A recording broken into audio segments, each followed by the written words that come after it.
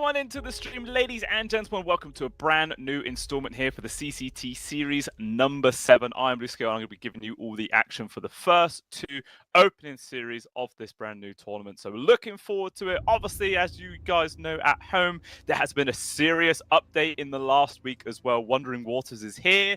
Lots and lots of things have changed. The maps move around. Tons of new skills have been updated. Roshan is just an absolute menace throwing people around. So it's going to be super, super exciting.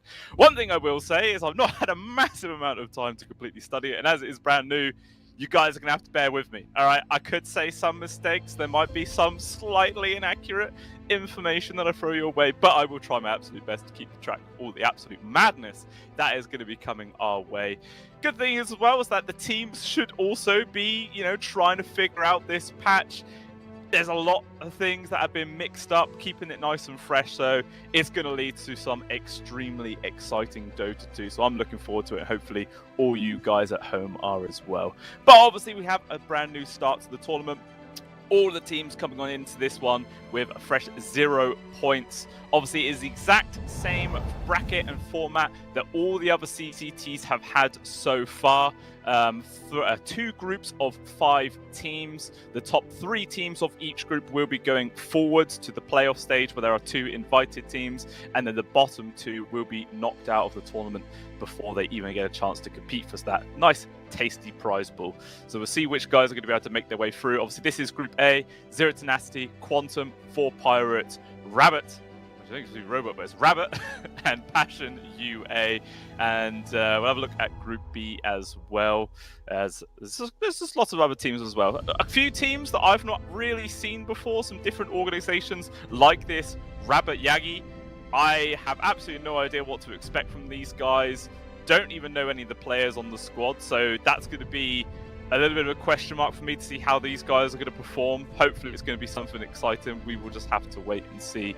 But probably the top team from that group could very well be Zero Tenacity. We'll just have to wait and see. But Group B, we've got Level Up, Asakura, Night Pulse, Apple City Gang, and One Move coming on through. Again, there's some very interesting teams that come here. Apple City Gang is pretty cool, but there are some players on there that you guys at home are all going to recognize. Y, Jewel Rays, Norma, Astral, and Flacco. These guys have been around the block for a few years now. They're veterans of the Dota 2 community, so it's a new organization, but the players are extremely familiar.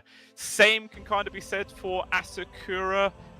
7 Jesu on the carry, Young G on the mid. The other 3 might not be known as much. Vladik the Hibity, I think I'm pronouncing that right, who knows. Slimeo and Vanille are the other 3 on that team. So it's going to be quite interesting to see how all these guys are going to perform. Obviously, it generally happens in Dota 2. Teams get swapped around a lot. People change rosters. It's just the natural way things go until teams or organizations can really find those 5 players that mesh well with each other, they get along, their play styles synergize. It will just be a lot of moving around, but hopefully some of these teams are going to be able to find their forever homes. But obviously, the first series is going to be Zero Tenacity versus Quantum, and let's look at these rosters. Zero Tenacity obviously up first. All 5 pitchers, absolutely love it. That's always the first thing I point out. Pitchers are important.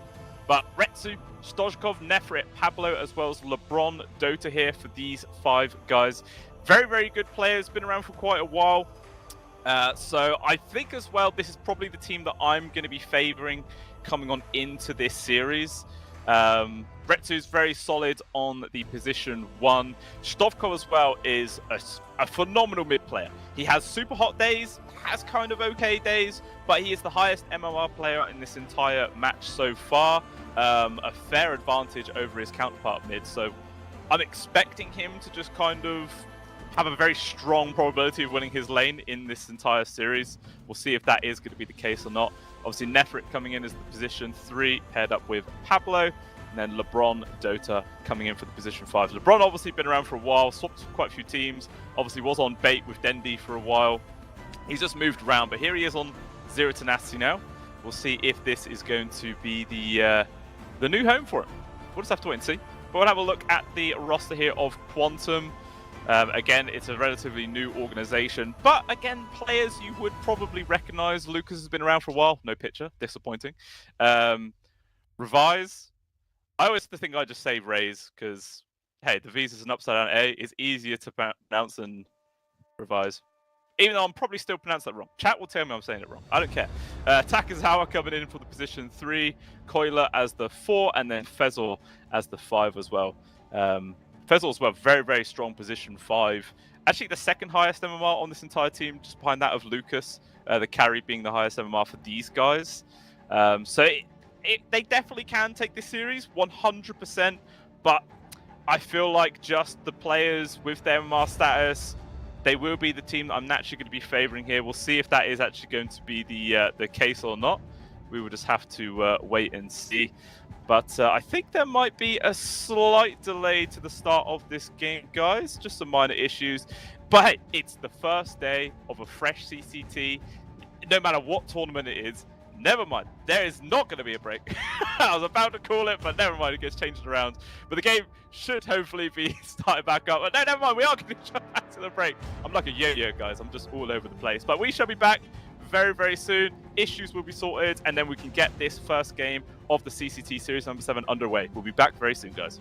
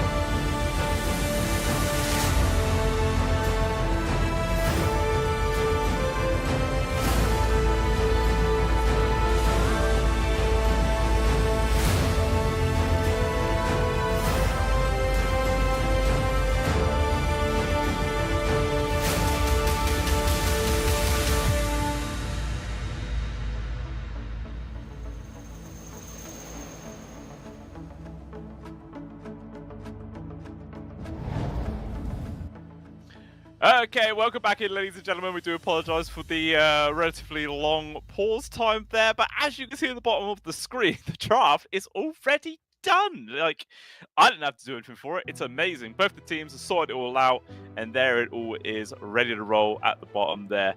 It should hopefully be quite exciting. Obviously, we got Nefrit rolling with the Abba, so we've got POS 3 Abaddon coming into this game, which is going to be extremely fun. Obviously, the carry... DB is normal, mid Lesh. Actually quite excited to see the Lesh. You know, this is a hero that disappeared for quite a while. No teams are willing to play him whatsoever. But apparently since Wandering Waters, he has returned. He has resurfaced. And hopefully he's going to be able to put up quite a nice show for us. Yeah, I mean, again, we'll apologise for the relatively long time that we were away there. But it is day one, first opening game of a fresh tourney start. There's always issues, guys, no matter what tournament you go through. So it's done now. It shan't happen again. And the game is now underway. So let's jump on in and see who is going to be able to take the first game here for the CCT Series number 7. And it always feels great to take the first game if you can. It's some of those early points to try and set up, you know, the rest of the opening stage of the tournament for groups. It makes you feel so much more comfortable if you are able to take down that first series. And yeah, you just feel so much happier going into it. I did say we was going to jump on him, but we do have another short pause, a disconnect. It's so normal. This time it's Stoshkov, so it's not us, right? It's the player's fault this time, so calm down, calm down. It ain't on us. But yeah, obviously I talked about Zero Tenacity's lineup. I'll just mention it all now. Quantum Esports did get the Primal Beast, Pango, Nature's Prophet, Willow, as well as the Marcy. I believe Marcy is the position 5. Willow's coming in for the 4. The Pangolier is mid. They do have the carry Nature's Prophet. And then obviously Takazawa is going to be rolling with this off-lane Primal Beast. So we'll see how all this is going to go down. I feel like looking at these lineups, I don't know. I feel like Zero Tenacity's one is a little bit more versatile. Obviously, you've got like quite high momentum pressure coming in from this Leshrac. The late game carry TB is always scary. Interesting to see how this POS 3 ABBA works out. Obviously, there has been many, many times in Dota 2 history where this has come and gone in popularity, but we are going to see it yet again in this game. Let's see how it does. I do also believe that this is, like, for both of these teams, this is the first competitive game for the Wandering Waters update. So neither one has any sort of pro experience on this whole change just yet. Probably been some scrims here and there for either side, but that's about as far as it goes. So I'm excited. I'm ready to see what's going to go down. Obviously, it just takes quite a while to just get used to the new map change alone. Like, where are the common places for wards? Where aren't the common places for wards where people are going to try and place them to get away with them not getting dewarded? Like, what's the best farming pattern to make it as efficient as possible for all the carries? Like, which is the best way to rotate? You know, it's just so many different changes that get made whenever there's a big map change like this. Every team on the planet is going to be trying to figure out this sort of optimum way of doing it first. And it just leads some very chaotic games to start off with. But a little bit of chaos already. We got a full fight coming on for the Bouncy Rune. Raze is the one that was in the front, takes a lot of damage, but he is able to make it back to the safety of the tier 1 tower. He takes a lot of damage for it though. He's not going to feel too happy about that one. And obviously, as he is the mid, he's going to have to start off this game by chewing through a lot of his regen, which is just going to make this lane even easier for Stoshkov. So, I mean, I was already favoring the Lesh going into this one, and now it's just going to be that much harder here for the Pangolier. So, yeah, we'll see if Revise is going to be able to do it. I don't know. Am I going to call him Revise? Am I going to call him Raze? He might change a lot. Honestly, until someone in chat like says, yo, this is not how you pronounce his name, I might just be stuck in my ways here. I do apologise if that is the case. Obviously up top, got Lucas and Fezzle up against Nefrit and Pablo. I mean, they can definitely get aggressive here on this safe lane.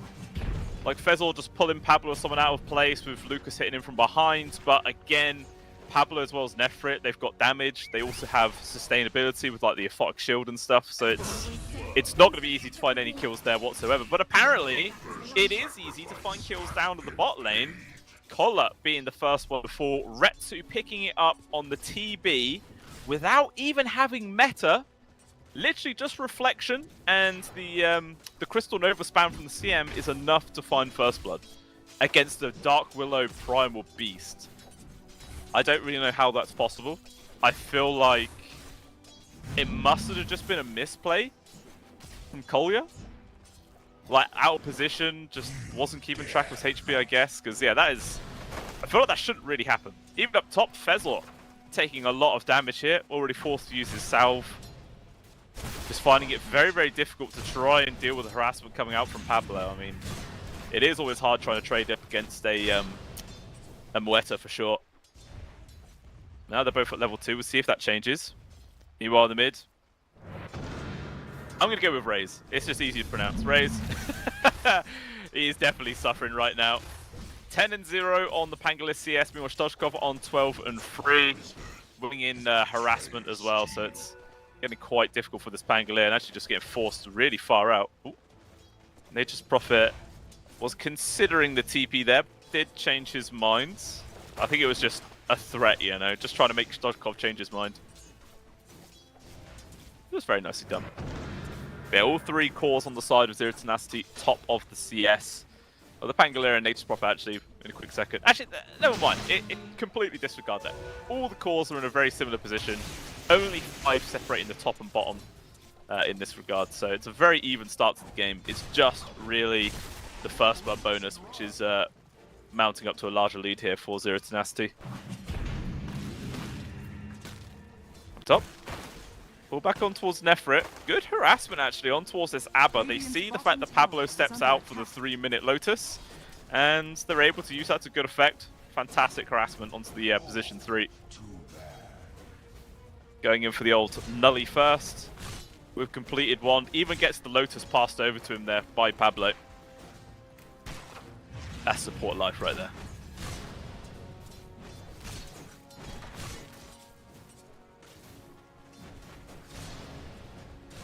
But so far, you know, Lucas isn't really having that bad of a lane. Sure, there's like been a lot of harassment coming the way of Fezor and whatnot, but Lucas is still fine. 17-6 against the 16-3. He's doing A-okay. I don't think many of his treants have even been fed away, if any. So he's in a happy spot right now. Meanwhile, TP mids. Fezor. Looked like he attempted a rotation there to find a kill on towards Stoshkov, but he ends up missing it. No kill found. Stoshkov is still able to get a water rune refill. Extremely healthy, so it just ends up being a waste of time there for the Marcy. But up top now, Lucas on his own, diving into the tower to try and apply some pressure. But actually, Raze comes in for his own rotation here, focusing on towards Nefrit. Has the shield, but unfortunately there's just so many people around him. There's no way to get out this one, I feel. He does have the Lotus available. Will pop it. A Fox shield in 2 seconds. Not going to get a chance to use it, though. He will go down. Pablo and Stovkov maybe thinking about trying to set up for some sort of counter kill there, but not going to find it. That turns into a pretty good rotation there from Raze. Not a quick kill, but a kill nonetheless. Oh, even finds Pablo's courier with the boots on. Whoops. Mistakes were made. Meanwhile, down this bottom, not really looked at it that much, but Kolya as well as Takezawa are both on that level 3 mark right now, which is the scary position where they can try and find kills on towards this TB. So Retsu's going to have to be super careful about his positioning. I mean, even LeBron Doe has actually gone through the gate, the north side of the map. So this TB is completely abandoned. If they went to try and find a kill onto him, it will just be free. There's nothing Retsu's going to be able to do to survive this. But fortunately, Quantum just haven't quite figured this one out.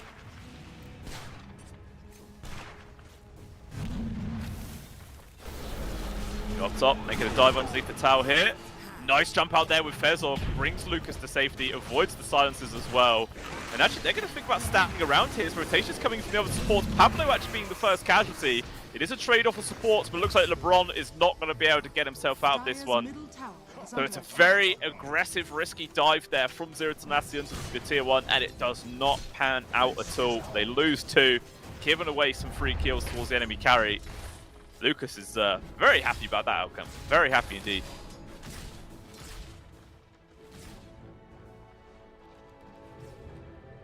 Yeah, the pick-me-up facet is super good. Absolutely phenomenal for those kind of saves. Just completely brings them out of danger. Well, down bottom, LeBron chasing after Takezawa. He will use the freeze, so Takezawa should just be able to TP out. Oh, he clipped himself. Okay, he has to TP. I think maybe he didn't want to use his TP, but getting clipped is quite bad. Although Stoshkov rotating in here, wanted to try and secure the 7-minute wisdom, finds a free kill as well. This wisdom will get picked up. Rolling Thunder's coming on in. Will he get here in time to stop it? He does. Gets there just before the wisdom actually gets picked up right now. So it's going to be a fight for it. Stovkov is still going to linger nearby. But this AoE damage is super good for holding these areas. But so many people turn up. 3 cores against 1. Stoshkov completely outnumbered there, and he will lose his life. Very nice attempt. But obviously the wisdom rune's still going into the hands there of Raze. I mean, he gets a kill himself, forces out a lot of rotations, but it is still obviously the top farm mid laner losing his life there for that. That's a hard one. It's a hard one. That's definitely valuable there for Quantum. 3 for 4 on the scoreline. Only a 2k gold advantage actually hit for the side of Zero Tenacity. But the big thing really is the fact that Retsu is just completely uncontested. But meanwhile, talking about being contested, Shovkov in danger in 1 versus 2, but he's able to find the kill. Pablo actually does rock up. They're able to find this one, and now Koila even steps out a bit, and the 2 supports are able to bring him down themselves. So 3 quick pickups there for Zero Tenacity, and now they're going to start working onto this mid-tier 1.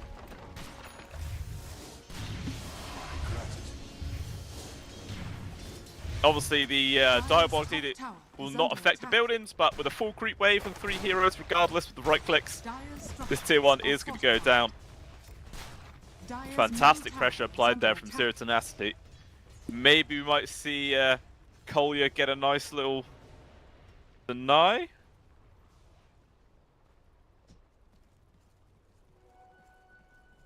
Okay, they just put it in deny range, but they're not going to actually force down the tower. They're going to let that one beat. I said it looks like Stokov wants to rotate up towards the top lane, but an Observer Ward did spot this out. But Fezor should be A-okay. We can see on this replay, well, from a long time ago actually, this is the dive underneath the tier 1 tower. 4 minutes ago.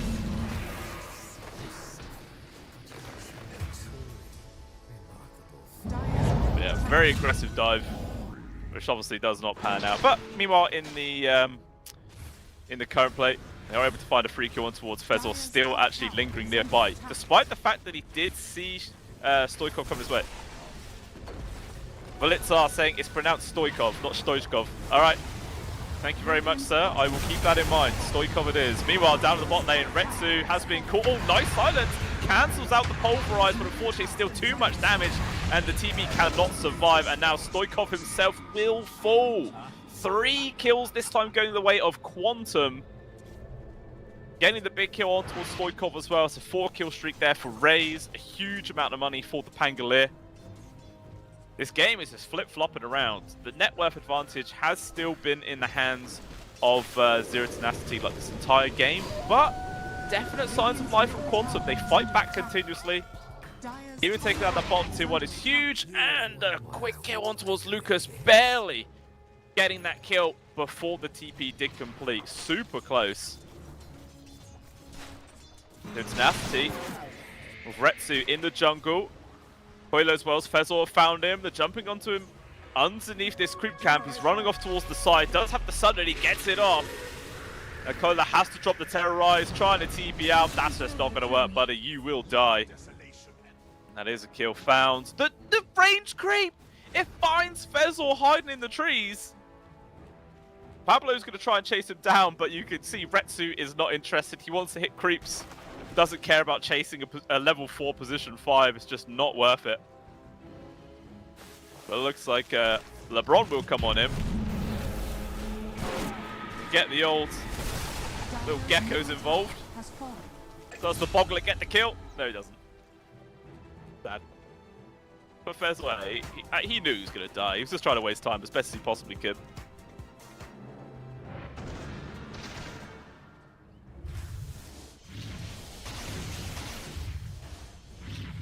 So the top net worth position is so close between 4 different heroes.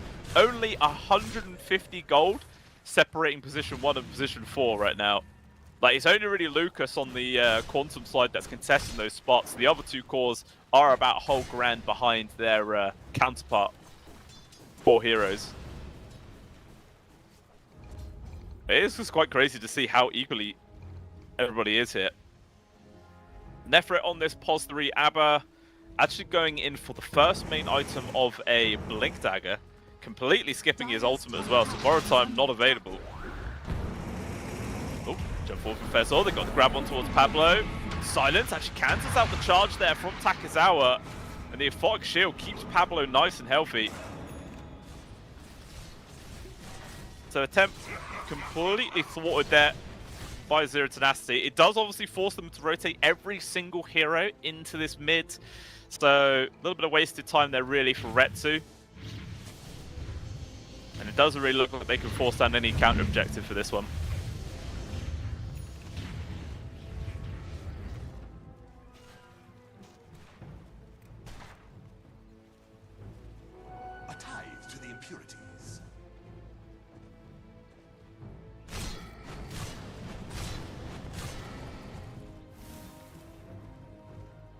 What items are people picking up right now?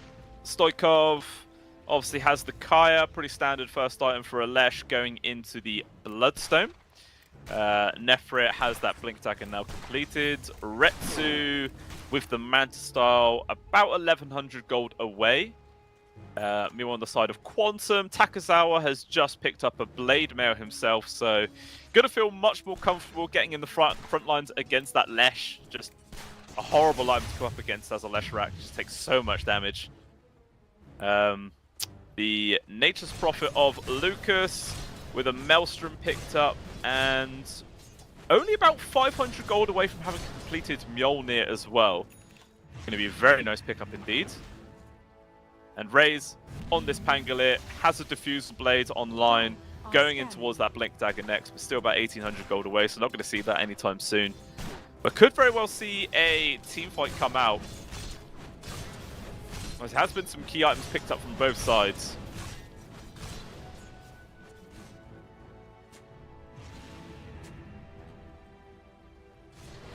Obviously, Nefrit is just not really a hero that Quantum want to get action on. Like, he's just a little bit too difficult to bring down with the Borrowed Time online now. Just trying to split the map as best as he can, really. And slowly and surely, this net worth advantage just continues to grow from 0 tenacity, now up to 5,000 gold. And I think this is the longest we've gone this entire game now without a kill. Both teams have calmed down. Just chilling, waiting to get their next items online, which I believe they are now coming out on the Courier. Mjolnir is there for Lucas, the Manta Star was coming out for the TB. And this is the immediate queue apparently here for Quantum. 4-man smoke up, heading down to this south side where Nefrit as well as LeBron are. Smokes are going to break. Nefrit, he actually got the spot onto him. All the information in the world will back out. Good Bramble Mace, actually on towards the 2. Only with the Raze that goes forward right now. Everybody else trying to keep their distance. The use of the dead shot, not able to pull back Raze, so he gets out. Nefrit though charges forwards. No team really able to get the full commit right now. LeBron jumping towards the side. Jump forwards there from Fezol, but the stun does not land on towards Retsu. He gets absolutely annihilated. Now Raze with the Rolling Thunder does a drive-by, but doesn't even hit a single person. And has to just run away. So it looks like this might be a tier 1 push. No, they're going to take the Tormentor.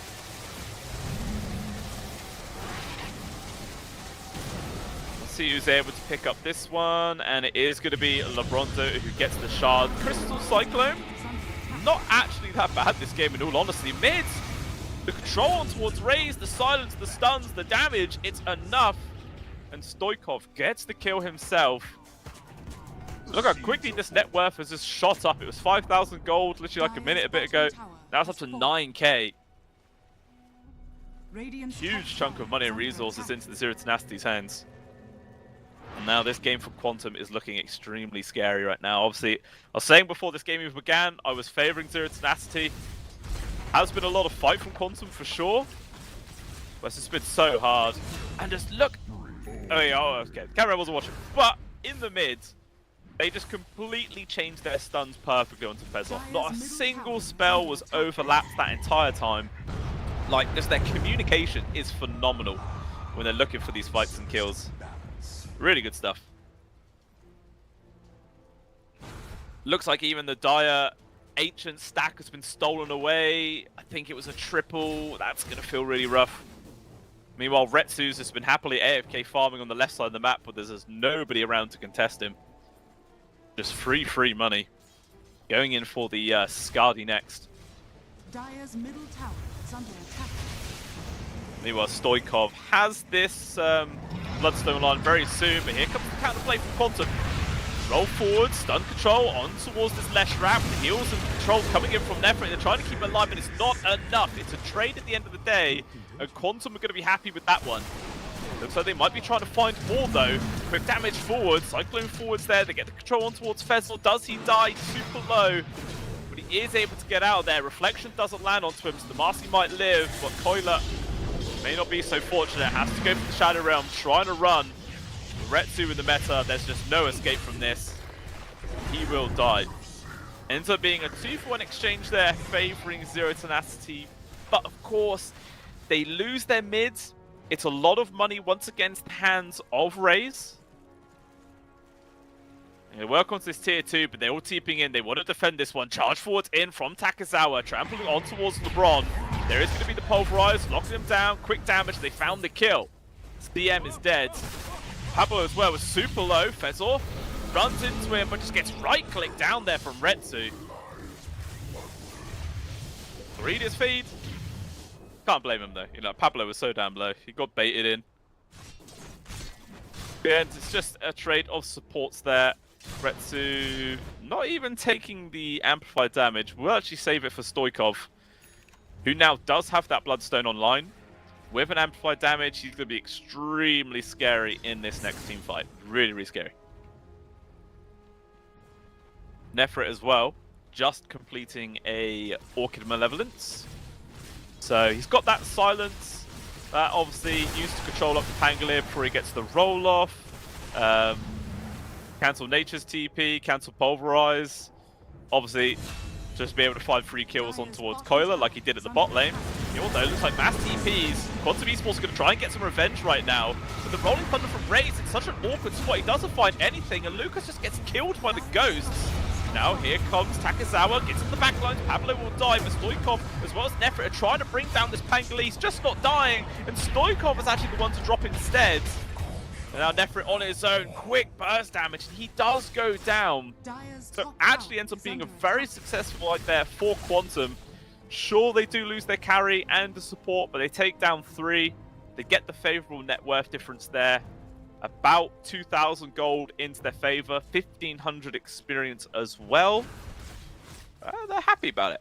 Obviously, losing in Natures isn't ideal, but the fact that he's still top farm core, they don't mind all that much. You know, it looks like more action up top. Come forwards, on towards the CM. LeBron caught in a very dangerous spot. Nothing he could do to survive that one.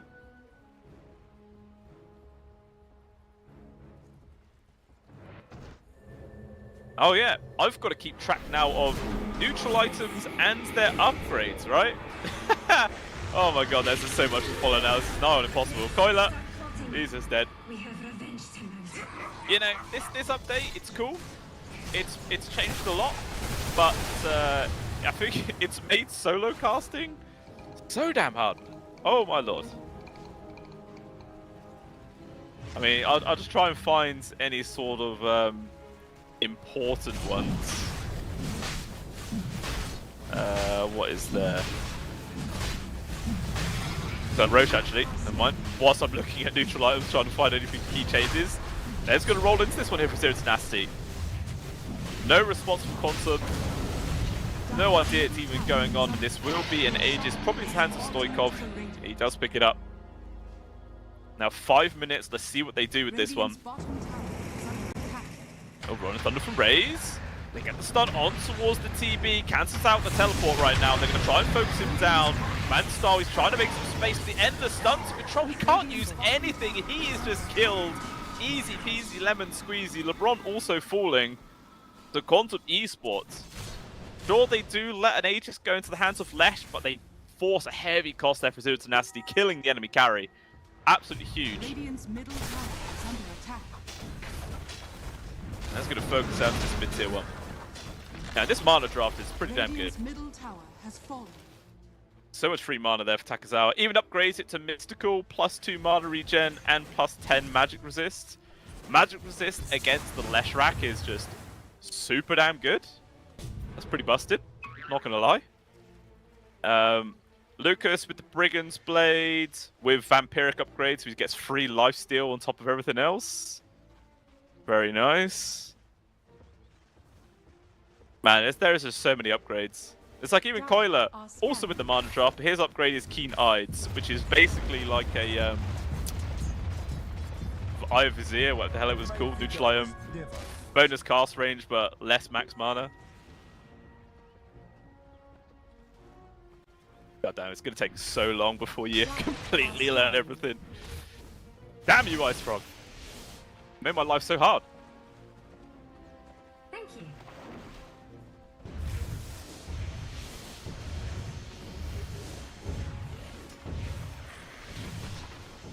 Now, Net worth lead only on 4,000 gold now. Cut more than half from the like 9 to 10k it was earlier on. But still, a few minutes left in this age. They're going to try and make some work out of this. Raze has been caught. Silence. He's trying to run behind the trees. Rolling Thunder. Not going to get there in time. Silence with a dead shot. Apollo able to cancel that one out. But no Pango for 50 seconds. It's a big opportunity here to push some towers. But a pause at a very awkward time. We have some lag apparently from Stoikov. But yeah, Nefrit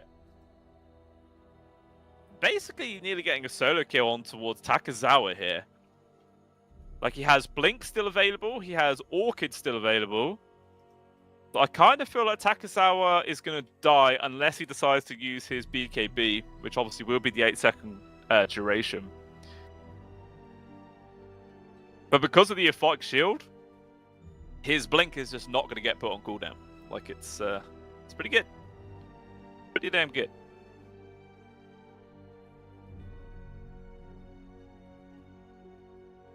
We'll see if anyone from Zero Tenacity is going to bother coming over here to help. It looks like LeBron is heading in the general direction.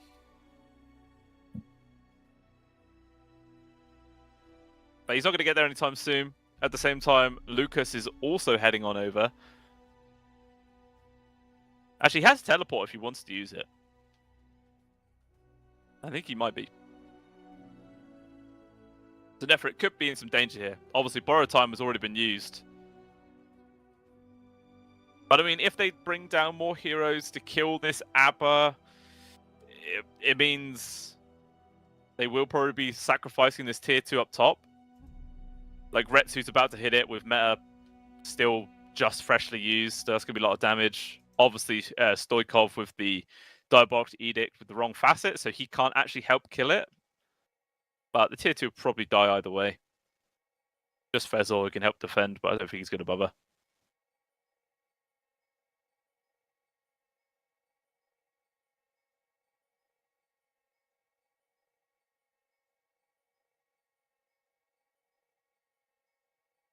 I'm not too sure which team are going to be completely favouring going forward here. Obviously, looking at the graphs, it's the same replay from minute 5. Production loves this replay. I mean, I guess it was a big mistake from Zero Tenacity. They just threw away a couple of supports, sure, but you know, these things happen. These things happen indeed. Dire's middle tower is under attack. Let's see a whole key parts of this one. Obviously, there was that very ambitious attempt to kill the Lesh, which did not go their way. Just lots of action.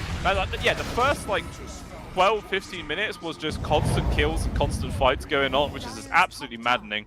But back in live, the game resumes, and Nefrit does actually go down as Lucas TP's in. They are able to kill that Abba, but again, on the flip side, like I said, this tier 2 has been abandoned as a result. This will be going down here. Or is it? TP's in from Quantum. No, it's too late. Okay. Just kind of TP's in for some reason. BKBs though, picked up there from the Lesh. Glepnir as well actually picked up for Pablo. Obviously this item's quite interesting now, the fact that it's not got any chain lightning aspect. It's literally just a big AoE route, which, you know, for Muerto is perfectly fine. Like, it's cheaper, it does exactly what you want. Pretty good pickup. Did it reduce the cooldown as well, or is that the same? I think the cooldown on the use is still exactly the same.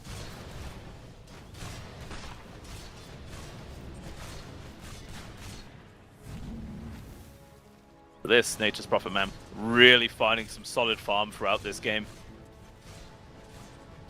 Basically 1800 net worth. Good 3k ahead of his counterpart carry of Retsu. Just in a phenomenal position. Revenant's Brooch with Mjolnir. Hurricane Pike on top. BKB not even that far away, all things considered. So he is extremely dangerous and ready to rumble. But looks like so is the rest of Quantum. They TP down to this bot lane. They're going for a smoke. And And there are actually quite a few members of Zero Tenacity nearby, also with their own smoke used. So let's see who gets the better jump here. Ron places some wards.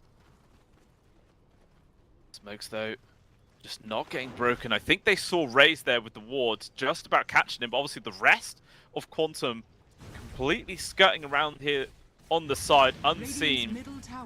Retsu shows himself farming up on the lane. And now they smoke him up as well. Both teams are just so close to each other. Smoke now. And they're going on towards the Tormentor, but here comes the rest of Quantum. Ward in a fantastic spot, jump towards it from Raze, and try and break down on towards the Brod. He's in a very awkward spot. Stoikov as well with the Bloodstone used, doing a lot of damage. But Takazawa, man, such a menace, now controlling up on towards the TB. Can he get any spells off? He's super down low, but he is able to use of the Sunder there. Buff Life for Stoikov used, but it didn't matter because the Aegis was about to run out either way. Now Lucas just controlled, stunned, the AoE damage doing so much work, and now it's a 1 versus 4. Pablo tries to smoke to dodge the damage, it's not going to work. Nefrit though will actually die. So Koila able to bring down 2 heroes with him there, very admirable, but at the end of the day, Zero Tenacity coming out ahead, a 3 for 5 exchange, the 2 main cores keeping themselves up. We'll see how much damage they're going to be able to do here. But I mean, the meta's about to run out, so it's not going to be too bad. But yeah, you can see on this replay, it could have been so good. Like, Quantum Esports coming in at a really awkward time there for Quantum. They start off so damn well. Takazawa doing all the work, but unfortunately, Raze on the Pangolier was just controlled on the wrong side of the fight the entire time. So his Rolling Thunder couldn't actually get much work done, and then as soon as that's over, his life is quick to follow. There's like a 50-50 chance, you know, if he drives left or he drives right at the very start, and unfortunately just went kind of the wrong direction. Not saying that that's like the whole reason they lost that fight. Definitely maybe a key part about why it went a little bit awry. Zero Tenacity, they're happy with the outcome, for sure. Obviously, it does mean the Tormentor was not taken, so that is still available at the bottom of the map.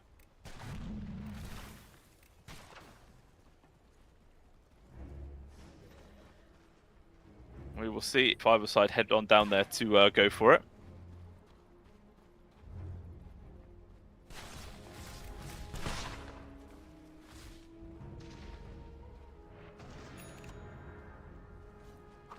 Mansal now online here for Nefrit. Extra means of evasion coming on through. Tormentor absolutely obliterated, so Pablo now coming in there with the 3 Ags shards. Not that amazing, to be honest, for a position for Mueta. Much rather have some kind of core setup, but either way, yeah, a free upgrade's a free upgrade. Fezzle, though, looks like he's been caught at the spot. He is dead. Could very well see a high ground push come out here from Zero Tenacity. Creep's not too far away. They're going to try and force Quantum Esports to respond and have to address this push into their base. The other 2 lanes, though, are relatively pushed out, so it's not like an awful spot to be in for them. Radiant's courier has been killed. They're going to have to do something about it. Glyph has been used. Creeps have been dealt with, and the wave has actually also been cut at the bot lane, so there's not going to be any further people coming on through here to take away this backdoor protection. Doesn't seem to matter, though. The tier 3 tower's already been taken out. It should be coming back up any second now. Will it be in time to save the barracks? It will not. So objective achieved either way here for the side of Zero Tenacity. Get that one completely for free. They don't lose anything themselves. Next Roshan as well. A pretty long respawn, to be honest. Another 2.5 minutes still to go. But it will be the Radiant side spawn, which is on the south side of the map, just to clarify. Right, I say south side of the map. South side of the river, I guess. Not really south of the map, is it?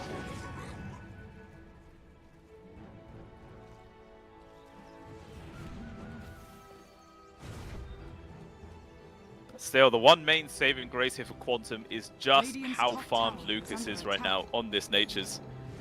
They're all just steaming ahead. A couple of thousand gold ahead of the TB. Has that 9-second BKB ready to roll.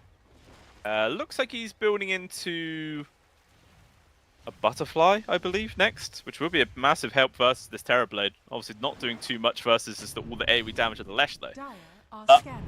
Four-man smoke maneuver. Speaking of the Lesh, Stoikov has been found. Does he get the BKB for time? He does not. Stuns controlled. Actually, he's still able to pop it. And now the heal's coming on through. Fezol getting absolutely rinsed as he will die. Raise controlled as well. Magic View runs on now. Hit by the silence control. He too will fall. Two big pickoffs. Fezol actually even buys back, but not able to get in there to make any difference. But this Pangolier, 45 seconds with no buyback. This mid tier 2 is going to be in danger. Potentially the high ground as well. We'll see how far Zero Tenacity are going to want to push this. One small little glimmer of hope is the fact that they did kill Retsu's courier, which was the Chrysalis. Actually also killing Stoikov and LeBron's couriers as well, which was Shiva's guard, I believe, and some wards. Like, Coiler just being a massive nuisance. But unfortunately, not able to put a pause to this high ground push. Tier 3 tower getting extremely low. Lucas actually, lots of damage, forced to get 4-starved out. He will survive. Glyph used. Angler is now up. Does the illusion kill the tower? No, it doesn't. But it doesn't matter. The tier 3 is on 75 HP. It's basically destroyed, so not really much for Zero Tenacity to worry about there. And it looks like they might be considering doing a smoke play into the Roche pit. Or maybe just trying to set up for some sort of fight by this triangle area. They do have a high ground ward. Looks like Quantum are just avoiding that area like the plague. It's just too dangerous. No information. Although Fezol was spotted by a high ground ward there. Gonna show himself. Puts down the sentry wards. Dire's middle tower has fallen. Tier 3 tower mid though just goes down. TB sends in the illusion to get the job done. And Fezol, he's actually starting this off. Going into the Roche pit.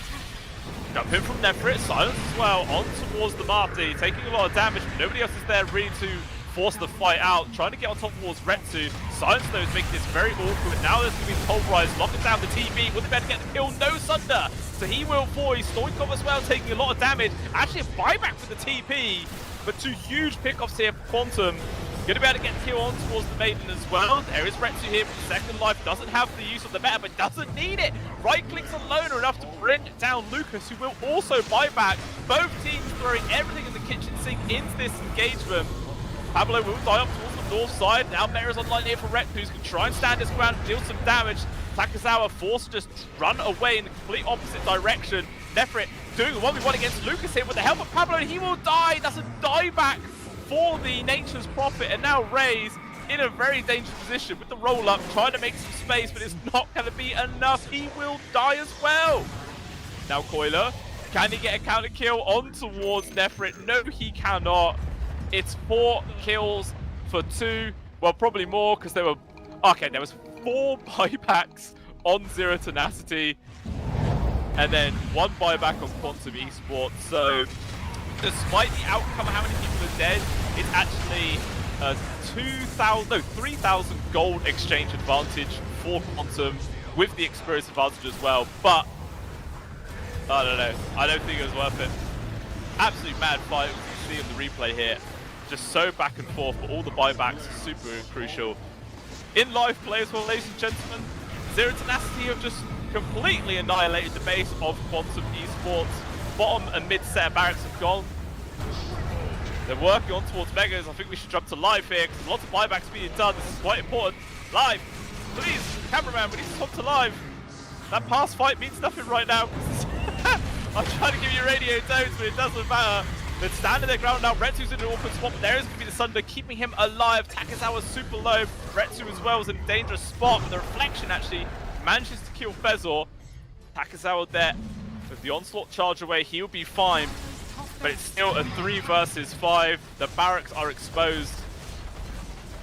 And this is going to be Mega Creeps secured here. Without the Nature's Prophet, there's no real way that Quantum Esports can defend. And they just go for it. Tier 4 is now in danger. As long as they can keep themselves going for 10 more seconds, maybe the Nature's Prophet can make a big difference here. The build is dropping so damn fast. Jump in. Silence on towards Rage. The charge forwards in from the Primal Beast. Makes some space, but unfortunately just gets killed as a result. Dead for 80 seconds. Now Lucas is alive. Is this going to be enough though? Teleport forwards with the BKB pop. Nearly gets a kill on towards LeBron. Then it's back off here is Cincinnati. They're waiting for this BKB to run out. Quick jump forwards again. Fezzel in to drag his core back to safety right now. But he's going to have to try and stand his ground. But a good 2-man stun.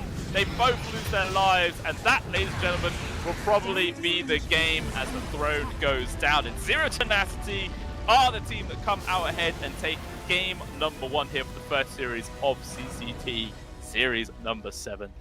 Very back and forth game. Like, I enjoyed that a lot. The early parts was just constant kills happening from either side. The net worth advantage was like permanently in Zero Tenacity's favor, sure, but I feel like Quantum Esports still put up a really good fight there. They were able to take solid fights here and there.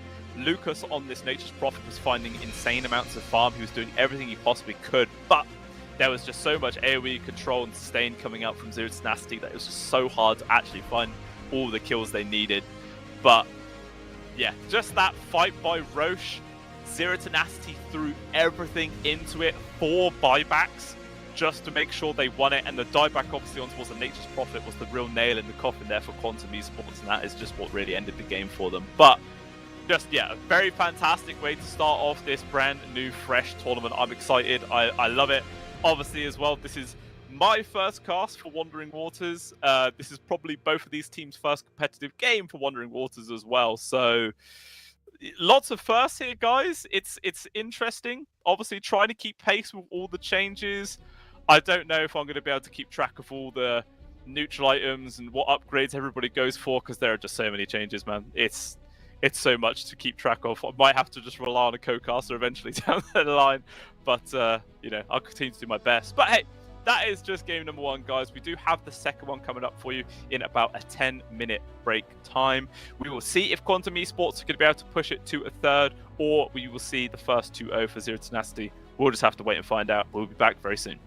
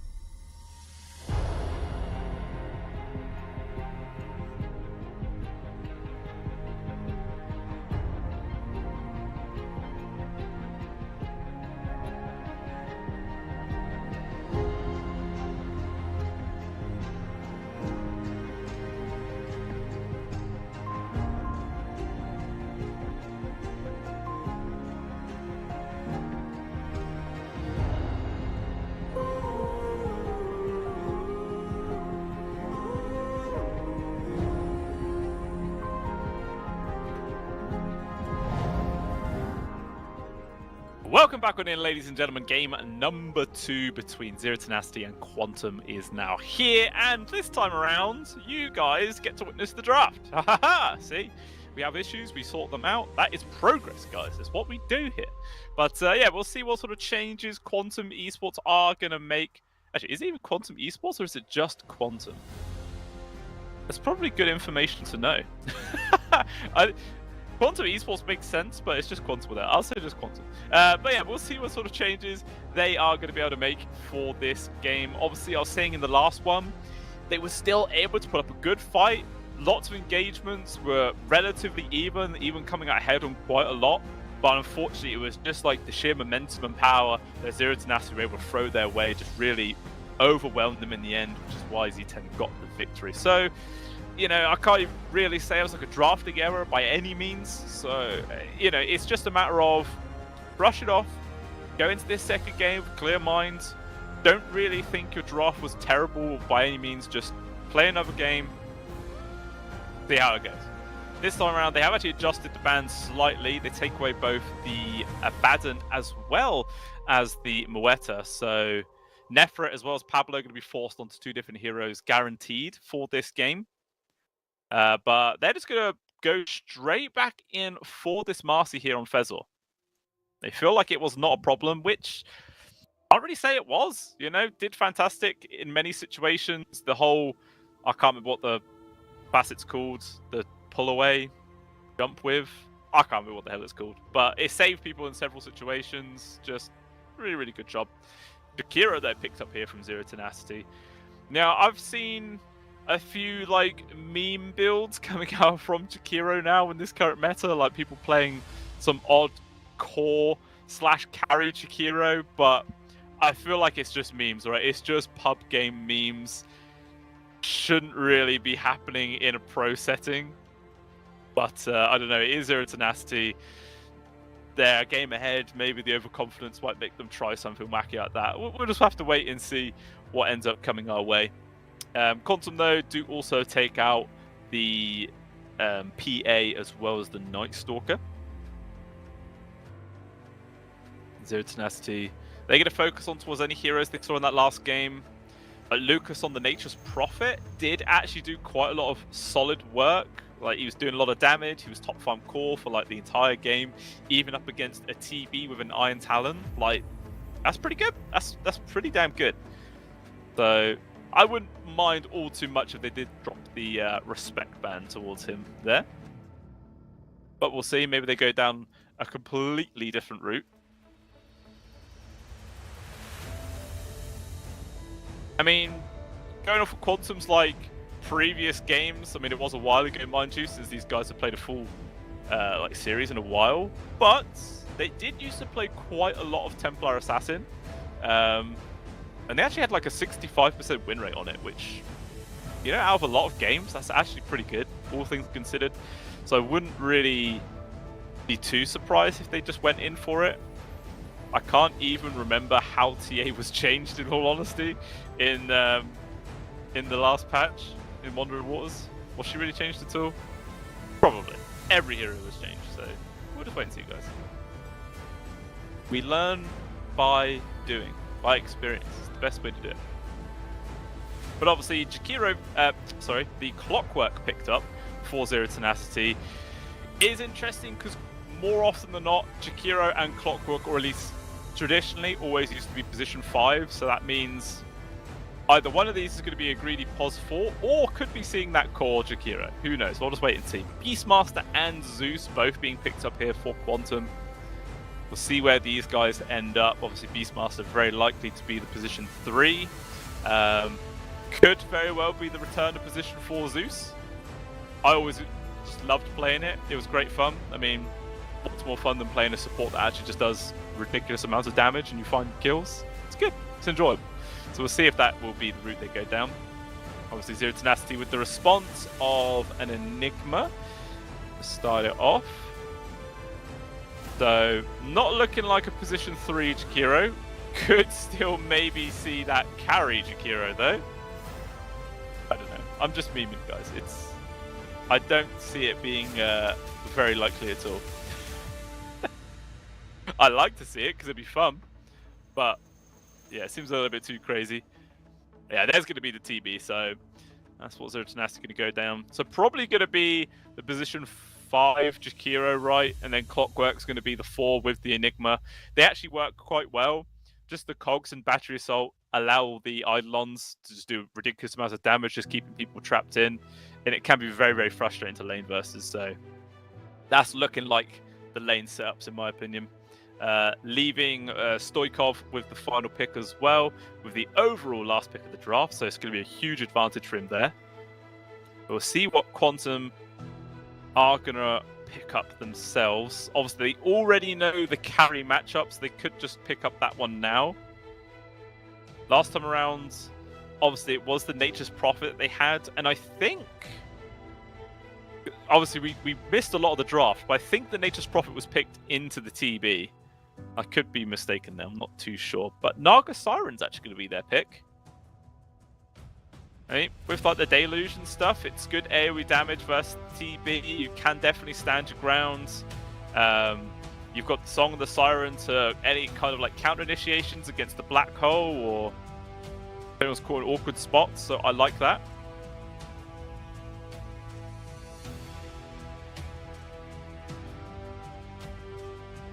Could very well be support Naga Siren as well. For sure. Like, you can have this Zeus be the mid. Marty, maybe you can push to a greedy position 4, then have the Naga as the 5. Or maybe it could just be their carry either way. I mean, has Quantum... They used to play a lot of Naga? According to my amazing amount of information I have to work with, no. I think in like several months they've not played Naga Siren once. Obviously, because this information is quite old, their roster probably has changed a fair amount since a lot of these games, so maybe they just once did not have a player that was confident with Naga Siren, and now they do, which is why it is here. But always a strong possibility. We'll see what these bans are going to be. Pango removed, as well as the Lesh, so both teams actually taking out the enemy's mid laner from the previous game. Quantum are going to be the ones putting themselves into an interesting spot here. Seems like they have to go first.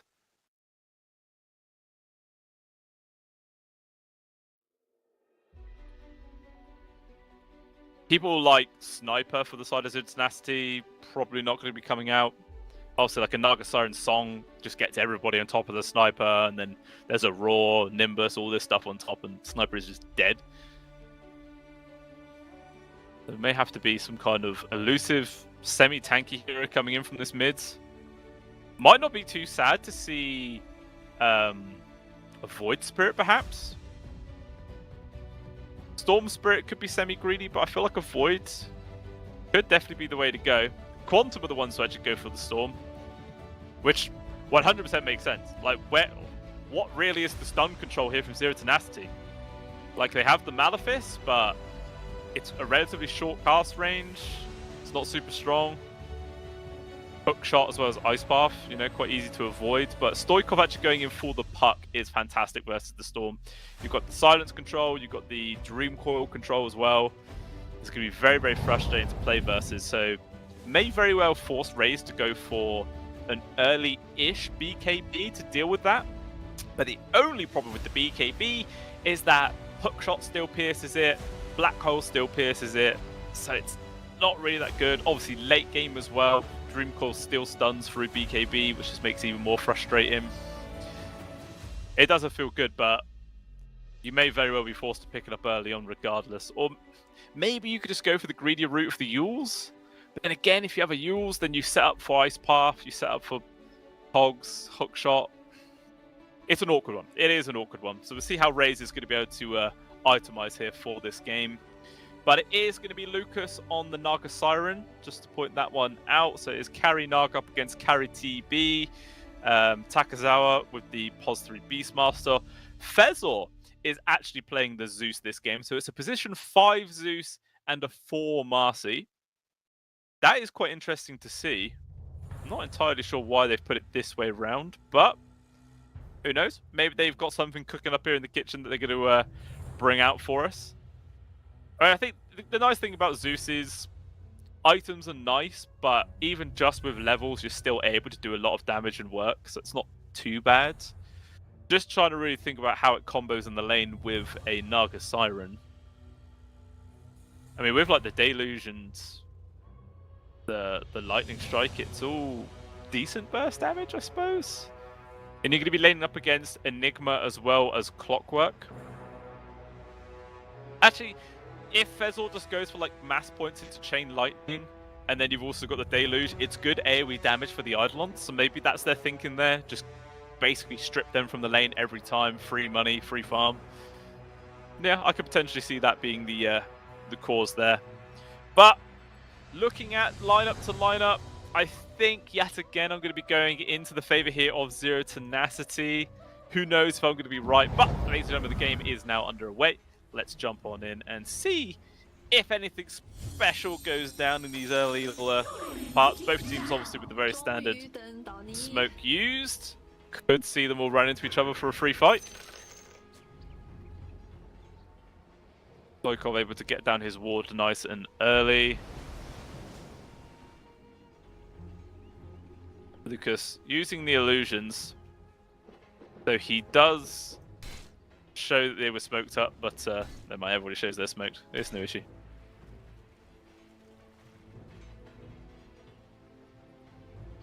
Yeah, I feel like the safe lane for Quantum is probably going to be alright.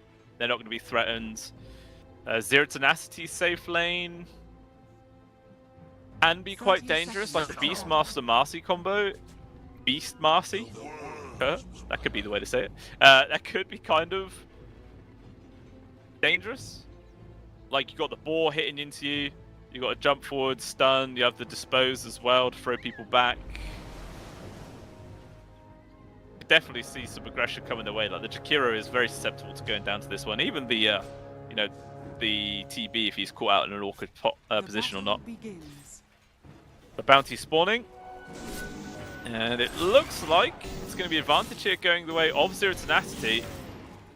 They grab both runes and secure their own one, so slight advantage there going into this game number 2.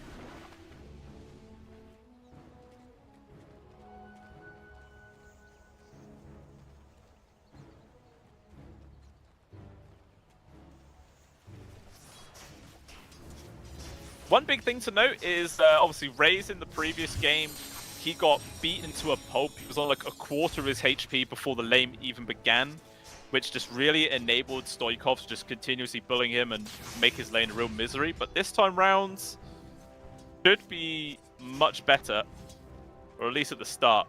Only problem is that eventually, you know, when Stoikov gets to level 2, oh, never mind, I'm talking about that. And up top, first blood's actually found. Nefrit goes down. Fezor is traded away at the end. Oh, Pablo with the cogs.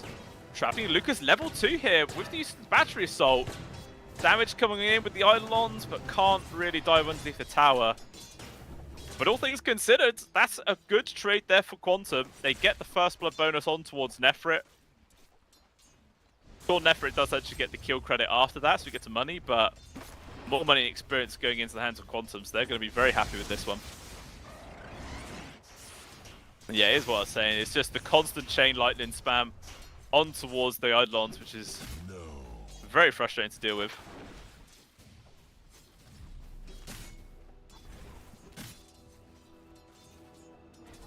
See how this bot lane goes. I feel like Takazawa should have a decent time here. Like I was saying, 100% aggressive. See on this replay, because I missed it, it's just getting ran down from there by Nefrit. Just the constant chain lightning and right clicks. Actually quite annoying.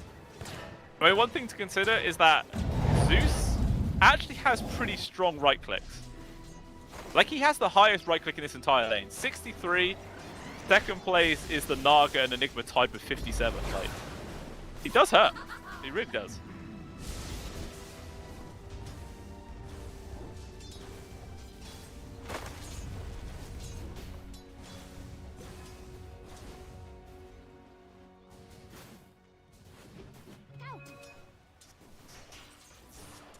So this mid, 13-1 against 12-2. Both of them extremely even right now. Yeah, just the constant phase shift dodge coming out from Stoikov is just going to make it basically impossible for Raze to really harass out this puck at all. Best he can do is just use the remnants and whatnot to secure his own CS, because there's just no way you're actually able to do any harassment. Look at that, it's just so easy to dodge it. But he did go for the rift pulls in targets, but I could quite easily have seen him go for the dodging spells heals. Actually no, so that's the innate. Right? Yeah, that's just the innate. Never mind, I'm an idiot. Yeah, this is not a fun matchup here for Raze. The puck pick is just so damn solid.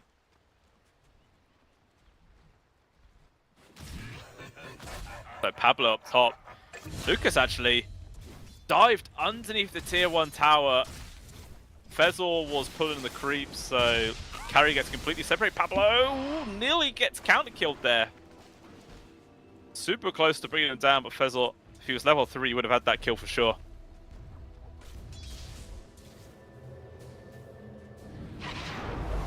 Actually, I'm kind of surprised. Down at this spot, Retsu 21-7, and Takazawa is only 12-3. I'm very surprised that he's suffering this much. And well, never mind. There's another kill. Fezor does go down this time. As we're trying to contest a stack or a pull or something like that, and ends up losing his life. Dire's courier has been killed. Oh, it just kills Lucas's courier, but Lucas was right next to it. He didn't get the item delivered.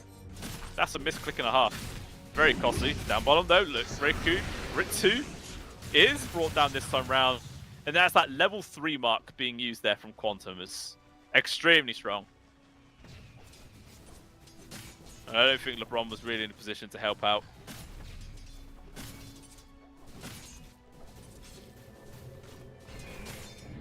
This mid lane as well is still bang on even. 29-2 against 29-2. Just dead even. The real big difference really is between the two carries, as Lucas is 32-3 right now. Top of the charts against the 26-8 of Retsu. But again, not really a huge rift. Like Nefrit's at the bottom, 19-3 for sure, but he's basically exactly the same as his counterpart offlane of Takazawa, who's just 20-4 himself.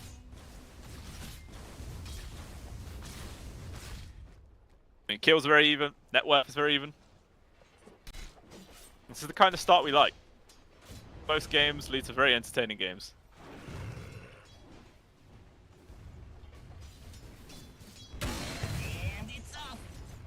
Looks like mids though. Marcy has rotated. No TP up to top because his rotation comes in for LeBron.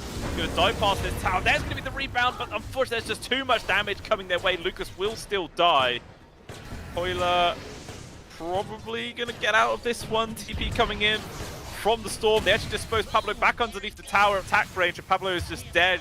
The greed costing him his own life, and now LeBron Doe is in an awkward spot as Fezor just controls him up. There's nowhere for the Sakura to go but die. He will fall. Double kill for Raze. And that's a big mistake there from Zero Tenacity. Just that greed, and I think it was actually the Clockwork's fault. He was the one pinging in, being like, guys, we can continue to chase, and it just baits them in to lose 2 more. So, very nice turn of events there for Quantum Esports. Their mid laner getting the double kill is absolutely huge.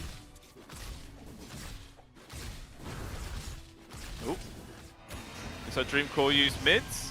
Coiler trying to get himself out, but he won't. One more right click. Okay, someone finish him. Okay, there you go. That's a classic case of, you know, supports wanting to give the last hit to their core, but then sometimes you accidentally let the person live. Very awkward. A very nice tanking of the tower there to keep the catapult alive, and that should secure this tier 1 goes down.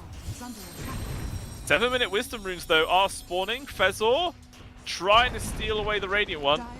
Doesn't look like he gets it, as the mid tier 1 does go down. I think Fezor might actually just die. No, he gets out. Eidolon's coming over to try and block off the retreat. Actually, yeah, Fezor, he goes, I do not want to give the kill credit to the Enigma. Turns around to dive for Pablo. Really heads up idea. Like, you're dead either way. Best not give the money to the core.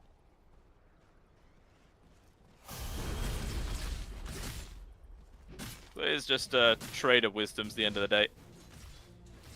Alert Orb of Destruction completed there by Retsu, so got the minus off coming in with the +10 attack speed.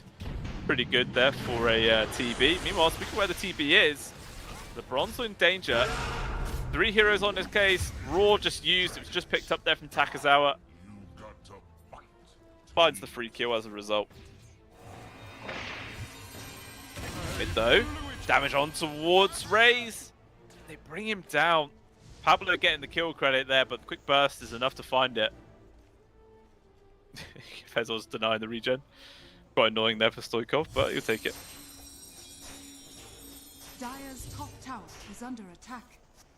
Radiant's bottom tower is under attack. Actually, hang about. This is weird. I don't think I can see bounty runes if no one else can see it. That's weird. Meanwhile, Black Hole was used. Does get a kill on towards Lucas. So it's a very nice pickup. Good first use of the ult. Yeah, that's odd. Even though I'm in, like, the caster spot, I can't see bounty runes in Fog of War. That seems like a bug more than anything to me. Something that I'm sure that will get patched out very soon.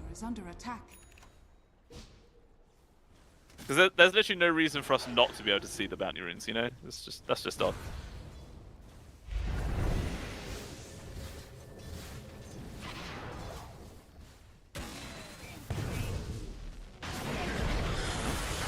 Fight, down by the bottom tier 1.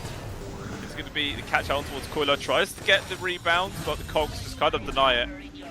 And he is still caught. Stoikov coming in.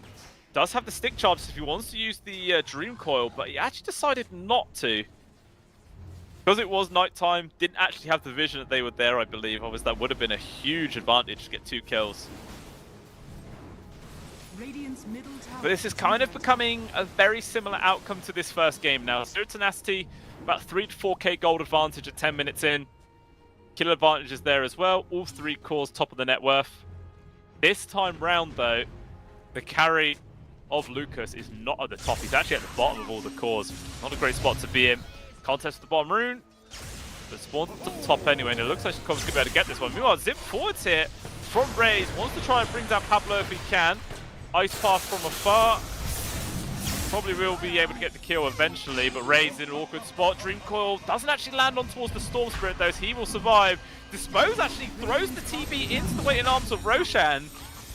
Throwing some spanners into the work, but Quilla might be able to survive. Ice Path though does get the grab, and he will fall. Turns into a very messy fight, but at the end of the day, Zero Tenacity do come out on top there for the 2 for 1 trade. Oh, picks it forwards. Oh, Stoikov tries to deny the rune. They're not going to be able to fight it. Zip forwards on towards Raze. He's just dead. Did have the Arcane rune bottled, but he had no mana, so it would be completely pointless to use it. So we'll save it at least when he respawns. A very nice kill pick off there for the side of Zero Tenacity, either way.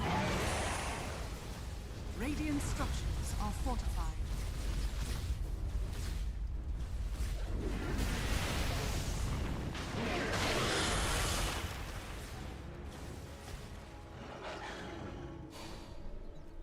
Slow apply pressure down to this bottom tier 1. Fezol as well as Takazawa. Keeping their presence known.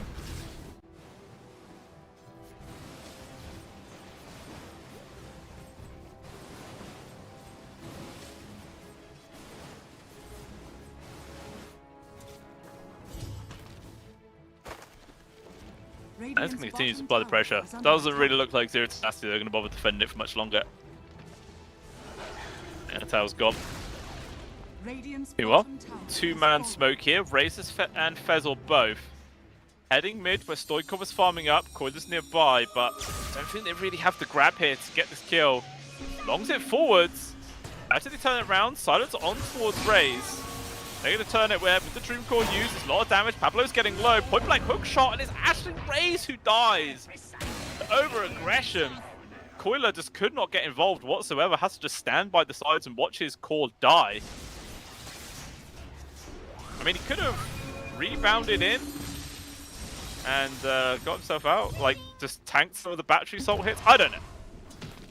Power of hindsight, but Over-aggression there, which does not pan out at all for Quantum.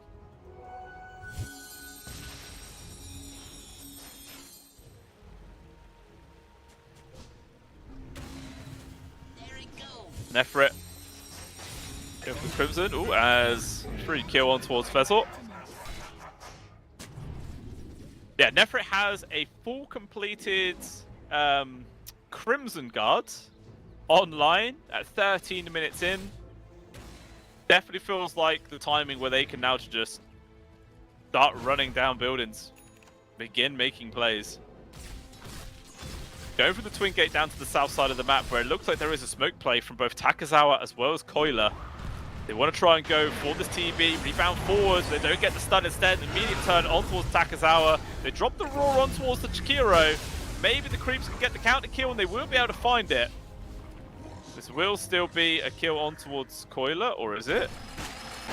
Yeah, hook shot is in. Nicely placed there by Pablo.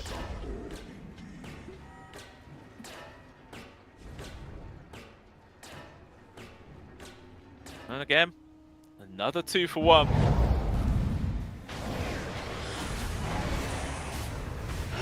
Now up to a 5k gold advantage. Xun's replay, if that rebound connected, could have quite easily got the kill on towards Retsu before any sort of real response came, but unfortunately he just walked slightly too far north. Wasn't quite expecting it. There'll be another tier 1 tower going down though. And 14-minute wisdoms already spawned. Retsu was able... No, not Retsu, sorry. Was LeBron able to pick it up?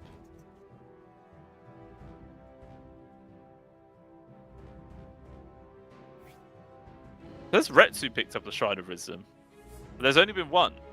But I only see a single one on the map. Was it picked up ages ago? I'm confused here. What happened to the second Wisdom Rune? Or is this like another visual bug where I can't actually see the Wisdom Rune?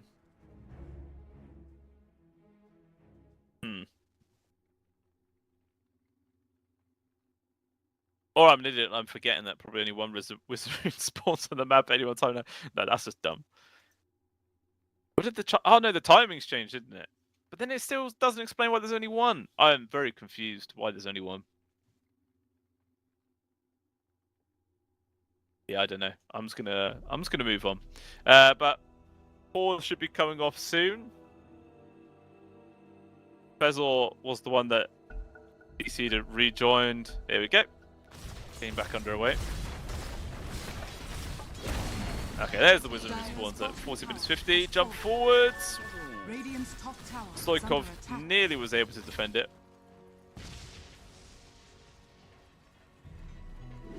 How come that one spawned 15 seconds late and the Dire one spawns normal? I thought it was on the timer, but maybe it's like on a 7-minute time, whatever, depends on when it was picked up. I don't know. That's weird if that's the case. I don't think that's the case. I'll have to revise. Meanwhile, Bezel on Koila, trying to get away. Nice hook shot there from Pablo. Does guarantee this kill on towards Koila, just to support at the end of the day, but a kill is a kill. They will take it. Raze. Deep inside the Radiant jungle here with amplified damage, or it has actually just run out. He's got to be careful. Scan connects. Zero to Natsu, know he's here. Blair not going to find him. Will spot him. Duke's left, Duke's right. Tries to go for the long range TP. Is there a cancel? No! Able to get out just in time. Extremely close there. That would have been a massive kill if they could have picked him off. Not that they needed it. They're still ahead by 5k. It would have just made this game even more damn difficult.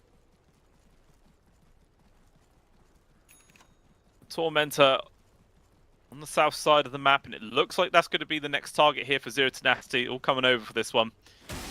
In Quantum Esports, or just Quantum, I keep saying Esports, it's not Quantum Esports. They're not in the best place for this. Who gets the shards? It is Pablo. Free little jetpack. Radiant's top tower is under attack.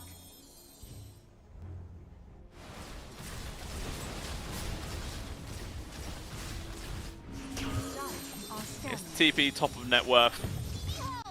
Has the man star online, going in for the Skadi. And then there is obviously the Naga side, about 1,300 gold behind that. Well, actually, speaking of the TB, they found Retsu here. Raze as well as Fezzle's in. Goes for a very early Sunder. But it forces Quantum to just change their mind and disengage. Haste room to run. No TPs even needed to come in. Retsu's just A-OK all on his own there. You know, most people would like wait for as long as possible to use the Sunder, but to be honest, just using it early really dissuaded Quantum for trying to force that one out. So I like that play. It's really heads up. Dire's bottom tower is under attack. That bottom tier 1. Taking some damage here. Quantum not coming over to defend it.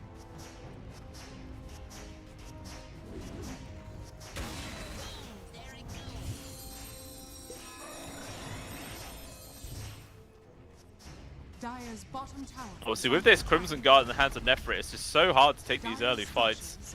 He even has a Pipe of Insight completed, about 1,500 gold, so not long at all. Radiant's top tower is under attack.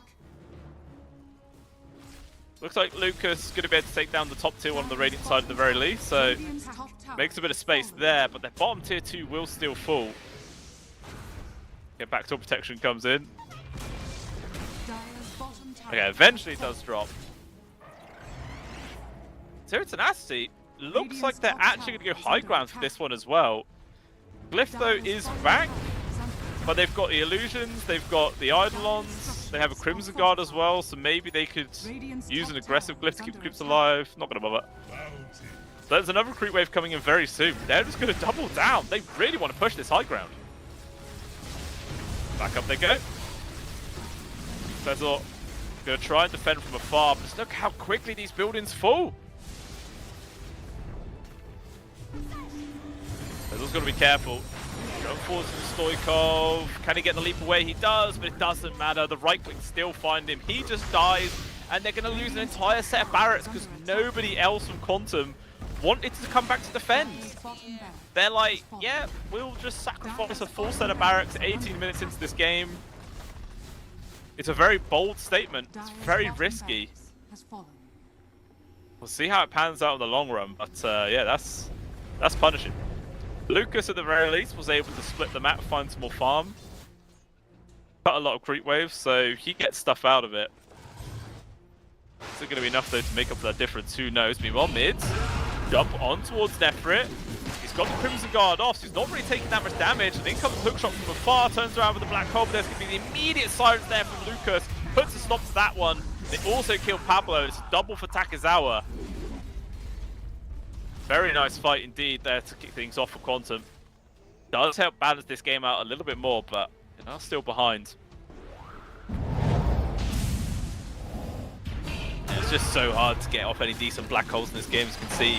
All it takes was a Naga Siren to just walk over, press the Orchid, and there you go. Immediately puts a stop to that one.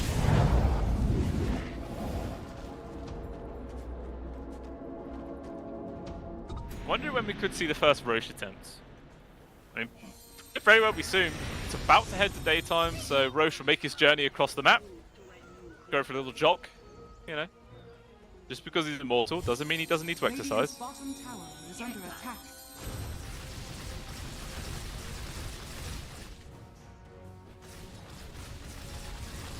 And the bot.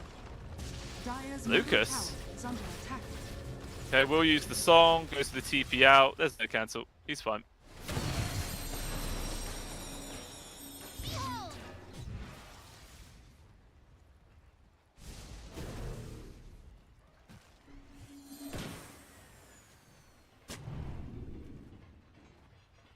The key items coming up soon. Still trying to build into this Skadi here for the TB. It's about 700 gold away. The Puck has a Shiva's, no, Parasma, sorry, completed in 150 golds. Pipe in 300 for Nefrit, so very soon to hitting some big item timers here for Zero Tenacity. Meanwhile, on the side of Quantum, BKB is next for Takizawa. He's about 1200 gold away, but obviously does have an Axe on top. For Raze, BKB also next. Only 100 gold away from that himself. And for Lucas, trying to go in for a Heart of Tarask, but he is still a fair way away yet, so probably will not be seeing that before another engagement comes.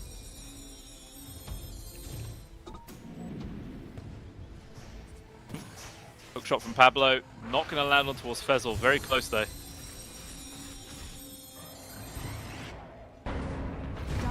So they're going to try and push down this mid tier 2. Buildings just drop so damn quickly. Another creep wave coming in as well, so Zero Tenacity might just go for a high ground push yet again. Okay, actually this time, no, they will chill. Roshan though could be their target. Everyone on the side of Quantum is just really far away. They're split across the map, so they're not really going to be able to respond to this one. And obviously they'll be playing into Macropyre, Dream Coil, Black Hole, Ogs as well. Very, very hard to take these pit fights. And yeah, this is just a free Roche. Question is, who are they giving it to here? Is it Retsu or is it Stoikov?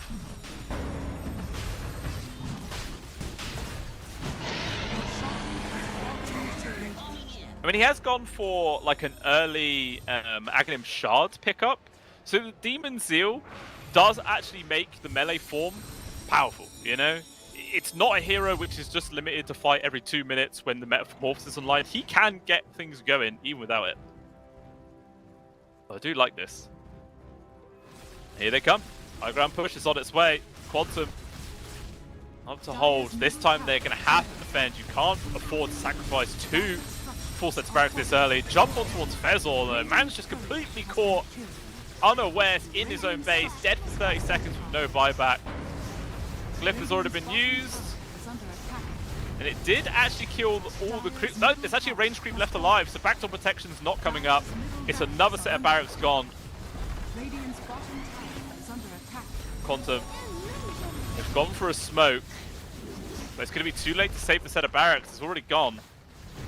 There's Tenacity. Wait, they're not going to push for tier 4s. Surely not. It looks like they are. Zip into the back lines, trying to find Pablo as well as Stoikov. Not going to be able to get it. Meanwhile, Retsu is still hitting tier 4s. Finally decides to back out. Does some decent damage though before he leaves. Just being a real nuisance more than anything else here. I can only imagine this top tier 2 is going to be the next target of choice for Zero Tenacity. They've got a creep wave coming in this direction. A fitting bounty. So for Quantum Esports, they didn't defend their first set of barracks. They didn't defend their second set. They have no choice but to defend the third when that comes. Otherwise, what are you doing? What's going on? I mean, despite the fact that the map is very small for them, and they're just constantly being pressured, the net worth lead, not really as big as you would expect. Only 7,000 gold. Not too bad whatsoever.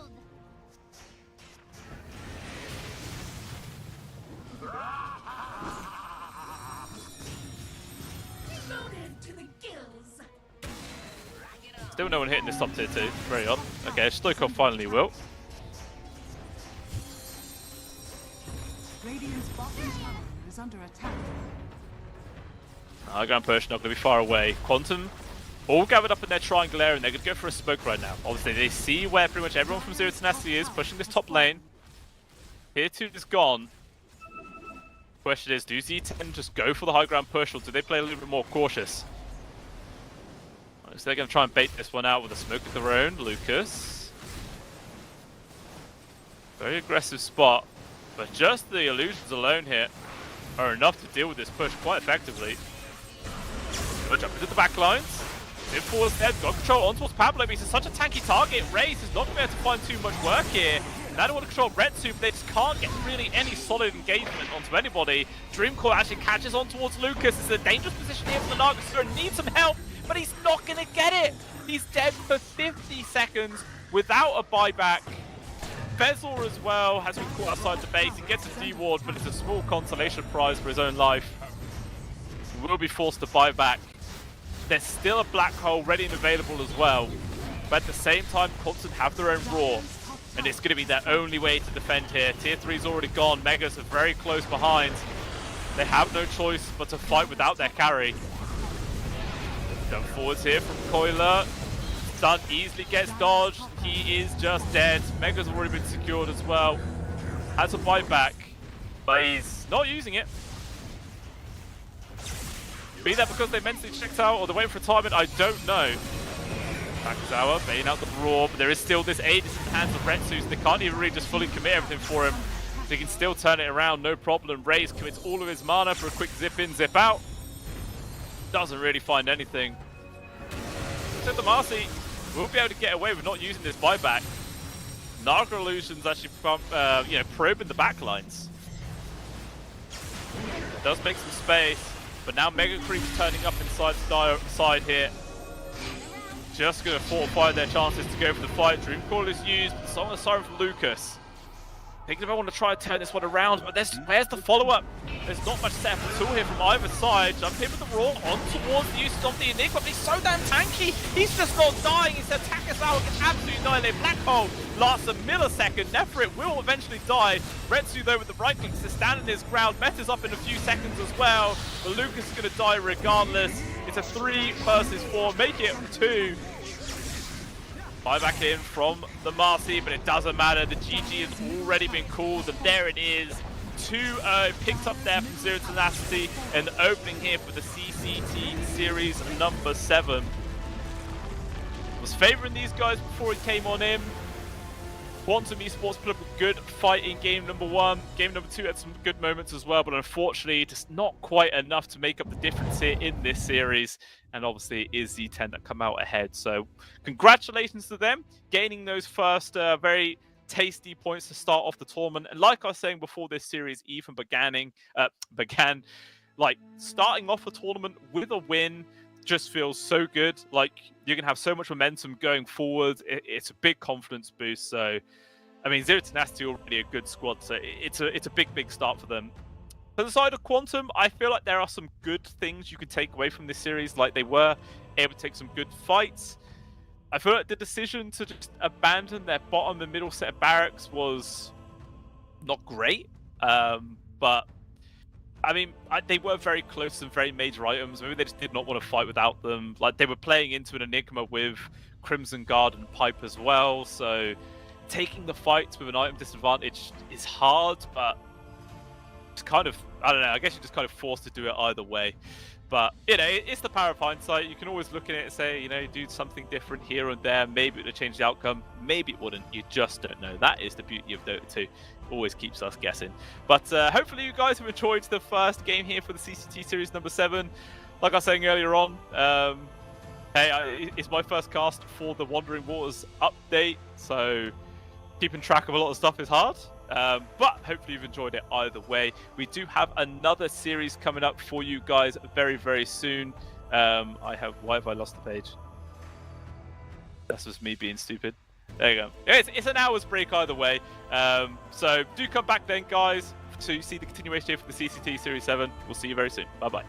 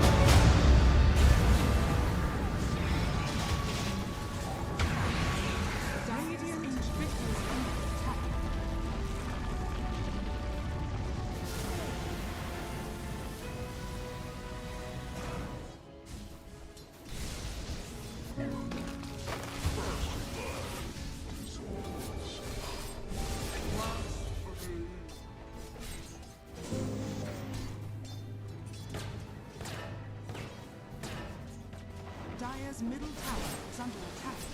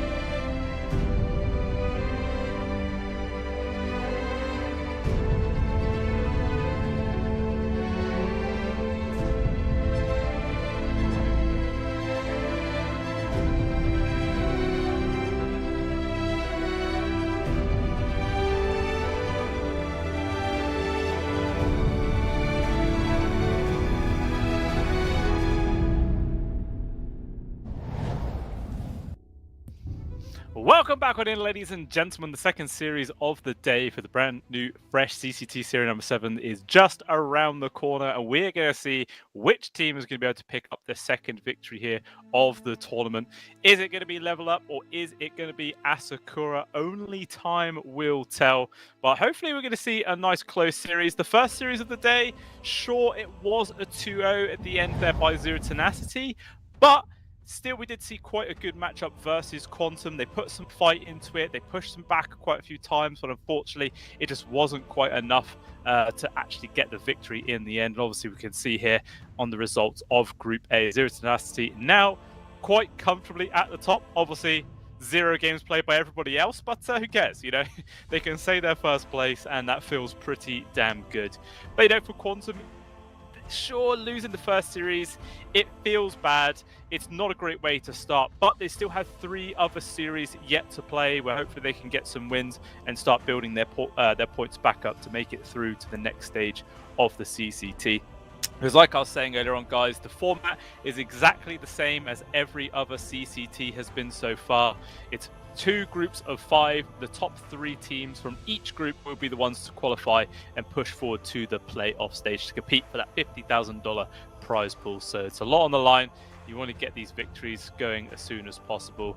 But we'll have a quick look at Group B. Obviously, no games have been played right now, but this is the first series of the group about to be played. Asakura versus Level Up right now. Obviously, Night Pulse, Apple City Gang, and One Move are the other teams in this group. And to be honest, I feel like Group B is the group. Like, this is the one where we're probably going to see some really exciting close games. Like, Night Pulse is a fantastic squad, got fantastic players on it. One Move as well, quite an experienced team, enjoy playing with each other. Apple City Gang, it's a organization none of you have probably really heard of before, but all the players on it are really well-known players. Your Y, Jewel Rays, Norma, Astral, Flacco, all that good stuff. So all those other 3 teams are still super strong. And even on this one we got coming up, Asakura, you got 7 Jesu as well as Young G that are playing him. The other 3 don't know too much about, in all honesty, but we'll see how it does go down. Level Up as well, as an organization, hasn't actually played in like, I could be wrong, but I think it's been like nearly a year that they haven't actually played any pro games. I think like the orgs has been trying to find a good roster, and it has sort of found 5 for now. But we'll see how well these guys are going to perform. This is going to be their debut in competitive Dota 2, so it's a lot to look up to. You know, there's a lot on the line here. And yeah, we'll have a quick look at Asakura. Again, 5 pictures. Absolutely love it. Love it, love it, love it. But yeah, 7 Jesu and Young G, these guys have been around for a while. They are pretty damn good players indeed. I think 7 Jesu's like 82nd in all of EU, and Young G is 96th in all of EU, which is extremely good. So always expecting some fantastic stuff from the core duo here coming out from these guys. And probably the reason why Asakura has been performing quite well as of late, like winning a vast majority of their games, like really, really well. They played Elder Titan, for instance, 8 times in the last month, and they've won every single game with it. So that is some terrifying statistics to play up against. I am really looking forward to seeing what this team's going to have to offer. Obviously, you know, Vladik, Slime Yao, and Vanilli, 3 people I don't really know a huge amount, in all honesty, but, you know, considering that win rate, they're obviously very, very strong players. 100% they're going to be able to bring the action here. Like, you can't just say this win rate is because of the first 2 people. It's a whole team effort. It's a 5-on-5 game. So very looking forward to see what these guys are going to be able to bring out the table for us. We'll have a look at the roster of Level Up. Because like I was saying earlier, this organization hasn't played in a really long time.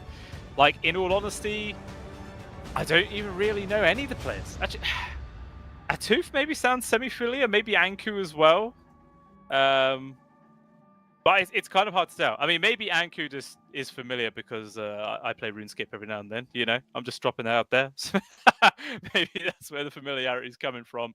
But just judging off that, I feel like I'm just naturally going to be favoring Asakura coming into this series. But 100%, I'm ready to be surprised, you know? I'm ready to see some amazing Dota come on out. Hopefully we do see a super close series and there is a lot of back and forth fighting going on. Because that is what we all want to see being Dota 2 fans. Nobody likes 2-0 stomps. They're just boring to watch, and it's not exciting. That's what we're here for. We're here for excitement. So fingers crossed we do get that big close game, which hopefully will be starting up very soon. I'll have a quick sort of check, see if I can find any where people are placed on that now. Actually, Matson is ranked 47th in all of EU. Sure, he doesn't have much competitive experience, I guess, but 47th is super good. Really, really good in all of EU. ATMI, 480th, which again, is pretty good. For Ivan, 155. Man, these guys are actually really high ranked, you know? It's just... Okay, never mind. We could actually be seeing a lot better claim right now. Fingers crossed that is what we do see. I love seeing that one. But I believe there may be some lobby issues. Hey, you know, I was saying in the first series we had the issues, we sorted them out. But hey, they're back. You know, these things happen, guys. Just deal with us. We will jump over to a short break and we shall get the game rolling as soon as it is available, guys. We'll be back very soon.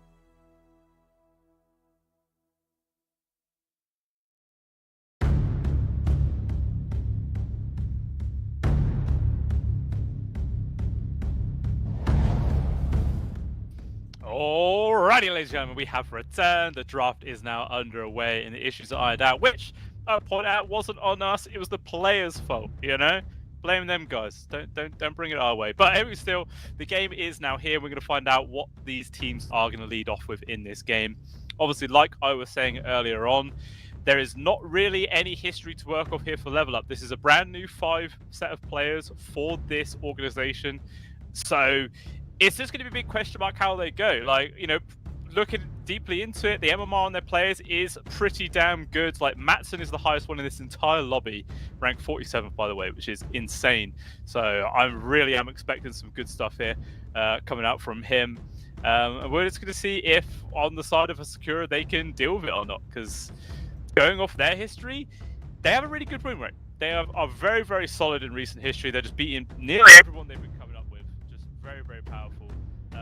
And I wouldn't all be too surprised if Level Up drops a respect ban towards this Elder Titan. Because by the looks of it, he is just their most successful by 1.5 miles. Like, he is so damn good. But that being said, maybe they don't really care about Elder Titan now the Wandering Waters update has come out, and maybe the hero just looks trash. Again, we don't really know. It's still just too early on in this patch to really know where a lot of heroes are going to be sitting. Yeah, so it's just everybody's figuring it out. We're all taking baby steps right now, just trying to figure out where the realm of Dota 2 truly is. But it looks like Level Up, they've taken away the Abaddon, Dragon Knight, Moeta, as well as the Troll Warlord. Meanwhile, Asakura is going to be the Warlock Magnus, as well as the Lifestealer. And they actually just straight up first pick the Tiny here. Again, one of their most played in recent history, 80% win rate. Very good. I mean, I'd probably say this, nearly every hero that they're going to even think about picking, they've probably got high win rates, so maybe I won't even bother mention it. Just end up wasting my own breath. But Phoenix getting picked up there from Level Up makes a lot of sense versus a Tiny, alright? Because, like, Phoenix is pretty strong, kind of no matter how the draft goes, and you know already one of the potential core matchups has terrible attack speed, so the egg is not going to have any real threat coming up from this Tiny at all. Maybe you could say like the Avalanche TOS combination could burst the Phoenix before it gets it off, but I don't think that would happen all too much, considering the fact that the Phoenix is obviously a strength hero, so you're a bit tanky than other supports just by design. So it feels good. We'll see what Level Up are going to ban out. I mean, every time you see Phoenix, you always just kind of default to the Snapfire ban, right? Because that is just the one support which just completely shuts down your ultimate again and again, and it is frustrating to play versus. Just depends if Level Up care enough to ban it out now or not. Or if they're like, you know, we can deal with a snap, like, we're not going to bother about it. But they are considering this last ban for themselves. Meanwhile, didn't mention, but Sakura did take out both the Doom and the Bristleback, so mainly focusing towards some frontline offlaners. And it is actually going to be the Master who gets removed. Again, it's a hero with the Unleash, can help deal with the egg. Really good save support now with the whole, I can't remember what it's called, lift off, tag, lift. Hang on. Hang on, it's going to take a while to learn all the damn things again. What's it called? Pick Me Up, that's what it's called. It's just pretty good. I don't know where I was getting a lift off from. Absolutely mad. But Slada, immediately followed in by the Darkseer, and then a Leshrac as well. That's Sakura, man, just flying through this draft. Looking like this is probably going to be a support Tiny then on the position 4, I would assume, considering how they've picked up the Leshrac, who mainly goes mid, unless they're going to swap it to a different role. Only time will tell. But Slada being the pickup from Level Up, obviously in Wandering Waters makes sense. This hero benefits from being in water, and now water is everywhere. Like, it's pretty good, you know? More often than not, you're going to be fighting in an area which does have some kind of water, so I like it. I like it a lot. And it's obviously just fantastic stuns to pair up with the egg. You know, you can either keep someone locked down so they get hit by the egg explosion, or it's just natural bashes to defend the egg, make sure it doesn't get scrambled too quickly. Can't really go wrong with it.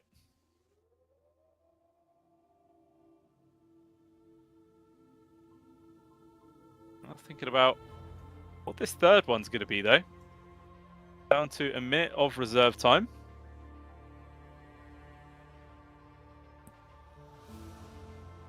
Okay, what they could possibly be thinking right now. Obviously, like I said, it's hard to really just go off previous picks because Level Up doesn't actually have any. Not for a year. Oh, it's going to be the Ringmaster that gets picked up. Again, it's more solid AoE protection and control for the egg. Drop down the ult. People are just pulled into it, distracted away, keeps them inside the egg radius just long enough. Seems like they're applying a lot of protection here for this Phoenix.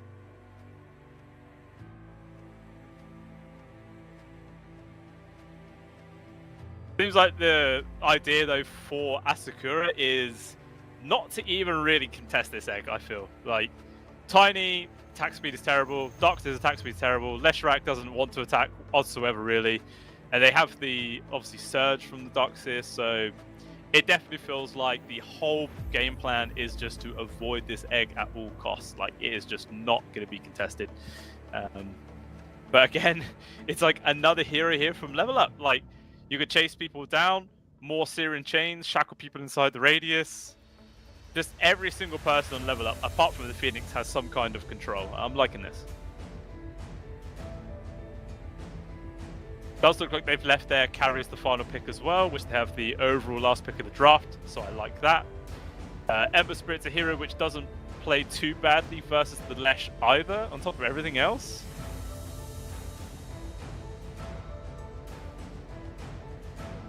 Where's the other page going? There it is. Yeah, I'm liking this. I'm liking the draft from Level Up right now. This feels really good. Asakura are going to have to start bringing out some real dream gotcha picks soon. Because right now, this just feels quite one-sided in my opinion. Hero of choice, it's going to be the Maiden. Obviously, does feel very strong in this current patch for sure. But it's not really a hero which stands out of like, this is going to change the tide of a battle, you know? This is the pick. We'll see how it works out. But looking like both teams having their carry as the final pick here. So Alchemist gets removed first if Asakura. I mean, there is some times like Asakura might decide to play this Tiny as the carry. And then just go for a different position 4 as the final pick. It's possible. Doesn't seem like. I feel like Level Up are probably having the similar sort of thought here.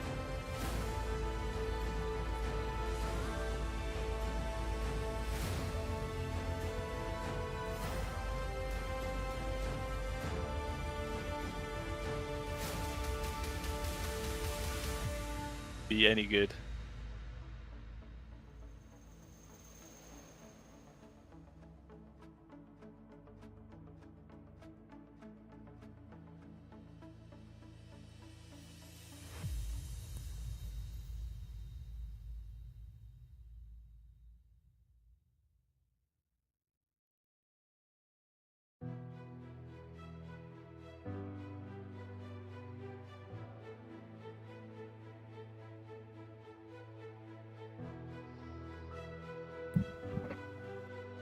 Oh, I think I should be back.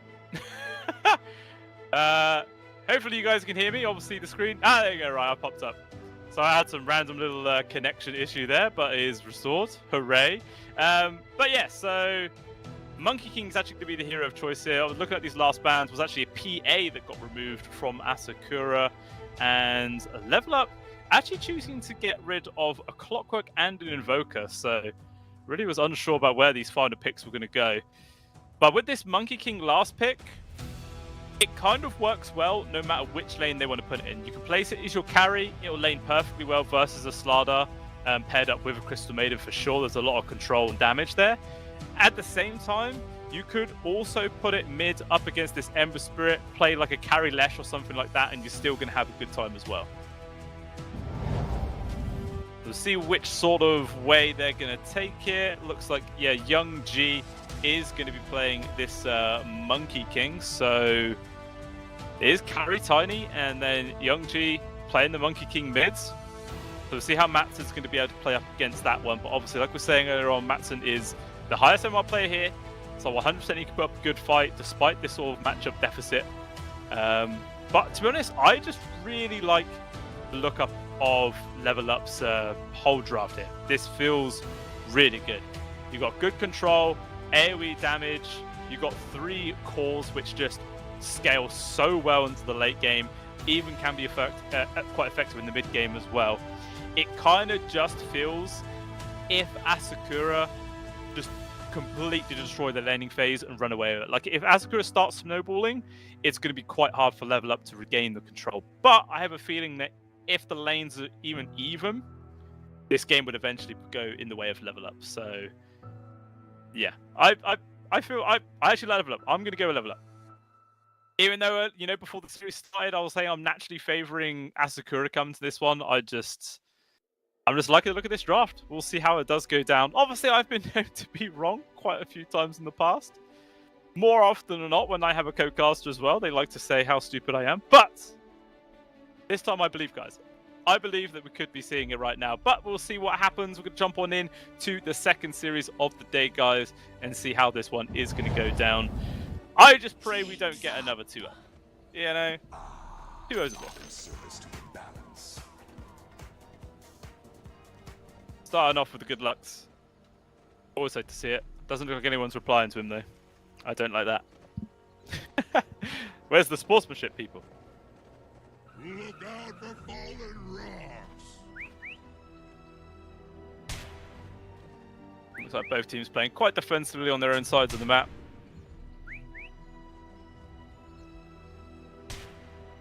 I feel like I'm going to try and look as much as I can towards this mid lane to see whether if Matson can sort of play up against this matchup.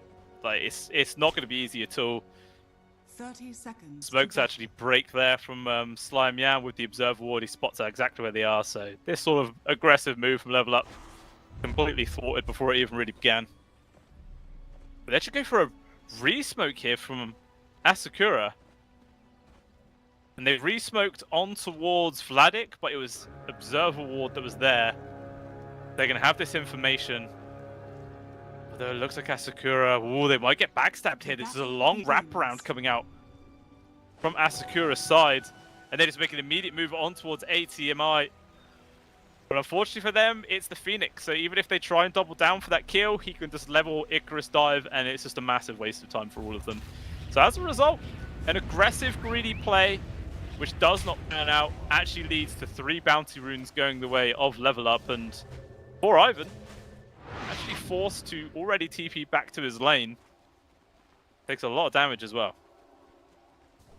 But hey, he's a Morphlin, so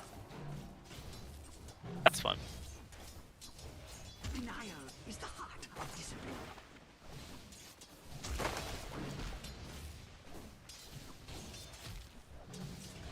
I'll see how well this ATMI is going to be able to lane here. Just the constant harassment from Slime Yao, which actually I didn't even mention that this is a position for Leshrac. This was a thing quite a while ago. Like, it's just easy free damage coming in from the support role. We just run at people with AoE, and like the other team are forced to deal with you. Otherwise, it just ends up hurting so much in the long run. And just very annoying for ATMI to lane up against. It just has to keep his distance by a mile. Still went for the Misanthropy facet as well, so the extra damage to players, but not to buildings.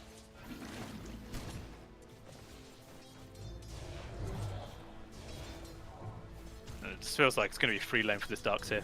Meanwhile, in the mids, CS-wise, actually looking pretty good so far here for Matson. 8-1 against the 5-2, but Young G looks like he does have an entire wave still to come. And obviously, really the big power spike for the Monkey King is when he hits that level 3, and then it's so hard for the Ember Spirit to stay in this lane.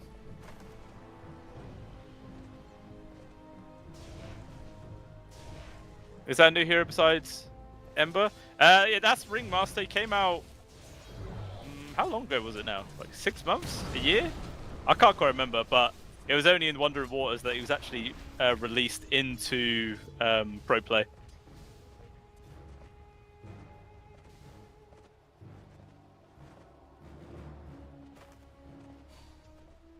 Meanwhile, down bottom, pretty even between the two cores down here. 9 and 2 for the Tiny, 7 and 0 for the Slardar. They're both just slowly getting their own CS rolling here. Unsure about which sides will start to get more aggressive. Like, there is a lot of potential for either side to find kills. Vanilli is obviously the one that could go down more often, just being such a squishy character in general. They might try and make some plays on towards Antoof, perhaps. Right, stand their ground, controlled up, Avalanche is there, Anku. Forced to run away, tree toss, finds him in the trees, and 7 Jesu finds the first blood there. Very nice way to start the lane here for Asakura. Well, that's my question answered. I knew it was going to happen, but didn't know which side. Meanwhile, looking back at the mids, we're starting to see that difference being built up now. Young G, 17-6 against the 10-4 of Mason, and it's just like, as soon as there's like a couple of points on Jingu Mastery, like what can Mason do? Tries to just like last hit from really far away with the Sleight of Fist, but even still, Young G just denies it out from underneath him.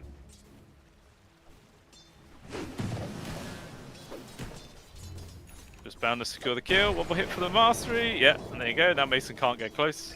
Or Matson, sorry, I keep saying Mason. Completely different player. Meanwhile, down bottom, Vanilli actually does drop. Looks like Vantoof was able to... Vantoof? Just Antoof was able to find him. But hey, you know, it's a Crystal Maid. You're expected to die. It's just the nature of the hero. Radiant structures are fortified. TP mids. Antoof is here. Gonna chuck out a couple of spells. Second dagger there, looks like it missed. No problem. But all 3 cores on the side of Asakura, top of the CS chart. Feeling very comfortable. Avian is doing alright. 17 and 7. Obviously not really able to compare up against Vladik's 31 and 6. Like, this is such a free lane for this Darkseer. And it's all really because of just the sheer amount of zoning that the Leshrak's been able to do for him.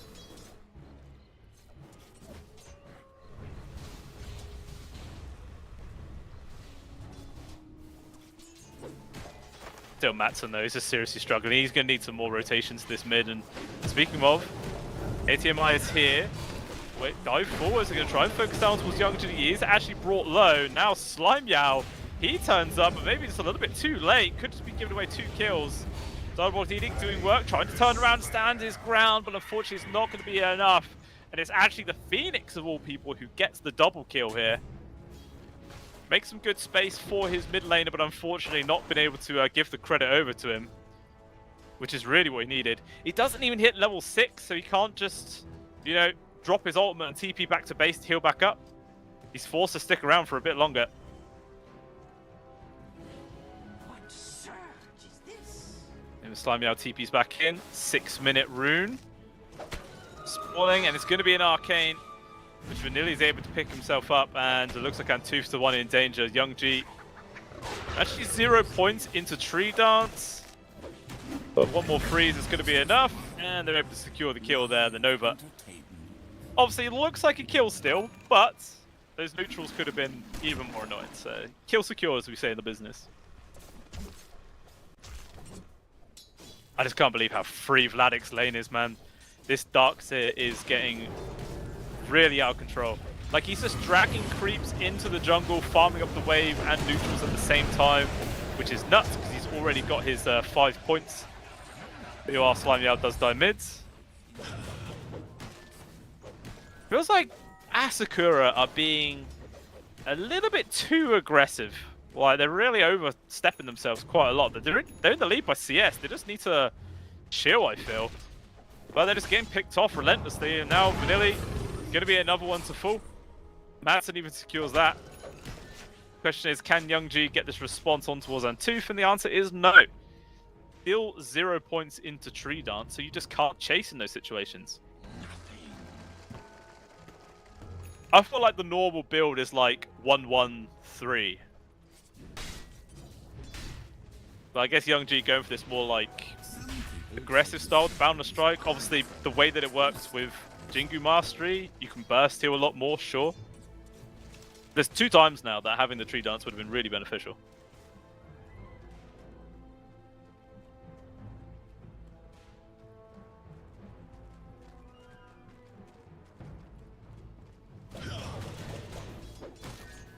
Only about a 1k gold lead though. Not really too out of their hands. You are another move on towards this mid. Young G. There's 2 supports on him with Matson there. He's just going to get burnt to a crisp. Matson finds him. Slimy out there with the haste rune. Going to try and get a counter kill at the very least on towards Antoof, but again, just oversteps his mark and throws another life down the drain. It's just like, sure you could do a lot of damage, but it's just not going to work. The escape act as well is super damn strong. Like, you just completely ignore everything. How long does it last? 2 seconds? Yeah, 2 seconds level 1, 3.2 at level 4. Radiant's middle tower is under attack.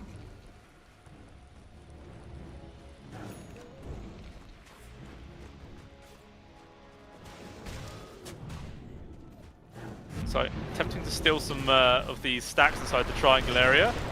Good freeze on towards the Phoenix. It will actually, no, he gets saved there by the box yet again. There is going to be a toss there. Young G trying to finish him off. Will eventually get the kill, and now he's forced to stand his ground here. Nice place with the Wukongs. Anku, though, he's just barely able to get out the radius of it, and he will survive. It's a very close, messy fight, but it is still a win for Level Up. A 2-for-1 exchange. Force out a couple of ultimates, waste the time with their carry. Meanwhile, their own was off farming at the top map still.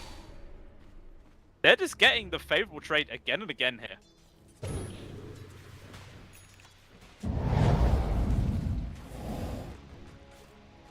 On this replay, how it all started.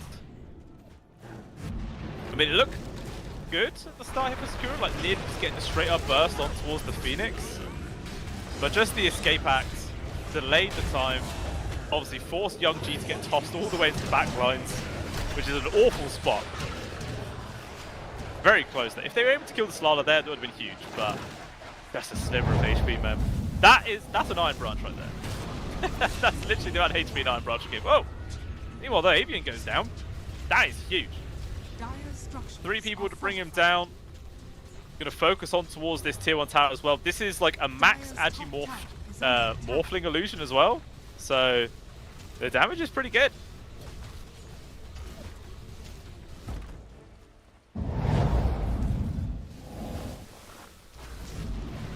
There's no response. 3 objectives. Nicely done. Looks like maybe Level Up are going to pressure this mid-tier 1. Young G, somehow able to avoid that Siren Chains there, very close. Radiant's middle tower is under attack.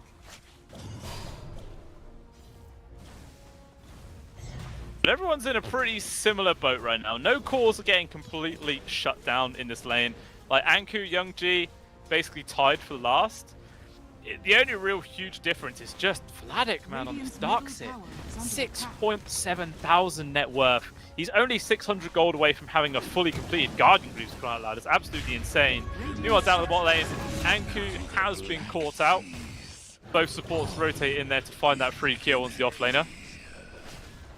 And now Vladik actually rocking up to the mid. So, okay, I've already won my lane. Let's help out where I can. It just feels like Matson always has a support behind him. If not one, then both. It's just making it nearly impossible, really, for Asakura to make a good play against him. And it's a good adjustment, right? Because we were saying Young G was really destroying him in this lane. It was not good at all for the Ember Spirit, but just some nice, solid rotations that came with the supports. They shut him down, and now all of a sudden it is the Ember Spirit's actually ahead. Just really great game sense to make those changes. And again, I have a similar thing here where in the Fog of War, I cannot see bounty runes, which it doesn't make sense. Like, I'm in the spectated spot for crying out loud. I should be able to see him. I don't know, very odd. But smoke move. Matson runs straight into Vanilla here with an amplified damage. What can you do? Absolutely nothing. And Tooth just backs out, no problem.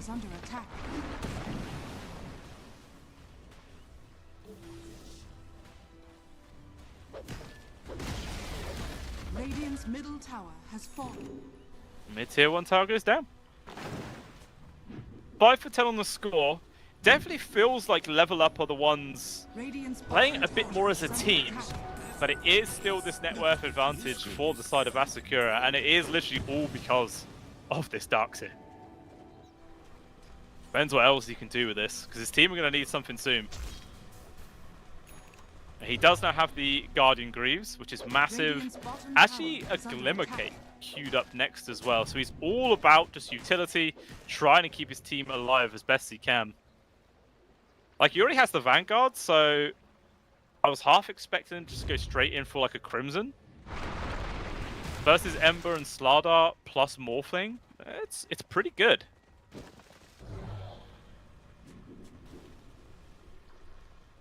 Even still. 4-man smoke. They have their eyes on the 14-minute Wisdom Rune. Just Anku hereby who wants to defend it, but actually the rest of Level Up are coming in as well. Wards placed. They get the initial freeze, trying to lock him down. There's nothing Anku can do. He gets brought down low. Meanwhile, 7Jesu dives past the tier 1. Which you know the tier 1's dive past. But it doesn't matter. They successfully get a kill. They secure the room. And they will TP back, most likely to grab their own. Yeah, so I can't even see when the Wisdom Runes are up in the Fog of War. That's dumb. Please, game and change. It must be changed. Makes no sense.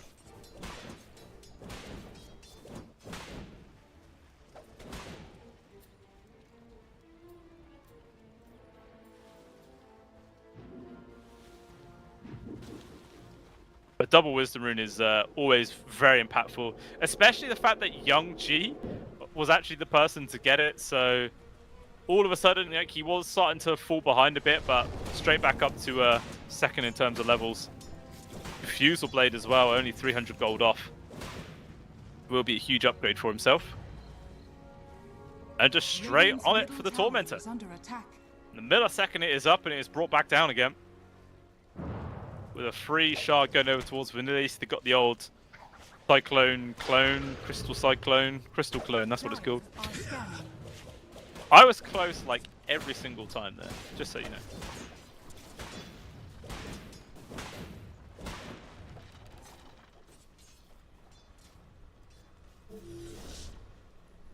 Paddock? He's gonna be okay. Matsum was thinking about making a play, but you're just not killing this guy. He's 2 levels ahead. He's got the Guardian Greaves who can just purge any roots or whatever. He's super tanky. Now it looks like the rest of the Asakura is coming over as well. They might try and make a play here. They saw around 2 under Observer Wards, but he gets it. Oh, it actually still hangs around. Does manage to get the escape back, but unfortunately all it does is delay the inevitable. He will still die. That's a nose here. Vladek charging forwards. He does have the vacuum ready and available. Gets the 2-man vacuum when the wall gets dropped. 80 dives away with use of the fire rooms. Matson is also out. Very fortunate those 2 heroes both had escape mechanics there.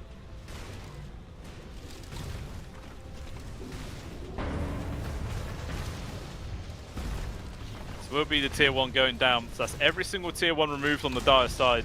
Dire's middle tower has fallen. Asakura only missing their own mid tier 1.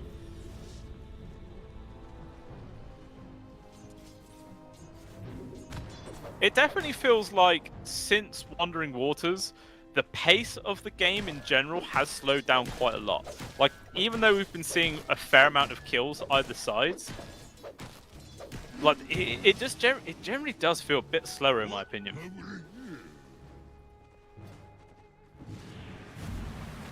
Could also just be like the team's general play styles, for sure.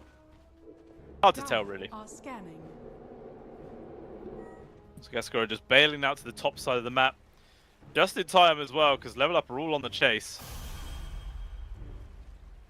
They do evade the area just in time. Might even set up for a push on towards this top tier too. And they don't really have great tower hitters, to be honest. Tiny's alright, but he doesn't want to be doing that just yet. Monkey King is meh. Darks is terrible. Leshrac, if he didn't have the misanthropy, good, but obviously he doesn't.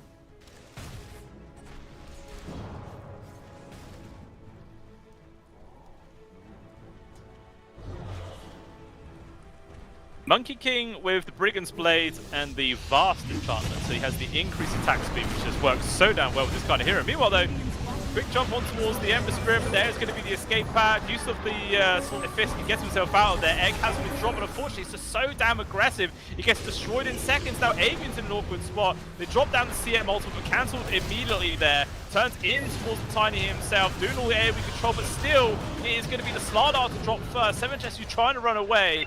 Avian just can't keep chase. So it's 2 kills for nothing there, favoring Asakura. And they all just back on out.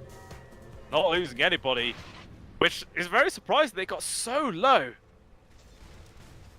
Like, out of that entire fight, Level Up actually did 1,500 more damage in total, and yet didn't kill a single person. Which is pretty crazy when you think about it.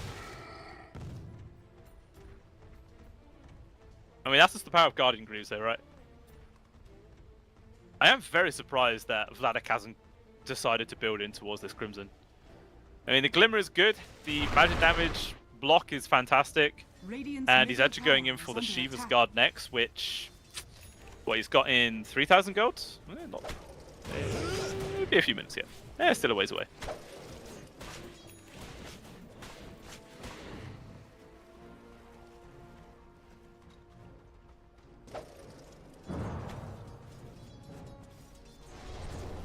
Dire's top tower is under attack. That's him. Bought from an Atos. Into a freeze. There's going to be the escape plan though. He's still just rooted in place. He can't do anything. Very nicely done it from a score. They completely avoid the Wheel of Wonder. Just completely negated. And now Tooth just gets ran at. And he just goes down. Radiant's bottom tower is under attack. Roshan is about to move down to the Radiant side of the map as well.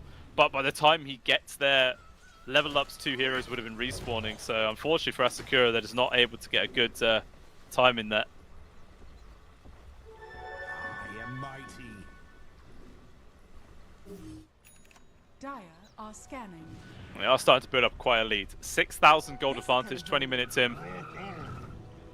It was even for the longest time, but slowly and surely, Asakura just pulled ahead.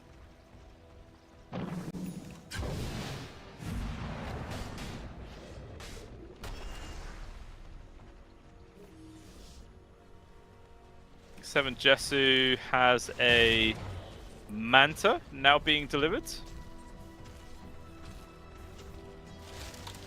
Great way of purging away the attack speed slow. Obviously the Fire Spirits, the annoying Dagger, what the hell is it called? Impalement, Deer and Chains route. It does a lot of work. 21 minute Wisdom. No one's actually contesting it, and it actually just gets picked up. Even though the fight off towards the side, it looks like Level Up just want to disengage. And they get out there unscathed. They secure the Wisdom Room. They force out several ultimates. And they don't even get close to dying. This could be a really good opportunity for them to just get aggressive now. Try and look for a fight. Like, no Wukongs and no Illusory. It's huge. You have a pause. Vanilli's mouse. Never good. It was odd. Like, the Monkey King could have dropped out the tree and walked into the Wisdom Rune radius to cancel it, but it just didn't feel comfortable, I guess, making that play. In the end, it ends up being a nice Wisdom secure there for side Level Up. I'm sure somebody's going to TP back to take their own one. Young G says, GF? What?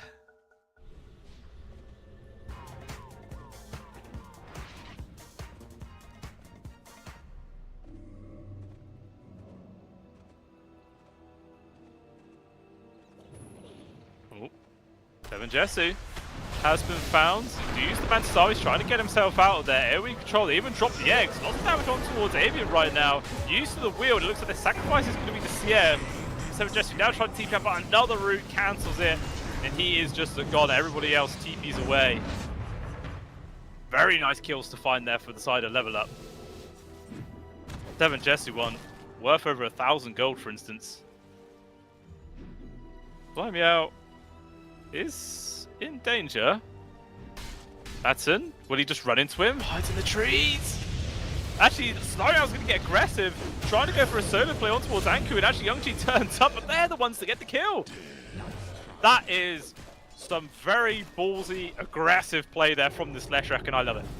Like, he had 2 enemy cores running at him, he was on his own at the time, and he just has the mindset to just stand his ground and be like, you guys are dying.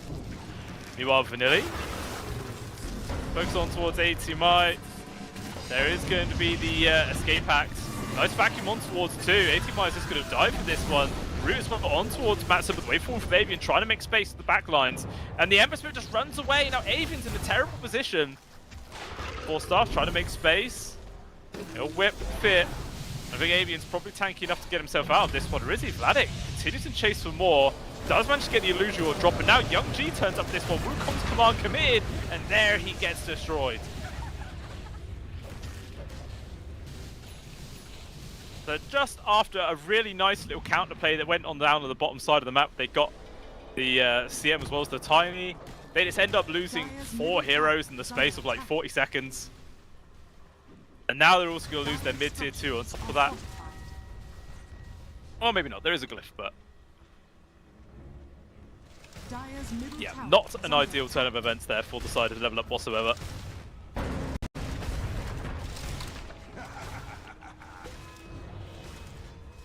Could maybe see a Roche attempt soon. Like, both teams have really good AoE control. Like, you got Phoenix Egg, you've got Wheel of Wonder, you've got the Slithering Crush, you've got Slight Fist with the Serum Chains. That's really good AoE control. And then on the side of Asakura, you've got everything from the Leshrac, you've got Freezing Field, you've got Vacuum plus Illusory Wall, a Wall of Replica, the Avalanche, the Wukongs. Like, the AoEs are insane in this game. Absolutely bonkers.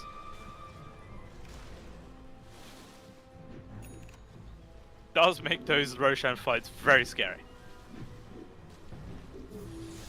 But a BKB picked up here for the Slardar is going to be nice. Matson though. Does he get found? Atos? Not in time. Matson's able to get out. Very close.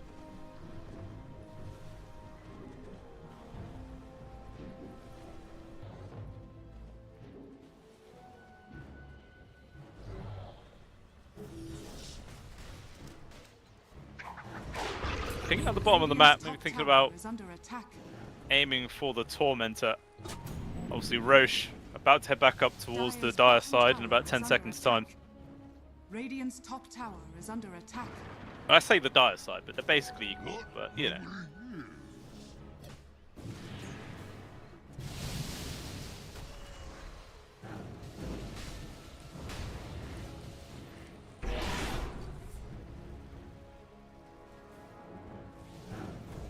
Radiant's top tower is under attack. Are scanning. Tormentor. Yeah, get started up. Asakura is going to be able to take the second one. Claiming them both, so that is going to be the free shard into the hands of Vladek. So you get the little flaming trail thing from the Surge. Well, Atos start on towards Madsen. Follow-up stuns, control. Man's just dead. Literally nothing he can do to survive this. May have to invest into a BKB or a nullifier, but BKB makes a lot more sense. He just doesn't have one queued though. Shiva's Guard is actually his next item. 1100 gold away. And I feel like he kind of has to. Like, I don't know. We've seen it a couple of times now. You just get chain stunned and you just die. Lots of issues though happening in this game. It's very standard. A 10k gold lead now at the 25-minute mark, favoring Asakura.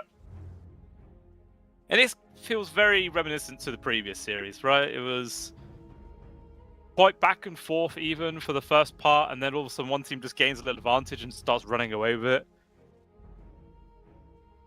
It'll come down to whether level up can sort of stem the flow here. Because like I was saying earlier on, they have really, really good team fight. Wheel of Wonder plus Egg is super good. Then the control from the Slardar as well.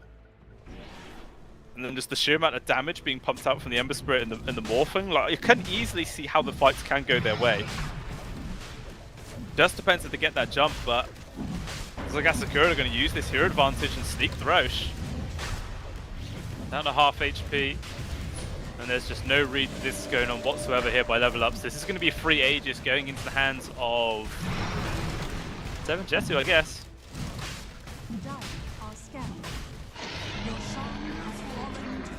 Don't know if he really needs it. Like, don't really see this man dying very often. The only time he has died was when he was completely abandoned by his team, and he just got separated. I think maybe Young G could have had more use out of it. Radiant's bottom tower is under attack.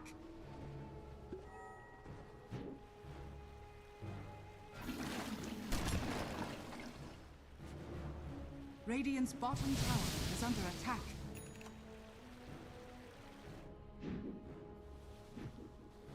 There's that Shiva Scarf online for the Darkseer. Meanwhile, Avian, BKB in 30 golds. That's going to be a very nice upgrade for himself. Anku has a Harpoon as well as an Ag Shard queued up for him. We'll see which one he gets first, but look at this. Avian caught from the first Boundless Strike stun. There is going to be the Split Earth lands and all the control in the world. He too is just gone. He did use the Manta style, but there was a good, like... sounds bad, but there was a good, like, half a second where he was out of it that maybe he could have waveformed. Maybe it was a misclick, I don't know. A big punish there from Asakura, and now no Morphling for 45 seconds. This is going to be the first high ground push of the game. We'll see how much damage they can do here. The Recruitment about to turn up, which will force out the Glyph. Radiant's middle tower is under We'll use the Glyph aggressively here, which does keep one creep alive, but now it's dead. That should be long enough to take down at least 2 of the buildings. Dire's bottom barracks is falling. Dire's bottom barracks are under attack. Dire's bottom That's a full set of barracks gone. falling. Nothing really that level up can do to defend it when they're missing their carry. So just a big sort of usage of the timing there coming out. They still have this Aegis for another 2 minutes 40 seconds. If they're just going to continue to apply pressure, potentially the tier 2, but look at this level up. They're coming out with the smoke play. Shiva's got for Matson to try and gain vision. They'll see 7 Jets, but that's not really the best target to go on for right now. Matson has to try and disengage, but Anki's in with the BKB, locked down on towards Vladik as well. They're taking him down. They're AoE control from the wheel, insane amounts of AoE, and they're all just going to die. Only person coming back is going to be 7 Jessu, but it's a 5 versus 1. There's just nothing he can do. And what an insane fight coming out there from Level Up. They take them all down. 6 kills, they don't lose anybody. And this is that team fight I was talking about. That was bonkers. The wheel in the perfect spot, protecting the egg. They all got controlled. As soon as the wheel was over, the crush came on through. There's literally 0 things Asakura could have done in that situation. Just phenomenal plays, and now they've cut that net worth lead down by like 5,000, 6,000 gold. Win probability as well. Huge. Actually, the net worth swing was 7,900, 11,000 experience as well. Easily just got themselves back into this game. We see on the replay just how that started. It's a great target as well. Immediately they just bombed on towards Vladik. Like, he was able to get down the vacuum, but no wall, and just the damage. It just comes flooding out. Mad.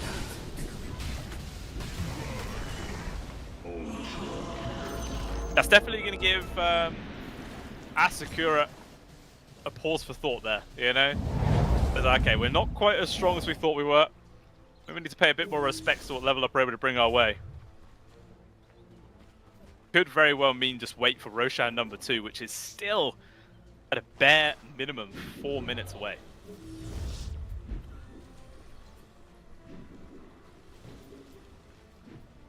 They don't seem to turn though here, Asakura. They go for a smoke up play. They want to try and find something. Obviously, all their ultimates available. At the same time, Egg is going to be back up in just a second. I think the BKB is already back online as well. So, you know, if a fight comes their way, level up will be ready for it. What surge is this?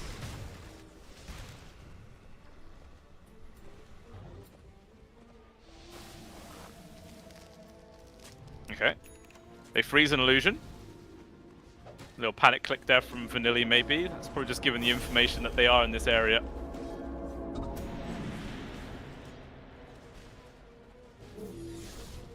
Oh.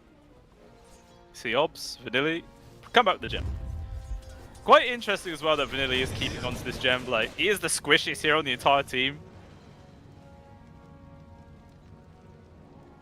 I guess no one else really has the inventory, so I mean, Vladik could get rid of his wand, I guess. But really, actually, there's no invis on the heroes, which they're worried about. There's no glimmers or anything like that. It's literally just a gem to de-ward. So yeah, it makes sense leaving it infinitely then.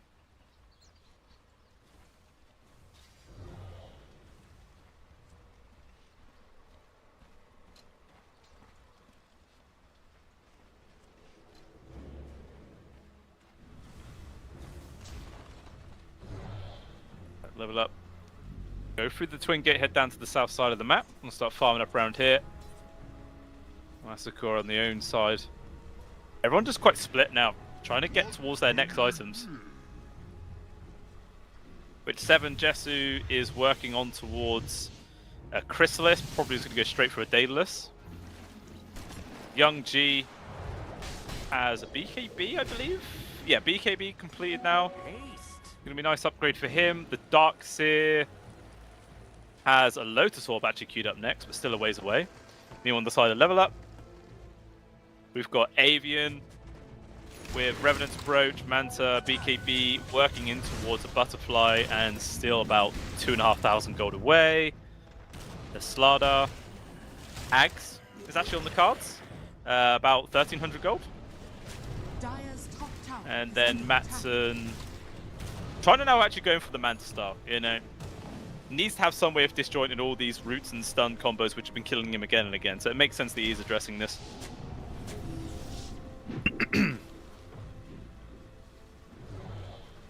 Dire's top tower is under Looks like the attack. top tier 2 though is going to get focused. Question is, do Asakura just go for the high ground?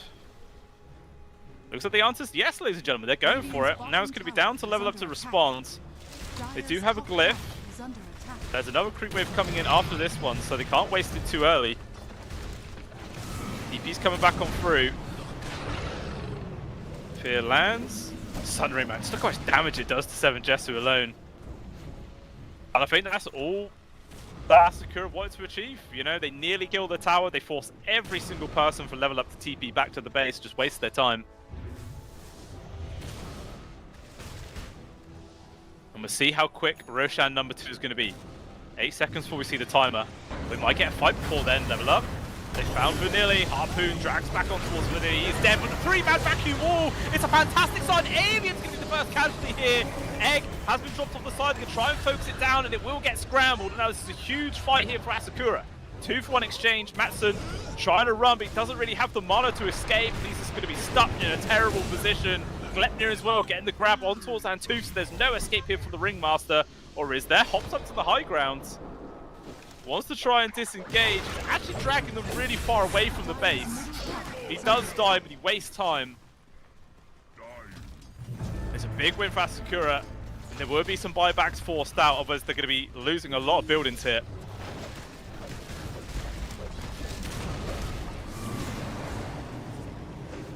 Just the Slardo Phoenix so far, keeping them at arm's length. Fire Spirit's being a nuisance, but not enough to dissuade them at all. Dire's middle tower One range barracks gone.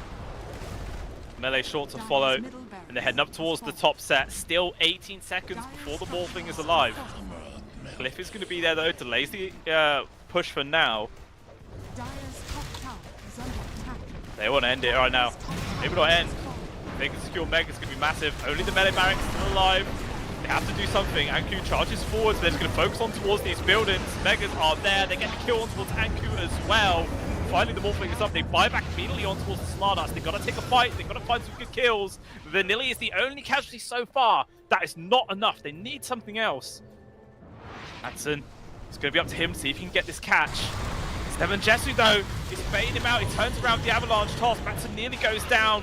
Able to survive just barely. Will have to retreat. That's all they get for it. Or is it Slime? He just runs into the back lines. What an absolute madman. Okay, so they do get a free kill there. It's 2 players picked up. Oh, that's also a gem. Okay, that was a big whip from Slime, yeah. Really weird. Roche is also up. This is big. If they can get themselves into this Roche pit and secure it, that's going to be huge. Anku spots it out. But look at this, Young G. He's on the trees waiting for this one. He might just catch them completely by surprise. I don't think they're going to be ready for this one. Buyback from the Lesh. Devin Jesu's already in. They've got the Boundless up towards 2. Just going to jump straight on in. Rich is getting low. It's on the deck, but it's actually getting snatched. Savin Jasu! He gets the Aegis. The Egglow will pop. Stuns on towards 3. They're going to try and disengage. Avian actually tosses his own support in the air mid-dive. Just gets his own teammate killed. And they're just going to crumble to pieces. Avian trying to TP out. He's not going to make it. The Boundless cancels it out. It cancels his life and cancels their chances in game number 1. It is going to be Asakura coming out ahead. There was a glimmer of hope at the very end there coming out from the side of Level Up. They nearly could have done something. The Roche attempt was really all they could do. Like, they had to go for it, but unfortunately just didn't scout out the fact that the Monkey King was giving all the vision in the world and just ends up securing a big victory there for the side of Asakura. But regardless, there were definitely signs of life throughout that game from Level Up for sure. It did still feel like Asakura, like from minute 0, were the ones ahead. The Darkseer just had the freest lane in the world. Seven Jesu was doing decently well in his lane. The Monkey King was winning up until the point where Level Up just brought all the supports to try and change that outcome, which was a really good adjustment. It did help out their game hugely, but unfortunately was not enough in the end to actually change the outcome of this game number 1. So very unfortunate for them. But, you know, it's not over yet, ladies and gentlemen. This is a best of 3. So we do have another game coming up for you guys after a short break when we're going to find out whether if Asakura will take the second series of the CCT 2-0 or whether we might get the first 3-game series. Only time will tell. We'll be back after a short break, guys. We'll see you soon.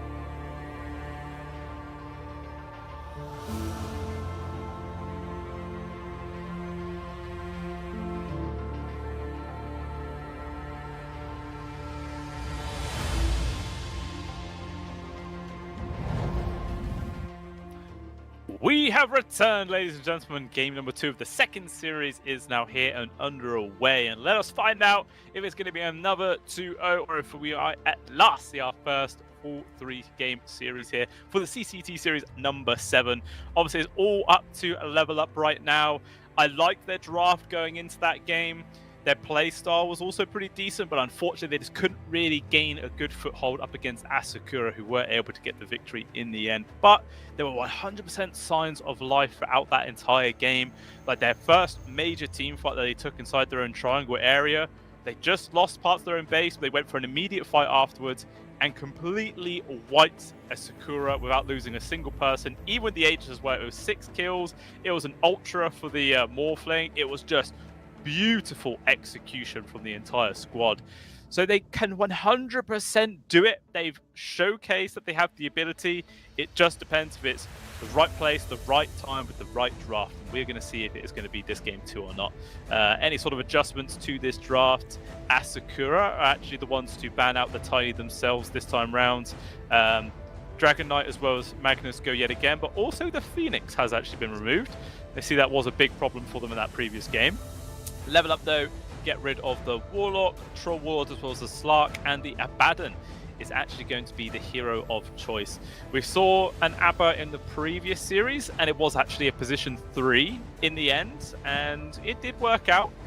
So we'll see how it's going to perform here on the side of level up. Asakura though are just going to default back into their position 3 they had in the previous game. Worked out beautifully. He was the most farmed core for the longest time, just the freest lane in the world. Obviously it was paired up with the Leshrac, who just made all the space for him, which obviously is a big help. But we'll see if they can have a similar performance on this Darkseer 2 times in a row. All depends on what level up are going to grab for themselves. Marcy's actually going to be the ban to start off this second phase. What other heroes could they maybe thinking about? I don't know what the actual support duo was on the side of Asakura in that previous game. Completely drawn a blank. Well, one was the Lesh, and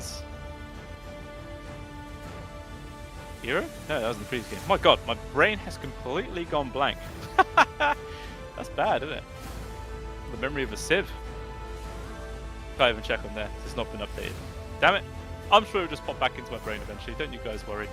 But it is actually going to be the Ember Spirit that get removed, which is what Level Up was actually playing with in the previous game themselves. Had a rough start in the lane for sure, but it was salvaged by the good rotations from the supports, which did balance it all back out. But they're just not interested for it in this game. But we are going to see the Leshrac picked up 2 times in a row as well. So whether or not this is going to be the support duo for Asakura or not, not the support duo, but the offlane duo, sorry, will remain to be seen. Could definitely do it, and judging by how well that first game went, I could completely understand why. Like, if this is a position 5 Abaddon, nothing really he can do to contest up against the Leshrac with an Iron Shell on him. Just really can't touch that at all. So if they were to play this as POS 5 Abba, you'd have to have some kind of ranged base carry to be able to have any chance of finding CS in the lane. But if this is going to be the off-lane Abaddon again, you could obviously go down a completely different route. But Muerta has been picked up, which very likely to be the position 4. Again, it could be the 5 if they are playing this core Abaddon. Seen it been done many times in the past. Should lane quite well up against the Leshrac, to be honest with you. Like, the dead shots push him away, so the Diabolic Edict isn't a problem. The slow from the calling's really good, so he can't keep on top of people. Silence as well, to make sure the Darkseer can't get a surge off. I like it. It's a good pickup. Level up, though.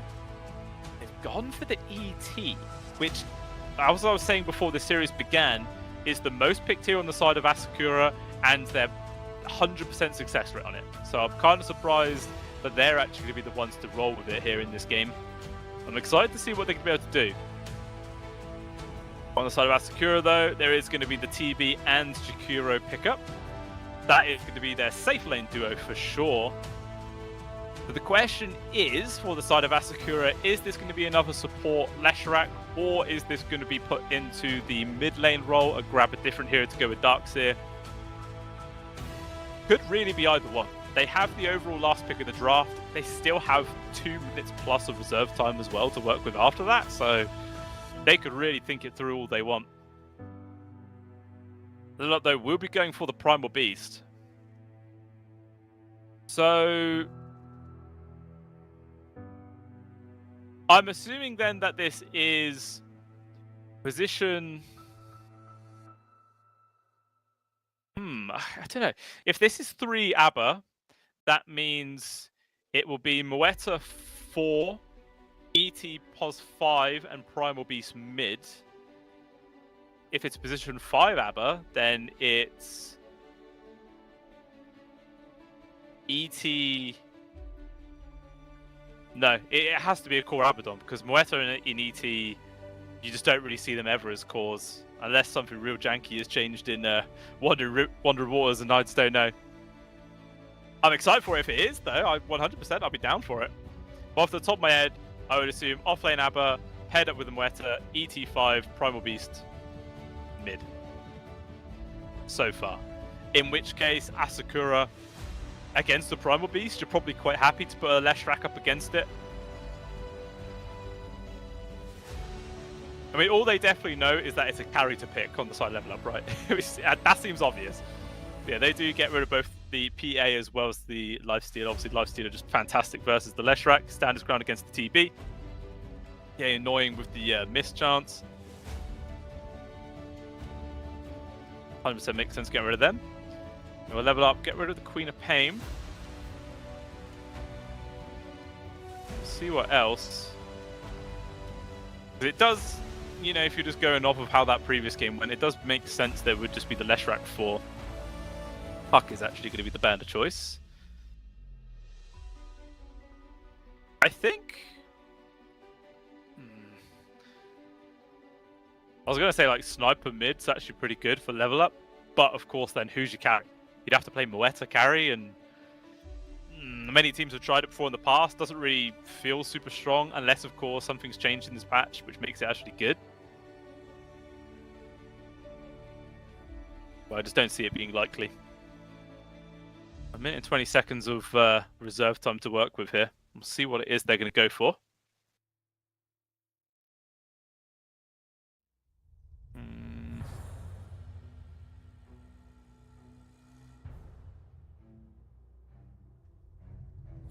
I don't really know, to be honest with you. It just seems like quite a question mark. Medusa? Nah, Medusa's no good. You don't want a Medusa up against this Asakura lineup.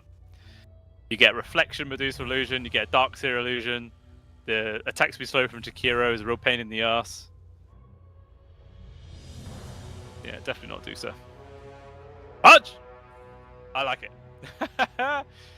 Yes, alright, okay. That's definitely throwing the boat out there. It's going to be an exciting game no matter what coming out here from Level Up. And Asakura not really spending any time thinking about it. They're going to go for the last pick of the Monkey King yet again here for Young G. And it does end up being Matson mid on the Primal Beast. So yet again, Monkey King's going to be having a decent matchup. I feel like the Primal Beast is going to be able to do a bit better than the Ember Spirit. Like, your right clicks are insane, so you should be able to still secure a good amount of CS. The trample is just fantastic at dealing with the Monkey King. Of course, having to do that means you're basically guaranteeing Jingu stacks onto the Monkey King, which is kind of annoying, but I don't know. I still feel like Young G is going to win this mid. But Matson said he wanted to play Primal Beast, most likely. He's like, give me this guy. And they didn't ban the Monkey King, so he must have been mentally prepared to play up against it. We'll see how this one does. It is going to be Avian on the Pudge as well, so it is definitely that carry Pudge. Anku is playing the ABBA, so we've got that coming in as the position 3. On the side of Asakura, Vladek once again on Darkseer, Slime Yao on the Lesh, Sever Jesse on the TB, Vanilli on the Jakiro, and yeah, Young G on the Monkey. So nothing really outrageous there on the side of Asakura. I'm not sure how this level up rosters, or not rosters, sorry, this just heroes. That's the word I'm looking for. Is going to work out. I quite liked their lineup in the first game. The draft seemed really good, and they did have some good fights, but it wasn't enough to win. This time round, it feels a little bit iffy, so I might just be defaulting to go for Asakura here in this game number 2, unfortunately. So we might be seeing another 2-1. Who knows? Could very well be wrong, but the game is now hit. So let's jump on in, see what's going to go down. I mean, I always like being surprised. Like I did say in the last game that I was favouring level up. And hey, you know, they could have done it. They could have done it. This wasn't enough. But again, you know, I will point this out, just so everybody knows. This is the first competitive game for this level up organization in almost a year. This is a fresh new roster, so obviously these guys have probably scrimmed with each other a bit in the past, but as a competitive like plays go, this is their debut. So it's not easy. You've got to keep that in mind. Meanwhile, Asakura have just been on a real strong winning streak lately, just really performing out of their minds. With this smoke it from level up, see they find 7 Jesu in the front. Hook. Avian not going to get it. Just look how fast 7 Jesu is, man. You run down the river and you're getting like 315 movement speed. What a jet. The battle begins. But it will just be 2 for 2 split on the bounties.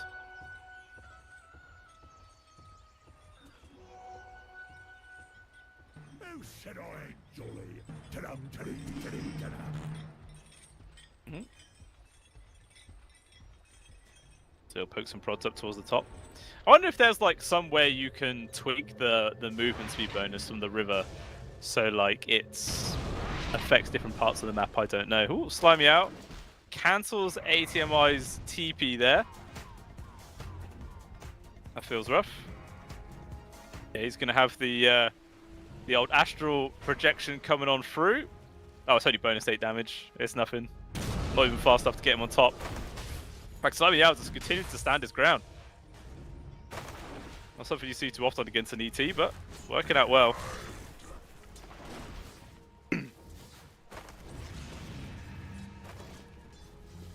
The good thing about, you know, this time round you've got the Pudge up against the Darkseer is that you can hook the Iron Shelled creep to just instantly kill them, as long as it's on the enemy side, of course. But it is always very helpful.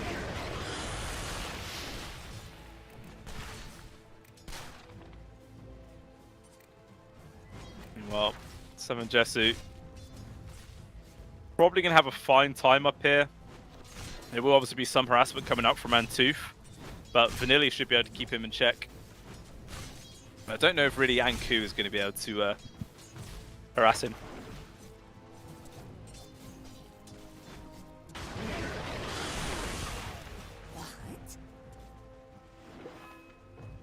This mid lane matchup though, I'm going to be expecting Young G to be coming out ahead. It looks like in terms of CS, they're quite even right now. 8 and 4 against the 7 and 2, but just look at the amount of harassment difference there is. Matson is completely out of regen, only has a Fairy Fire to his name, meanwhile Young G is still super healthy and has 2 tangos to back himself up. Yeah, he's in a very good spot.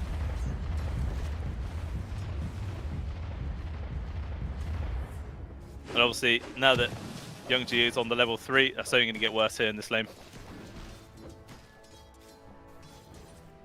Whether he can rely on rotations from his supports this time round, who knows. Obviously, before you had the Ringmaster and... oh my god, I'm drawing another blank. What's wrong with me, man? I just can't remember heroes. Phoenix, right? Yeah, Ringmaster and Phoenix. 2 heroes which can quite easily get on top of people in the mid and help out. This time round, he's got a Moeta and an ET. Yeah, they can still make work happen. We'll see.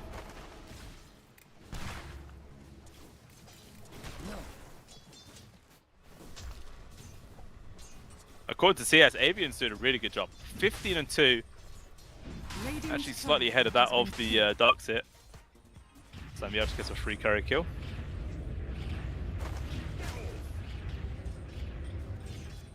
Nice little hook there comes out from Avian. brings his fellow support to safety, or fellow support, just his support.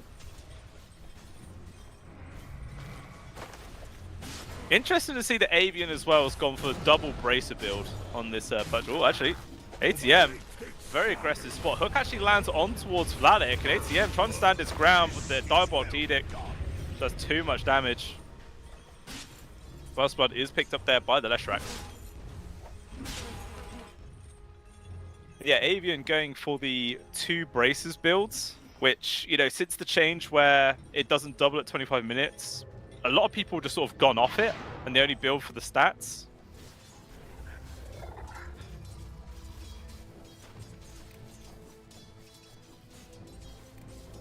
Yeah.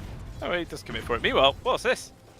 Matson, looking like he was trying to drag some creeps or something, or Young G was dragging creeps, I don't know. It's this Radiant creeps over here in the Dire Jungle, I have no idea. Meanwhile, up top, Anku taking a lot of damage, trying to run away. The cooling does apply a decent slow, but the damage, it's not going to be enough to get the kill. Instead, looks like Cantus is going to get turned on.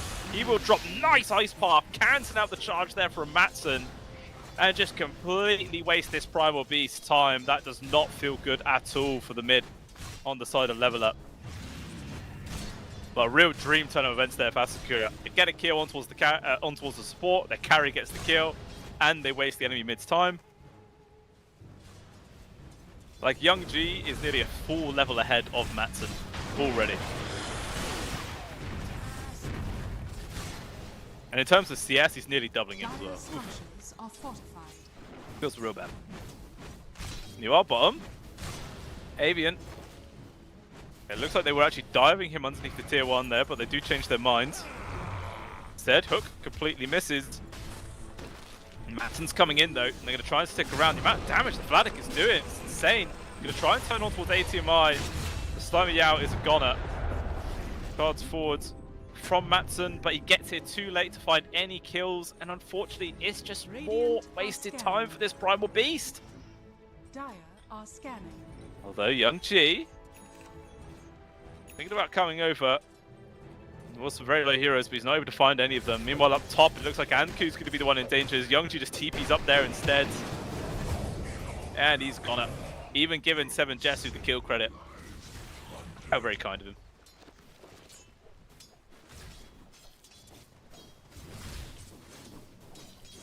What does it mean?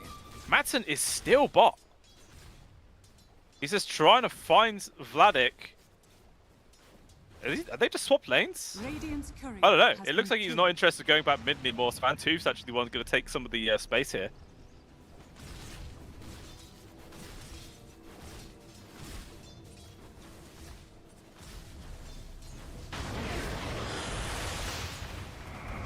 Oh, Vanilli. 7 Jesu. Think about diving underneath the tier 1 tower here. Slimy Yao also coming in for the back with the Diabolic Edict, doing good damage. ATMI getting low. Splitter will land. Is he able to get himself out there? No, he is not. Still gets caught out of position. And now 7 Jesu in danger, but Anku manages to get off the Aphotic Shield. The TB illusions are doing work. Meanwhile, Slimy Yao wants to try and stick around to secure the Wisdom, but he's not going to be able to get it. Instead, they're going to continue to fight. Young G also turning up. 7 Jesu gets the double kill. Charge forward to the Primal Beast. He's managed to find 7 Jesu. Bringing down the Terrorblade is huge. And Matson, look at the amount of damage that Young G's is pumping out his way. Good use of the Deadshot there. Makes some space and allows him to get out. Much Vanilli is going to be the one to die. Young G attempting a TP out. Is there any cancel? No, there isn't. So a very chaotic, bonkers fight. Ends up being a 2 for 3, but Level Up are forced to buy back. But they do obviously kill the enemy carry, but at the same time, their Wisdom Room did get stolen by Young G himself. I don't know. It's quite hard to say who really came out ahead there. Killing the TB though is massive. That's the only reason it's anywhere near being like a favourable trade, or close at the very least.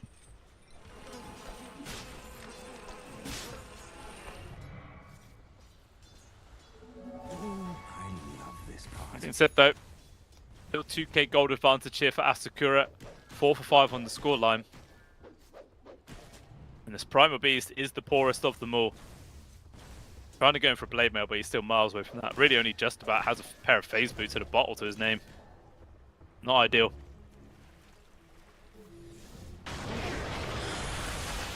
Oh, support duo managing to find the enemy mids, and they just kill him. Literally, the 4 and 5 just taking out the enemy mid on their own. There is going to be a lot of reinforcements turn up right now. Avian is here. The wall of replica just gets dropped, jumped in as well from Young G. And Avian is just wondering why the hell he even bother turning up. Just ends up giving away his life, and now jump up towards the trees there from Young G. Good stun on towards Antoof. They get the kill. Nice use actually with the dead shot, dragging him underneath the tier 2 tower. And ATMI trying to get the stop connection. Young G though still finds it. TP in from Matson will be able to get the counter. Such sloppy, messy fights from either side. But it looks like it is finally at an end. Radiant's middle tower. So who came out ahead? I don't even know. It's technically 4 for 2. Yeah, 4 for 2. So it's about 500 gold in the favor of Asakura, 500 experience. That's that. Probably the biggest thing as well is the fact that 7 Jessu was still free farming at the same time, whilst the Pudge actually joined in and died.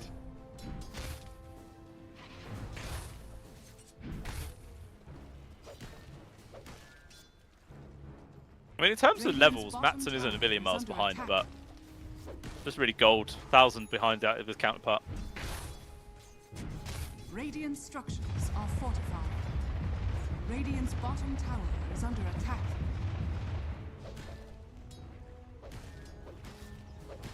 So the bottom tier 1 tower is going to go down. Radiant's bottom tower. A bit more space there for Asakura to work with. Meanwhile, are scanning. looks like Level Up are just going to try and bully the top one down Dire's top themselves. tower is under attack. And Asakura, Dire's structures are fortified. did they bother defending? I mean, 7 Jessu's actually come through the twin gate. Are they thinking about defending this one? It'd be strange if they do. Especially seeing how Slimy Yao, Vanilli, and Young G are pushing the mid right now with the catapult. Dire's top tower is under attack. Yeah, I'm just going to let it go. 7 Jessu's returns to farming, and they get a favourable tower exchange here. Dire's top tower has fallen. Then Matson with the haste rune. He's actually found 7 Jessu. TP's going to start coming on in. Is it going to be fast enough though to keep himself alive? Comes around there with the Sunder. Now Matson's in an awkward spot. Jump forwards there from Anku. Has the borrowed time. She will use Macropire. Fantastically placed in this bottleneck. A lot of damage is going to be passed over. 7 Jessu though actually getting blocked by the creep. Oh, Courier. Somehow doesn't die. Is the fight over? I don't know. Everyone's still chasing. Young G sees Antoof. Jumps on towards the Moe. Actually manages to dodge his dead shot there, so he's going to be fine. Meanwhile, up towards the north side, Anku as well as Matson in an awkward spot. Anku, the ultimate available. Told around with the pulverize there. Matson making space. Wukong though just gets immediately drops at ATMI. Puts his body in the front to make space, but there is going to be Avian picking up a kill, which is nice, with the vacuum in towards the illusory. Avian trying to survive there with the December, the one-on-one. Who has the better AoE damage? Actually, Slimy Yao turns around at the last second and dies to the AoE. Nice dead shot, makes some space, but I feel like Avian is not going to die. That's kind of crazy. Oh, what a tree cut there from Antoof. The power of a Quelling Blade on your position 5, or 4 I should say, 100% just saved this carry's life. That is pretty pog. Unfortunately, the grand scheme of things, it is still a net worth and XP advantage there in the favor of Asakura. But it wasn't terrible for Level Up. Wasn't terrible. I think the Pudge just getting a kill makes it nearly worthwhile. Nearly.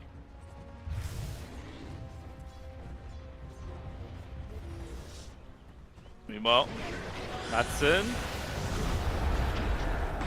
Yeah, he's just caught, stuck in an awkward spot, and just brought low with ease. It's the only problem with the onslaught. It just takes so long to charge up that just a vacuum cancels it, no problem. Scanning.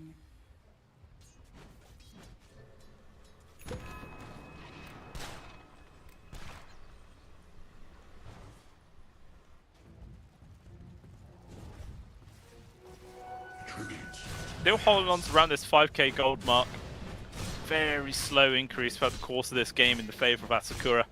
Currently sitting at about a 75% win probability as well, according to Gaben. Radiant's bottom tower is under attack. Maybe we can get more, as they've just found Antooth mids. 80 might have to be careful, but he does get out. Radiant's bottom tower Oh, up is top though, under attack. Anku has been found here by 7 Jessu, but obviously has the borrow time available, so he's not going to be an easy kill. Radiant's courier has been I think killed. that diamond into the tower from it. Actually kill Anku's courier. Feels bad. Borrow time has been used. There is going to be a split up coming through from the ET. Only lands on towards Slimy Yao. The ultimate has run out there from the Abaddon. Just look how quickly he melts. So much damage. Charge forwards there. There's going to be the aggressive Sunder on towards Max and brings him super low. And now the immediate turnaround. Avian stuck in a terrible position. Dismember for what? Does absolutely nothing in the grand scheme of things. And Antooth caught underneath the tier 2 tower and will drop as well. Max and no charges forwards with the pulverize. But he's underneath the back repire. He's just burning to pieces. Radiant's top tower It's is under 4 attack. people got Atos as well to grab on towards ATMI. They want the team wipe and they will get it. Ultra kill going over towards 7 Jessu as well, 4 people. So the TB continues to get richer. Now 9,000 gold advantage at sub 15 minutes into the game. This is looking rough. This is looking really rough. I mean, Slimy Yao even has more net worth than Matson, which is, oh, feels real bad.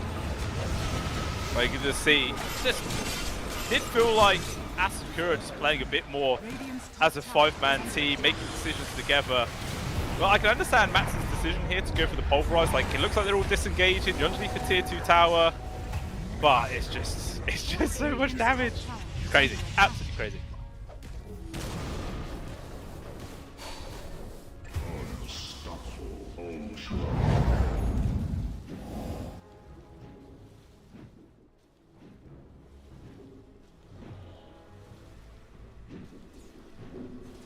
I'm not sure what items level up we're going to be able to be getting anytime soon. That's going to make a huge difference here.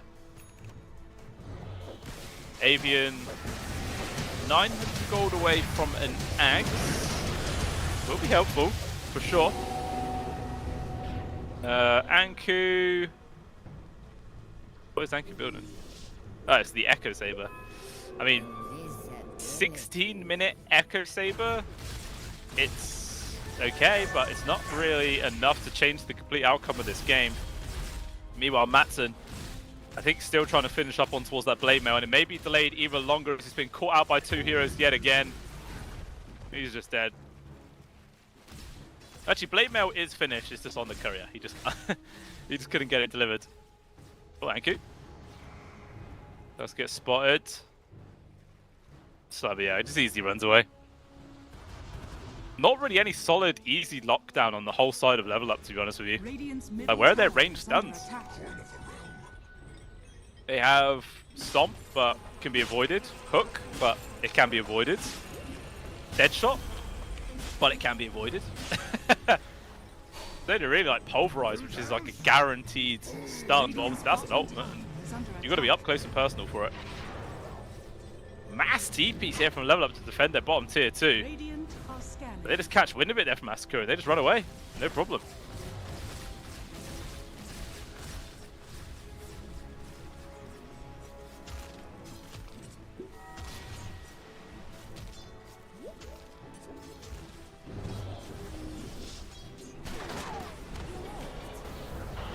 The fight continues. The final grab here on towards Antooth. Manages to get off the ultimate, but the magic damage is doing a serious amount of work. He was getting Dismember a lockdown on towards Young G. He is dead. That's a massive start here for the side of level up. They're still continuing to fight. Vacuum just clips Matson, but they still do get the kill on towards Slimy before he drops. So it's 2 for 2 with the buyback actually here from level up. And maybe a dieback, and Antooth just gets caught out here from 7 Jessu. Nice hook though, but the immediate Sunder. 7 Jessu trying to stand his ground. The AoE damage, it's a lot, and he will eventually fall. Avian 2 will be able to survive. Ice Path not obviously doing anywhere near enough damage to get a kill. And that's a 7 kill streak as well going into the hands of Anku. That is a big victory there for level up. About 2,500 gold into their favor, 2,000 experience as well. Big victory. Unfortunately, it's a small dent into an 11k gold advantage. but it's a step in the right direction. Maybe this is going to be a little sidestep the wrong way as AT mode does get picked up. Radiant's bottom tower is under attack.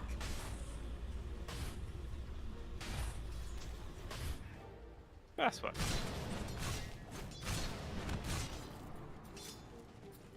A tithe to the impurities.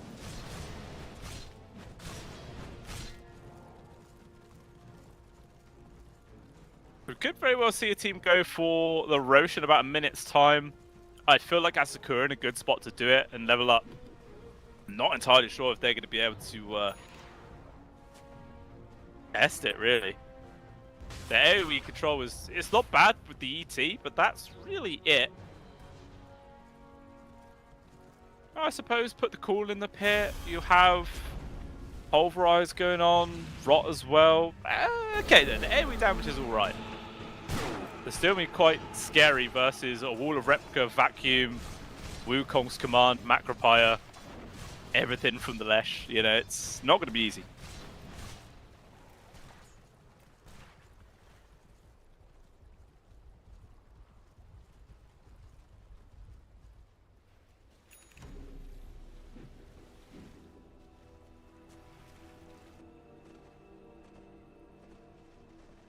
Looks like Level Up might be considering a smoke play right now. They're all gathered up by their tier 2. Let's see who they find. Slimy out. Place some wards. They will break. Harpoon actually gets his grab, hook off towards the side. That's a free kill. And actually, Vladik gets a 3-man vacuum with the control. It's a huge little start here. The rest of the team are going to try and turn up to take this fight. There is the fear pushing Young G back. There's still a lot of damage. Roshan runs through the middle, but actually forces Avian to run in the wrong direction. The Roche timing, absolutely horrible for himself. Looks like everybody else is going to try and get themselves out of there. Young G actually missing his stun up towards the north side on Matson. So very close there to the Primal Beast going down. But it looks like Asakura are going to feel confident enough to keep pushing here on towards the tier 2. It's a catapult wave with the Pudge dead still for 20 seconds time. Boundless forwards. With the Wukong's dropped, Anku is just gone. Antuf already using up to pierce the veil. It's pretty much all physical damage from Asakura, so they feel safe. Actually, Matson, sorry, in the back lines. That was a very aggressive place to be in, and I think that's just sacrificed their tier 2 as a result. They can't really defend this anymore. And they try to, and now look how quickly they're going to get caught to pieces. Antufis is dead. Avian outside the map. Good 4-man stun. Going to try and go towards Young G, but the split earth that continues to pop off cancels it out. They get the kill with ATMI, and Avian just dove into the base. Every single person is dead on Level Up side. Okay, Lelesh actually dies in the tower, but who cares? It's still a massive victory there for the side of Asakura. That is not at all what they needed there for Level Up to help bring themselves back to this game. And I feel like that was just that odd play from Matson to go into the backlines without any real help.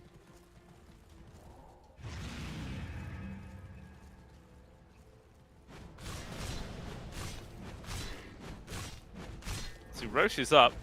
Wasn't amplified damage on 7 Jesu, who they thought about going for it, but I guess everyone being alive on Level Up is a little bit too scary.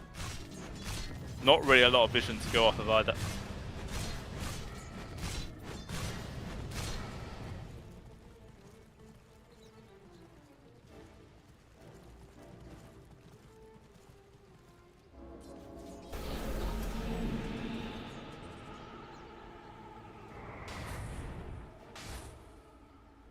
It's still a case of all 3 cores inside of Asakura top of the net worth. Still, we do see Matson behind the enemy position 4. He just can't really get a good opportunity to farm in this game. Like, he has Blink Dagger and Blade Mail, and that is about it. It's just so hard to find any space.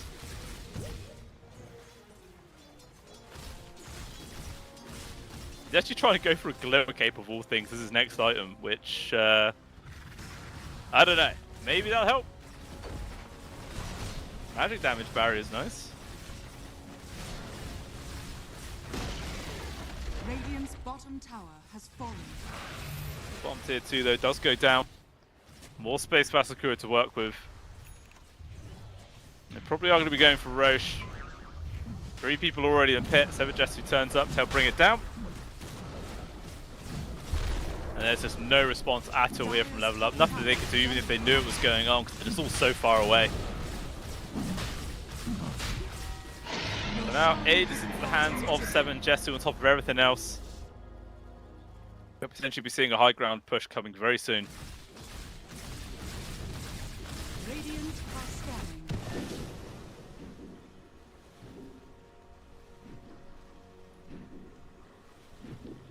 They're all grouped up right now, Level Up. Like, just playing very aggressively inside the dire jungle. Trying to find any sort of player that steps out of position, which maybe is going to be Young G here, but no, he just boundlesses the creep wave and runs away. Desperately trying to get some kind of kill. Oh, it looks like they found him up top, Mr. Cameraman. It looks like Young G is dead. Okay, you guys don't need to see it, but hey, I told you. Hey, what's going on? That's a big kill to find. Definitely slows down the aggression here from Asakura. You know, it's 45 seconds where they're not really going to be pushing. I mean, or are they? Because 7 Jessu 100% considering poking this high ground right now, but look what the rest of his team is. They've all completely abandoned him. Way too risky to linger.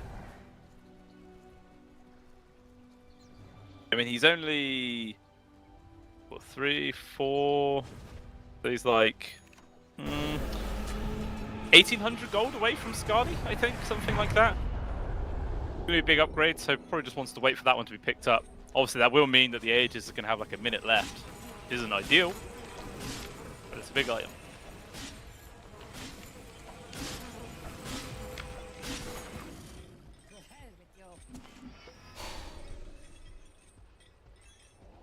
Even Shiva's completed on the ducks in about 450 golds.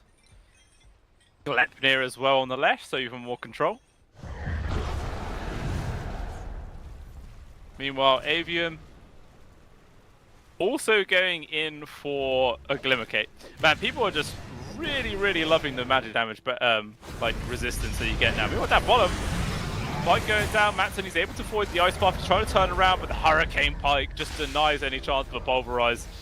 And they just find the kill completely for free. Meanwhile, off to the right side, Anku is still trying to run away. He just can't get out of there. He too will fall. That's 2 cores dead outside the base. 30+ seconds. This is going to be a high ground push for sure. Let's see how much damage they're going to sustain here, Level Up.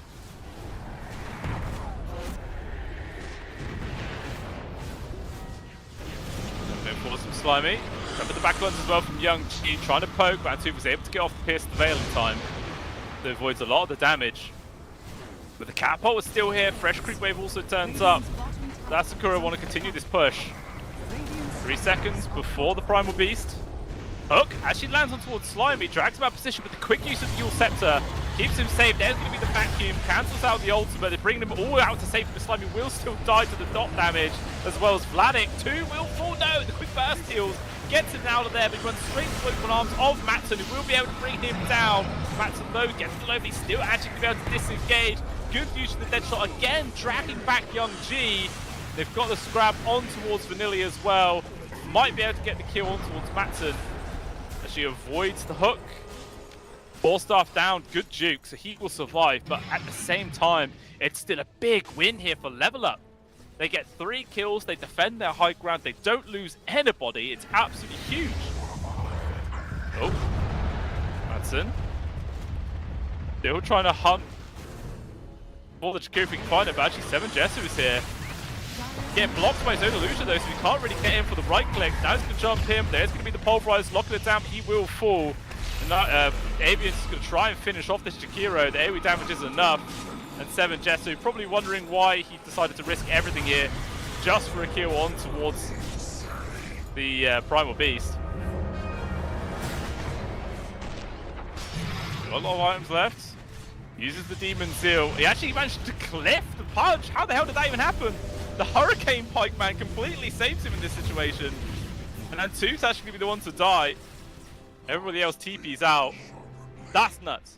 The Hurricane Pike cliffing the Pudge is the only reason 7 Jessu lives there. That is nuts.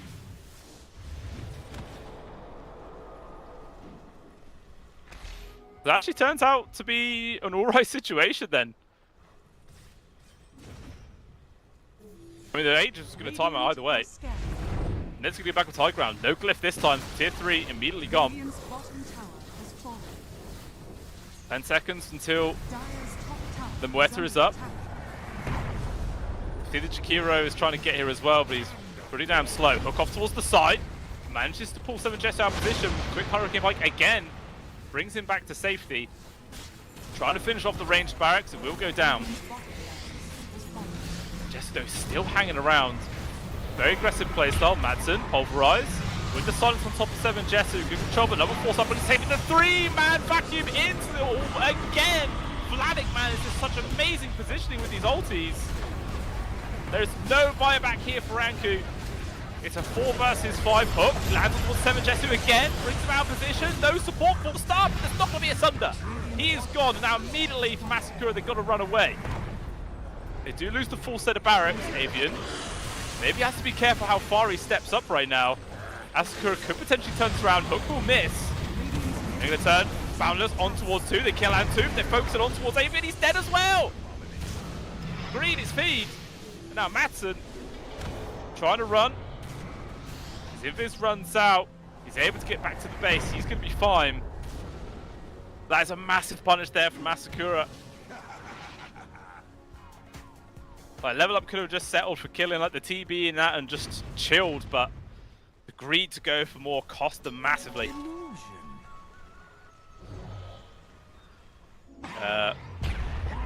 Did he? Okay, Madsen has gone for a pulverize. He doesn't really have any help nearby. He's committed himself to a very awkward fight, but he's going to be swerve coming through. Anku's on focus on towards Young Chi. Look how much damage he does! Just melts this Monkey King. And slightly out also drops Anku with the big double. Alright, never mind. Apparently it was well worthwhile.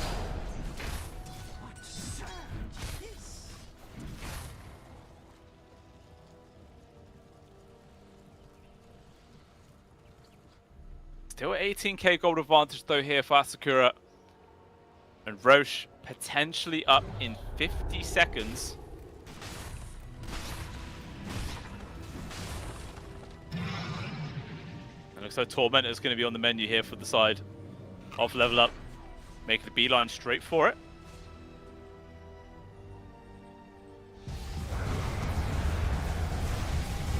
See who actually gets this one.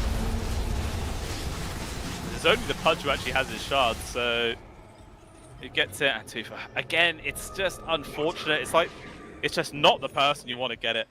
That was nothing really at the end of the day.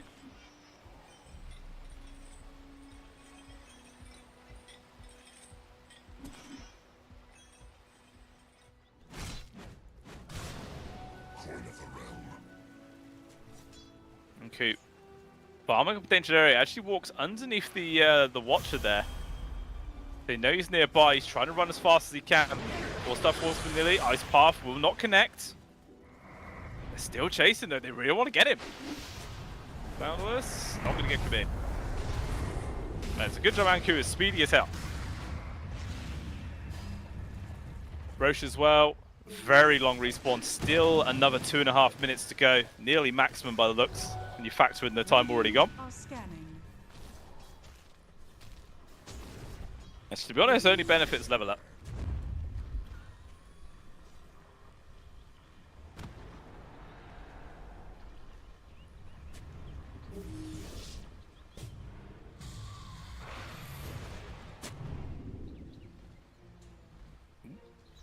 See the creeps run down to south. Avian.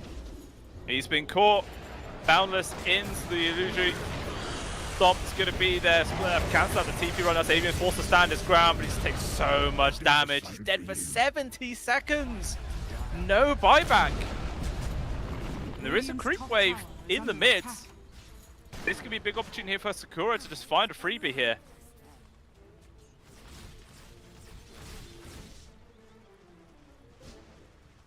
The other two lanes are semi-pushed out. Okay, attempt to get the grab there on towards Antupi. Actually pops the coolant just in time. Purge away that route.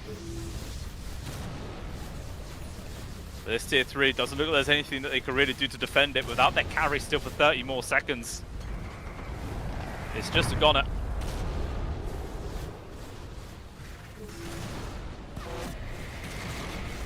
Radiant's middle tower. Looks like Asakura is still going to stick around for more. So fast how the range barracks died. Force by Force actually able to avoid the stomp there. Boundless again, locks down towards 2. Anku forced to storm already, and 2 just gets annihilated. Again, no buyback there available for the Moeta. Dump forwards. ATMI though just gets Gatling gun down. Matson jumps into the backlines, trying to do some control, but again, 7 Jesu is there behind you. The right clicks are doing some serious work, trying to bring down the Shakira, but it's not going to be enough. And now, Avian jumps forward, he gets sundered immediately. There's just nothing he can do to survive all this. And it's everybody dead, no buybacks to be seen, and that is the game, and that is the series. It's 2-0 for level up. No, 2-0 for Asakura, sorry. There's a 50-50 chance I said the right name there. But yeah, really great game there from Asakura. The last pick, Pudge, unfortunately it just didn't work. I didn't really see any point in that game where the Pudge looked phenomenal, was doing some serious work. Did a few like nice hook saves every now and then, but that's not really what you're after from your position 1, you know, that's a support Pudge kind of play, not your carry. So unfortunately it doesn't quite work out the way they would have liked, but Asakura definitely showing that they are the better team of the series and taking it down in a quick 2-0. Obviously this offlane duo of the Darkseer Leshrac seems to be pretty good, you know, Asakura like it, played it 2 times in a row, both times went very successful. The mid Monkey King had a great time 2 games in a row, but obviously he was versus a melee matchup both times. Like, kind of felt like a mistake that Level Up were putting themselves in that position again and again. But either way, it's just, yeah, very nice victory there for the side of Asakura. So they themselves are the second team to win the second series of the tournament, both of them with the 2-0 starts. They're going to feel super comfortable about that one and very confident pushing themselves forward. But obviously, it's still very, very early days in this tournament, guys. We've only just begun, so there are still several chances down the line for Level Up to be able to get some more wins, to get those points, to hopefully be able to push themselves to the playoff stage for CCT Series number 7. But for us here, we will be jumping over to a relatively long break. It's going to be about another hour, guys. And I believe the next series is going to be Night Pulse going up against Apple City Gangs, which is going to be quite interesting to watch. That one should be super close and very exciting. So hopefully you guys do come around to watch that. Obviously, I will not be there, sadly. It's, you know, I was here for the first 2, someone else doing the second 2, but, you know, you guys are going to have fun regardless. But all I can say is thank you for watching me. Hopefully you've enjoyed the games, and I'll see you guys in the future. But like I said, return in an hour for some more CCT. I'll see you later, guys. Bye-bye.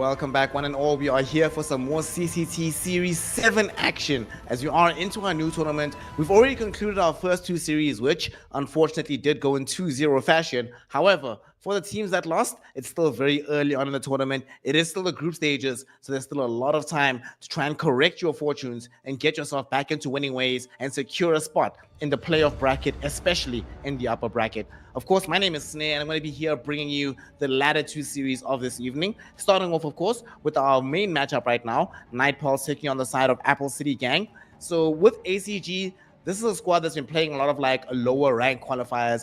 They've been trying to get into PGL tournaments, trying to get into some other CCTs, trying to get into some ESL tournaments, always failing somewhere along the line in the qualifier run, but they have been looking a little bit cleaner, a little bit better, a little bit more solidified in what they're trying to do in the sense of their Dota that they're playing. On the other side, though, is a Night Pulse team that has been looking really, really, really good. They haven't played just yet in this particular tournament, but the last time out that we saw them here in CCT, back in Series 6, remember that this is a Night Pulse team that came second.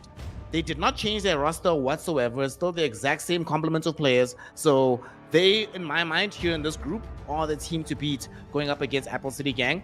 Of course, earlier on today, we did see Level Up taking a loss, unfortunately, to the side of Asakura, but as we all know in Dota, one loss in the group stages does not determine your overall tournament run, so we're certainly looking forward to more coming out of them. And the one other team that we haven't seen playing just yet, and are not going to be playing until tomorrow, I believe, is of course One Move, who are at the moment just sitting, absorbing information. It's a new patch. Nobody really knows exactly what's going on, so now is the time to learn, try to figure out exactly what style of approach you want to have to the new Dota.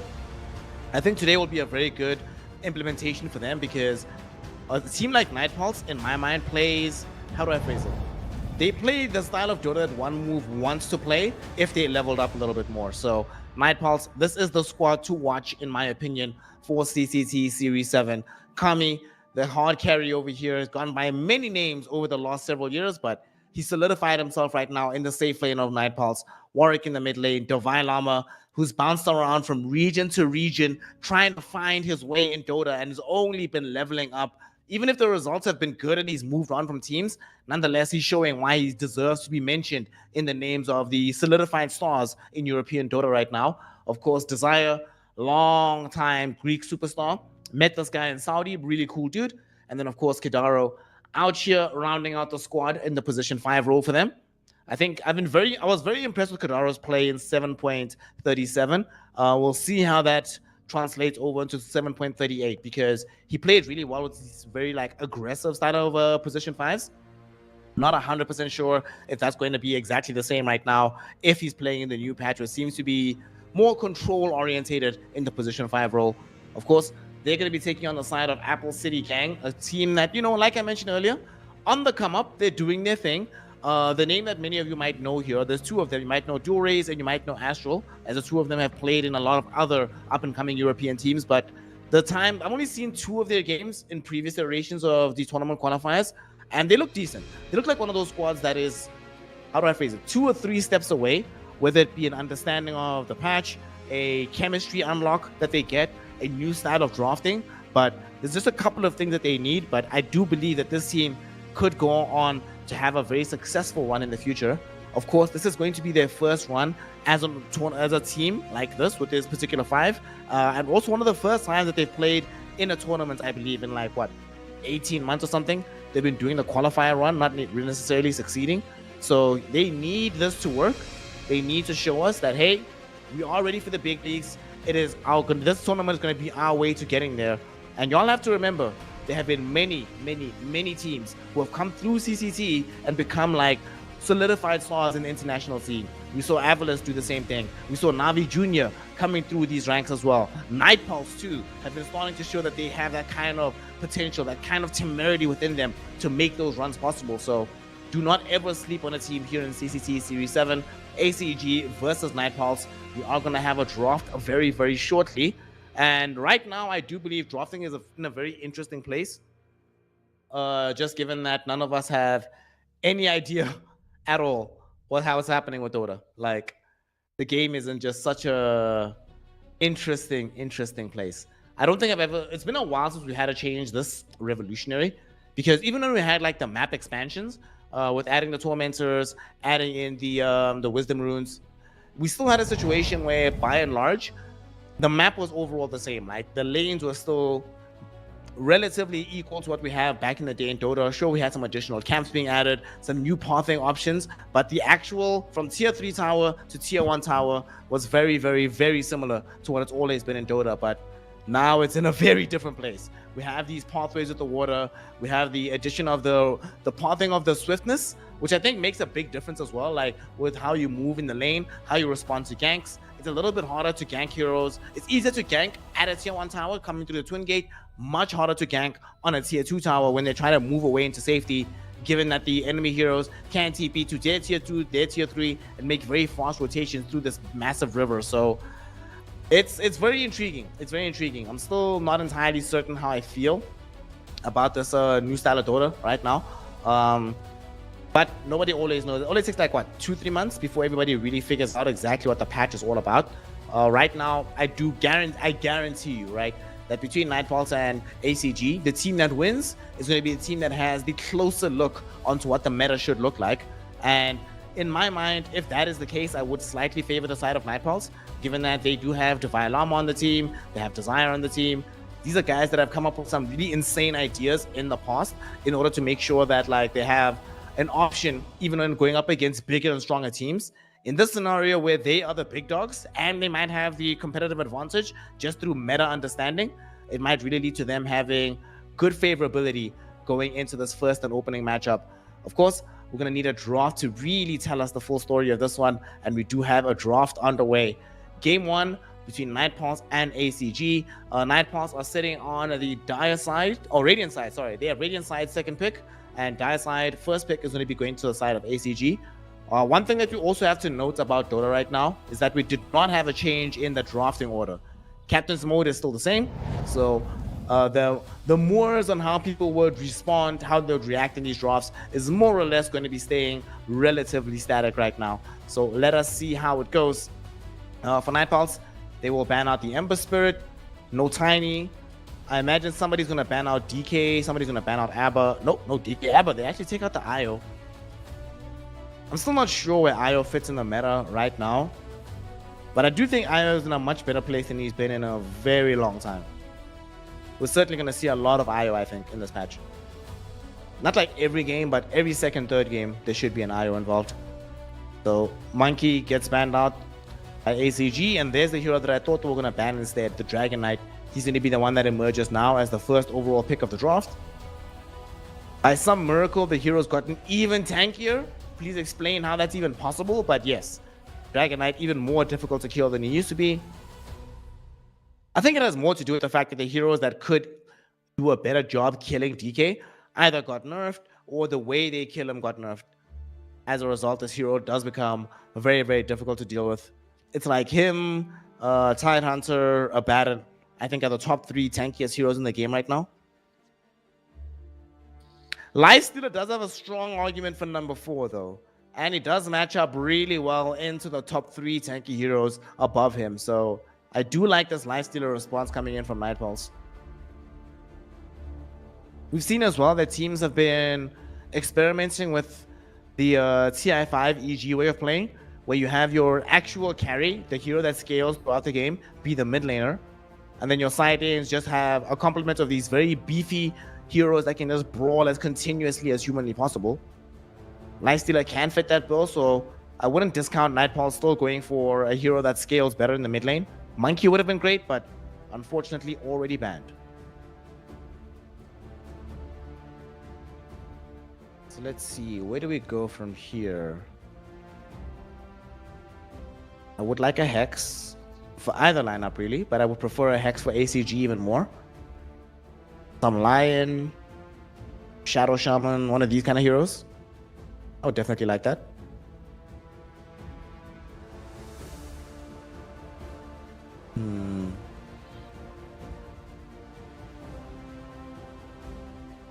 Enchantress banned now, so Nightpulse will be picking first out of this phase. What do they want to pair with this Lifestealer?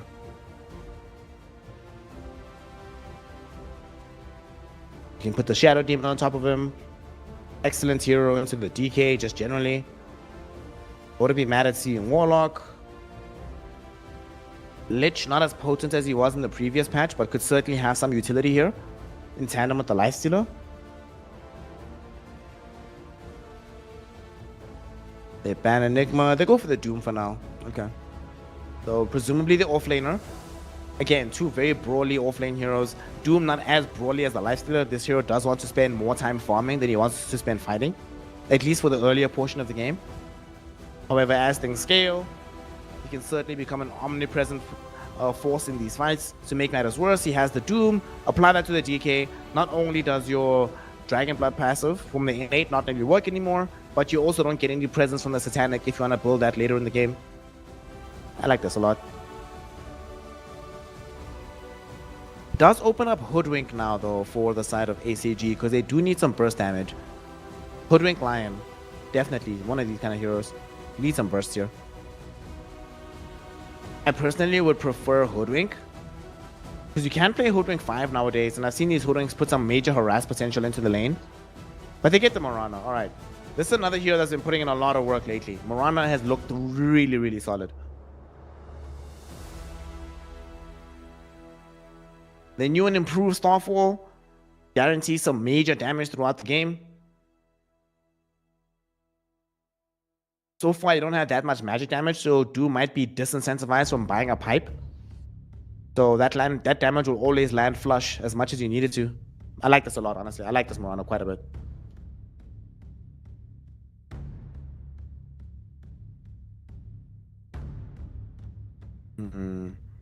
What do we follow it up with, though, from the offlane? To get Muerta for now. We have seen Muerta look fairly solid as well. She buys a lot of Atos, upgrades it into the Gleipnir for the game. Easy targets to land a long-range Sacred Arrow. You're already pairing with the Dragon Knight as well. A hero that can scale in the damage department. And looking at it now, Lifestealer as a carry wants to be dealing out this physical damage. She has the inbuilt Ghost Scepter to protect herself and do damage in the opposite direction.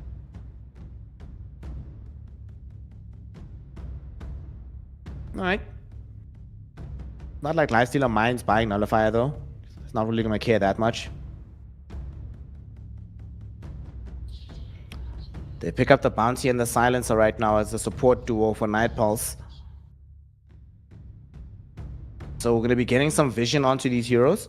Moonlight Shadow will not be a saving tool as much as you would like it to be. Between the Doom and the Bounty Hunter, there is a lot of greed and gold accumulation on the side of Night Pulse. So they certainly will need a mid hero to bring this all together. Somebody who can go from lane to lane to lane, help them find kills, help them expand their advantage, ensure that the Silencer gets the bonus off of those, off this, what do they call it? It's not the Glaives of Wisdom passive. Is it still the passive on the Glaives of Wisdom? I don't know. But you want Silencer to get as much intel as possible from these kills. Before the Broodmother, one of the reasons they felt safe picking Silencer is the ACG draft didn't really have that much gap close, right? Until DK picks up the Blink Dagger, which he's probably not going to do until much later. If he was going to be mid, which I assumed before, but now he's probably going to be carry. But he needs a Blink. Nobody else really had an easy way to get on top of the Silencer. However, Broodmother, this is one of the more painful matchups for the Silencer in the entire game of Dota. You have zero tools to deal with the Spider once it's gotten on top of you. Like, she arrives, she chomps you to pieces, puts her eggs inside you, they pop out, they burst you to pieces, nothing you can do about it. I do think the Brood is a very good response to the Silencer, but it is good to see Silencer back in the meta. My man is ignored since pretty much what? The Singapore TI? Which one was that one? That was TI 2023. I have not seen much Silencer since that tournament.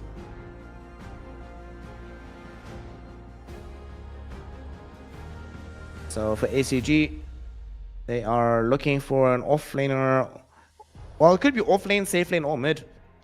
A Brood can play all three roles. DK can play all three roles. Hell, Muerta can play one of those roles as well. Even the Mirana can play two of them. So you certainly don't know exactly what's going to be happening from the side of ACG. They don't have Lost Pick though, so that's going to reveal a little bit more. As Night Pulse, they ban out the Beastmaster. They ban out the Nature's Prophet as well. So no Zoo stratagems, as they also remove the Enigma. Makes sense when the enemy team already has the Broodmother. Deny them the chance to just roll over your game.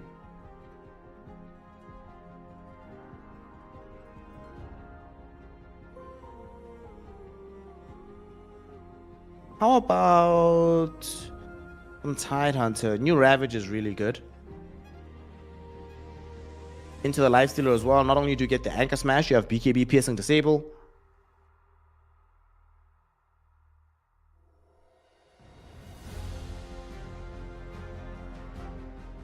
Depending on the circumstances, you can get the Kraken through the global. Wait, can you still? I'm not sure. You should be able to, right?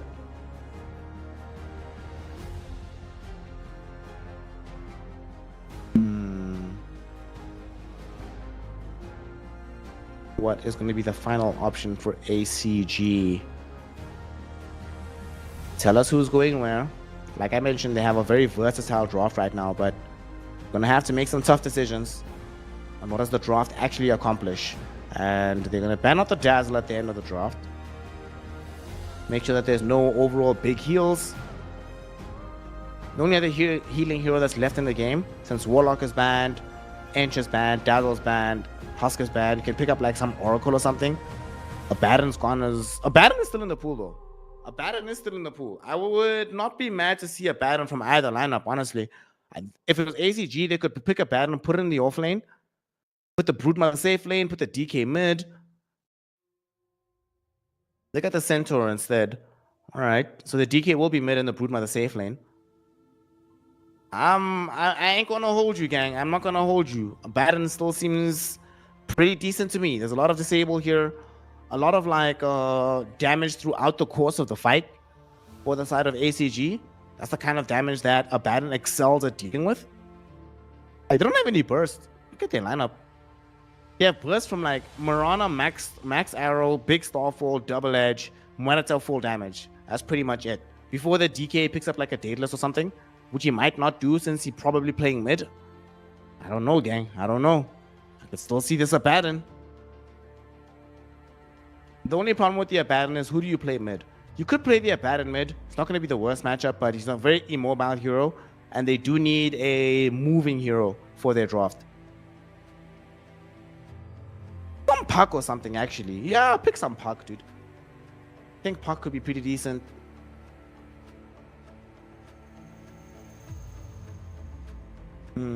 What else would really work in their favor? Ember's already gone. Don't see much Shaker as much in the mid lane. We have seen some Queen of Pains, but then they don't have as much lockdown. I don't think Invoker is the name of the game here. I really like Puck. I think Puck is the way. We'll see if Night Pulse, in particular Warwick, agrees. He has to be the one that deploys this hero in the mid lane. So you gotta ask your mid laner, yo bro, you down for this? He picks Storm, alright. A similar vein of hero, make stuff happen on the map, can move around, should have a decent time in the mid lane. I mean, the lane against DK should be fine for the Storm Spirit. I'm fine with this. Gives Lifestealer another vehicle to travel with. You get gold out of the Bounty Hunter. Alright. I see the Storm Spirit coming in right now. And let's see, how are they going to lane everything? So Norma is off lane, your Y is safe lane, and then DK will be mid for dual raise. Alright. DK Storm should be fine. The Broodmother matchup, you're playing off lane into a Doom. It's like whatever, both of you just trade farm. You don't bother each other that much, really. And then, of course, the Centaur should also be more or less fine in his lane. It's not like the old days where Lifestealer absolutely demolishes Centaur. It's a little bit more even, especially with the help of a Mirana / Muerta next to you. No, Astra is playing the Muerta, so okay. So Muerta is going to be the 4. Centaur Muerta is a very strong lane, even into a Lifestealer, so I think they should be fine on that front. Overall, though, I do kind of prefer the draft coming out of Night Pulse for one particular reason, right? When I look at those draft coming in from Apple City Gang, it just feels to me like if they start to fall behind, their team fighting options, or rather, not team fighting, their options to make one big play that turns a game is very, very difficult, right? think of your ultimates. They have Stampede, they have Muerta ult, they have Moonlight Shadow, DK ult, and Spawn Spiderlings, right? These are very good ultimates for skirmishing when you're in an either even or advantageous position, right? If you're behind, how do you deal with this big global silence? How do you deal with this Doom coming out? And also, how do you deal with the Storm Spirit? They don't have, outside of Blink, Dragon Tail, and Stun, out of the DK, they have 0 instantaneous disable. So the Storm should be able to run completely roughshod over them, should have a relatively free game overall for them side on Night Pulse. And I'm also worried about this Bounty Hunter. The track into the Moonlight Shadow, the track into the Broodmother, and especially the track to accelerate the game for the Storm Spirit, I do feel it could prove to be very problematic as the game goes on. However, the game needs to be played in the game itself, not just on paper. So let's see how it all goes as Game 1 now kicks off between the side of Night Pulse and ACG. Let's go.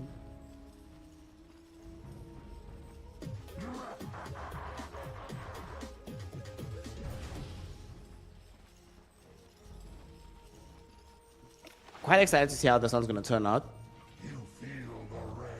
Oh no.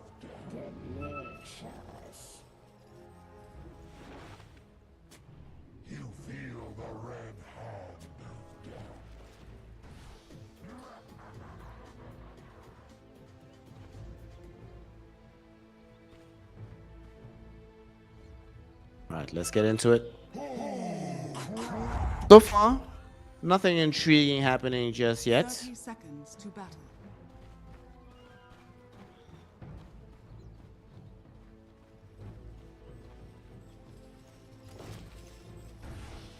One thing I do love about this new map is that it does change the angles that which people engage. So these early smokes are much more difficult. There's a lot more room to maneuver. They're still gonna try it though. They're here on the high ground.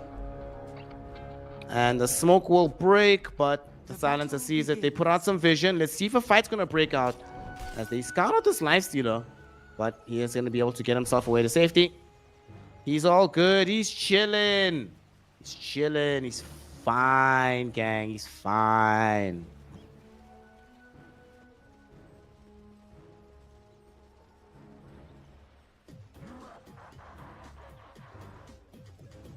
So here we go. Looks like the lane is indeed going to be as we anticipated. Flanco going to TP to the top side of the map. Astral will stay down bottom. Ensure that they start off this map as well as humanly possible.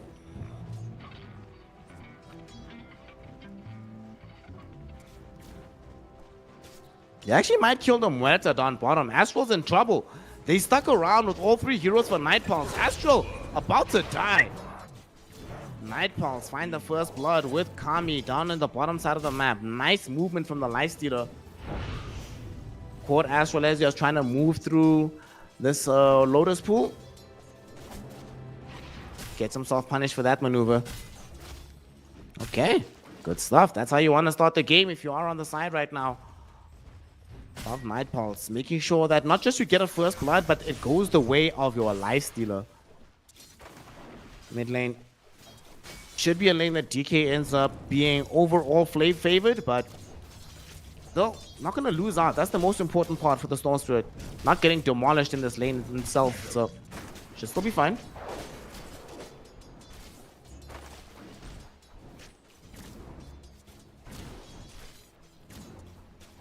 Overall though, Durays should still overall have the better mark of things. As top lane, Yoi on the safe lane, Broodmother just doing Broodmother things so long. Just farming away. As expected, herself and the Doom can't really threaten each other that much. But bottom, they get the threat out onto the silencer. And now the threat is going the way of this Muerta. She's looking to die as well. Oh, looks like we had a crash. All of us crashed. All of us crashed. All of us crashed. All of our Dotas went down at the exact same time. Game is hard just as the Muerta was about to die. All right. Well, it's unfortunate because we had a 1-for-1 exchange, it seems like. Well, let's hope that the players haven't crashed too much. Let's hope it's just a very quick in and out scenario, but this always happens. Big patch happens. The game is a little bit finicky for a couple of weeks before they have managed to handle the load in its entirety. So far, though, I would definitely say that this game is looking very solid for Night Pulse. The Lifestealer is having a pretty decent lane. the Doom side is being completely drawn in. It's a very even manner of things right now. And of course, the mid lane is, yes, favored for the DK, but you would expect that. And the matchup isn't massively favored towards the DK at the moment. The Storm Spirit is doing decently well. And I can indeed confirm that it's not just us. Everybody crashed. Everybody crashed. Everybody crashed. All right. But we are back in it now. We're getting back into it. Only one player that needs to reconnect, and that's Divine Llama, but he will be coming soon. Wait, what? Okay, so it seems like there was a little bit of stagger in terms of when people crashed. Some people crashed sooner than others, so there's a player in the team who's very concerned about the positioning of heroes on the map. He's just like, what the hell? What's going on here? This person wasn't this far forward, but they were. Just so happened that you crashed after they did. They managed to move a few more units up into the north. And of course, you'll see exactly what I'm talking about as we are about to reconnect into the game. Right now, I still feel, yes, I still favor Nightpulse, but they're not that far behind on the side of ACG that they need to be very concerned about how things are unfolding. If they just take it easy, relax. In particular, they need to get to their level 6s. They need to get to their level 6 on the off lane for the Centaur, and they need to get to the Blink Dagger for the DK in the mid lane. These are the essential timings for them to try and turn this map around, put things in their favor. Use the DK to initiate, use the Centaur ult to retreat if you have to, or bring extra reinforcements as needs must. So that's going to be the big thing for them. All right. Looks like everybody's good. Just a little bit of trash talk between the teams. It's Dota 2. What can we... You kind of expect that to be the case, right? So let's see how it's all going to unfold again as we are back into proceedings. As mentioned, it ended up being a 1-1 in the bottom side of the map. Centaur was able to be around for some experience, but not able to save the life of the Muerta.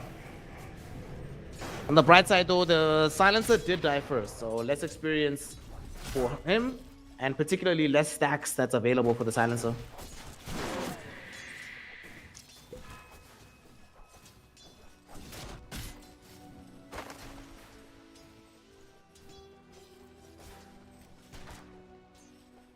Things still very quiet right now.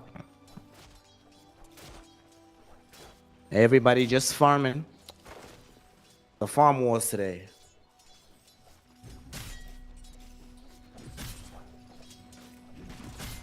Dire's top tower is under attack.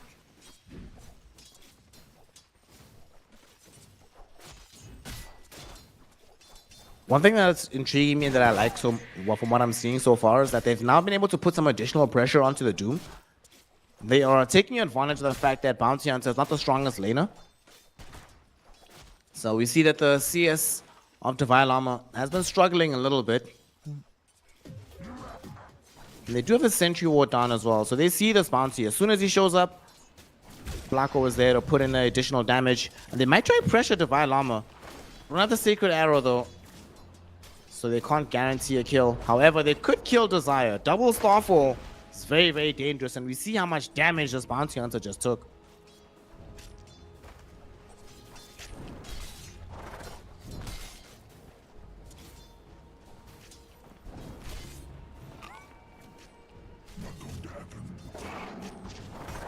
Going again.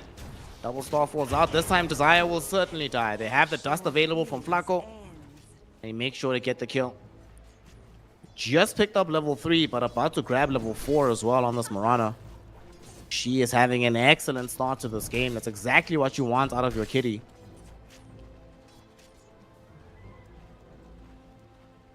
Doom, though, not going to be happy. His lane partner is gone, so he has to play a little bit more safe until Desire returns. Even feeds him a full healing salve just to make sure. As we look down bottle. As mentioned earlier, Lifestealer no longer in the position as he was in bygone eras, where he just automatically dominate the offlane with a strength hero. Now he has to play a little bit more carefully, and they're trying to put some pressure out onto one another. Astral had the damage onto Kidaru. Kami, of course, put the pressure onto Norman, so nothing ends up happening. Radiant structures are fortified. One thing that is happening though is that mid lane, the Storm has been playing very, very well. Top, they're actually going for a dive here. Divine Llama, he's in trouble, losing quite a bit of HP. He's getting ran down. Flaco doesn't have Sacred Arrows still though. Only just got it off the level 4. Not going to be able to find the right angle. So they have to let these heroes go. Although next time, they now have the proof of concept of how to secure these kills on the top side of the map. They could actually go again. I think Doom is just due. I'm so surprised that they didn't just try to kill Doom, but they ran out of mana. He was so smart. He ran forward with the mana burn. He might still die though. Ran down by your Y, and that's still going to be a kill. That's so unfortunate because he started it off so well. Mana burn onto the Morana, so she doesn't have enough resources to go for the arrow plus starfall kill. But they nonetheless have the tools. They're now going to go for another kill onto the bounty. Do they have the vision? No, they lose it just at the last moment. In the meantime, down bottom, we see that this Lifestealer eats a blood grenade. One more right click might kill him. Does have the rage though. Able to get away. Kidaro's courier not so lucky, but who cares about a courier? If your Lifestealer gets to live. Came very, very close. And it's been opening up more space for the Centaur down bottom. Norma been getting quite a bit of net worth here on the Centaur Warrunner. Invisibility. Divine Llama in the meantime ends up going down on the top side of the map. He just came back with full HP. What happened? Oh no. This is not what they want to be seeing right now for the side of Night Pulse. And ACG doing really well in their lanes.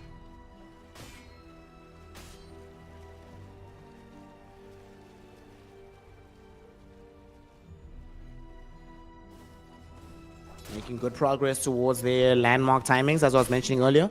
Blink Dagger for the DK. Level 6 for the Centaur. Absolutely essential timings for both of them.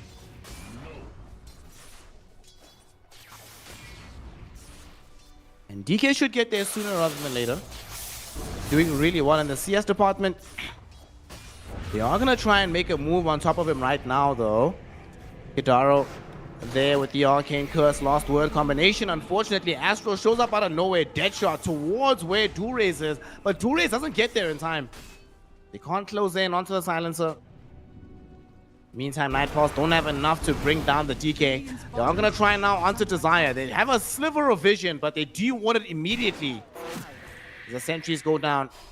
And they performed the DK ultimate for this one. Duraze was hoping to try and find something off the back of this, but unfortunately, will be denied that opportunity.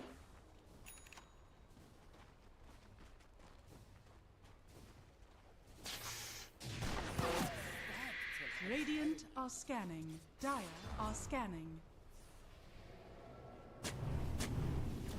Still not all doom and gloom though. Game is still very even. Top tower is being taken right now by ACG, this Broodmother. Able to overwhelm and overrun this Doom. Normally this lane goes a lot better, but with the Bounty Hunter being there as such a weak laner, you can't necessarily contribute in the way that you would like to out of other heroes.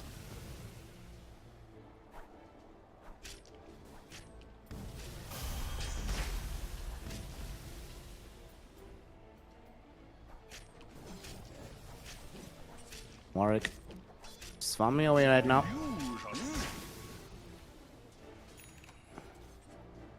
Meantime, the big issue is UI going towards this Orchid. This is a great game for an Orchid. You know for a fact that they're going to not have any Dispel mechanics for quite a while. Look at Warwick. Building into the Kaya first. Doom is building Midas. Lifestealer is building Omelette. So having this early Orchid could really make a difference. If he gets it in the next couple of minutes. And now they go middle. Stampede. They want to try and bring down the Storm Spirit and they succeed. Astral able to bring him down with the Deadshot. And as that happens, look at the Broodmother coming in through the trees to assault the tier 1 tower. ACG playing some very fast Dota right now.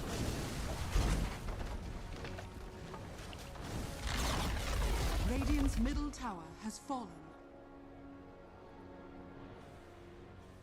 Alrighty.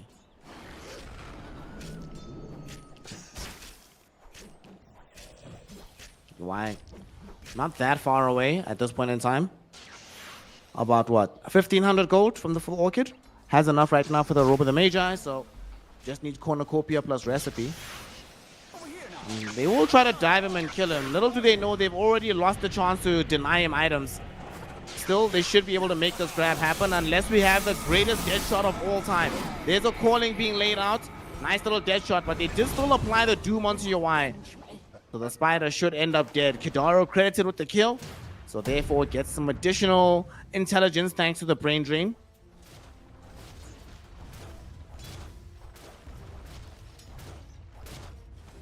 Radiant's bottom tower is under attack. While that fight was happening, though, the Lifestealer was just chilling bottom. He's farming away. Kami. He just wants to be able to finish off this armlet. He's getting closer to being able to do so right now as well. He might get surrounded, however. They're bringing in a Mirana. However, there's nobody on the other side. Nobody in the Twin Gate, so it should be fine.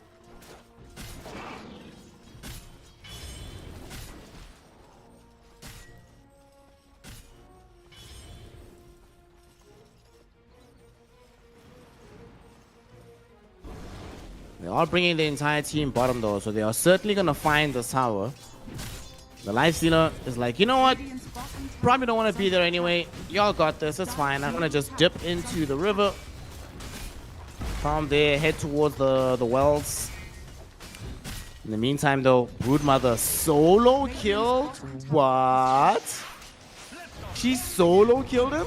She might die for this though. There's a stampede to try and bail her out of trouble. She has been hit though with the vortex, with the silence. Do they have enough damage? Yes. They bring her down, but Warwick will pay for this with his life. Ends up dead to Dual Rays, who also showed up with a DK form. They might not be done with the skirmish though, as Desire has been dusted up on the Bounty Hunter, being body blocked by Flaco right now, opening up space for Dual Rays, who will be able to find the double kill. Nicely done by the DK. And as we go back, we see Yawai. It looked like a foolish fight, but he was opening up space for Dual Rays to come in on the backstab. Ensure that they find the 2 kills and make it a 2-for-1 core trade. And a 3-for-1 trade overall in favor of Night Pulse.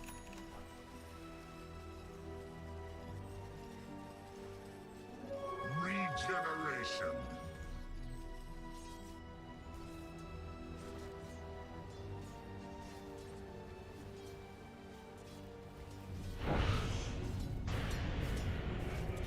ACG though did get the tier 1 tower down bottom. So it's not like they lost out on the entirety of the map. Now here come Night Pulse. Smoked up. They've drawn a line towards the river and towards where this Dual Rays is at the moment. They might come right across him.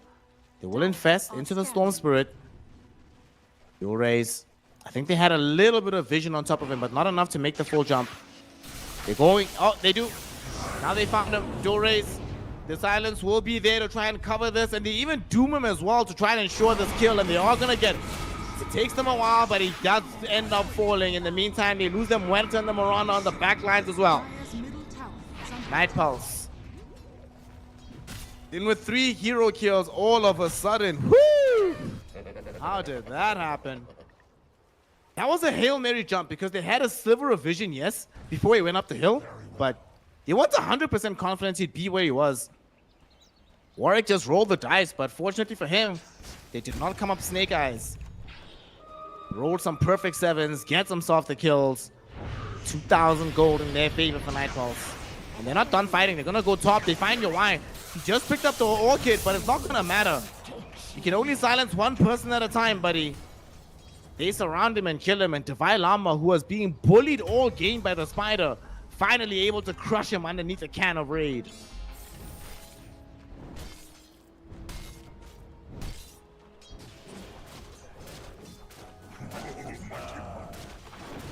But at least Flaco does end up killing the Bounty Hunter. That's nice. The thing is, though, for this draft, and why I'm still a little bit skittish about them, they need to be pushing towers.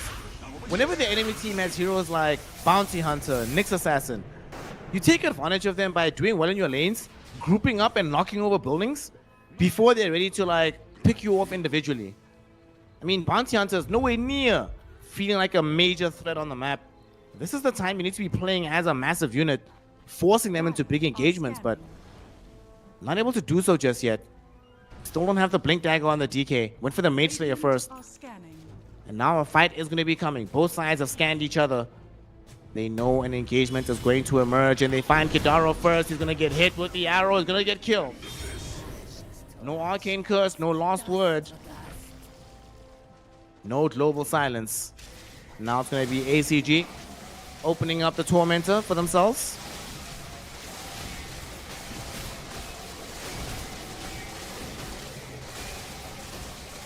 I will say, in terms of changes on the map, I really like the new map changes. Like on the sides of the map in particular, I like it a lot. Top lane, we do see them make a jump onto Divine Llama. Managed to get him down without too much difficulty. Dire's middle tower is under attack.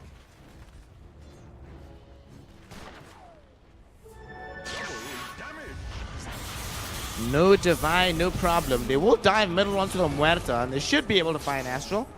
Desire was there, making it a track kill. Some bonus gold for him and the gang. Holy base, not just bonus gold. That is 750 gold. Are you kidding me? My goodness. They do find your Y. Oh no. This is a Broodmother. Oh no. She doesn't have SNY. She doesn't have BKB. She doesn't have Manta. If she gets tracked, she is just dead. Uh-oh. By some miracle, even though they're getting these track kills, ACG is still ahead of them in the overall net worth, mostly due to the DK, but now middle, they get the Doom out onto the Centaur. Can they bring him down? He's really tanky. Dure is now jumping in onto Warwick. Can't bring him down though because of the global silence, ensuring that the Storm Spirit stays alive. Divine Llama now ending up with the kill onto Norma, and all of a sudden Kami there with the open wounds. However, there are reinforcements with the calling. They zone them back for now. Infest into Divine Llama to give him the HP that he needs. In the meantime, the reveal is there for Desire. He's walking underneath the Sentry Ward, and he will die. The Y finally able to get a kill with this Orchid.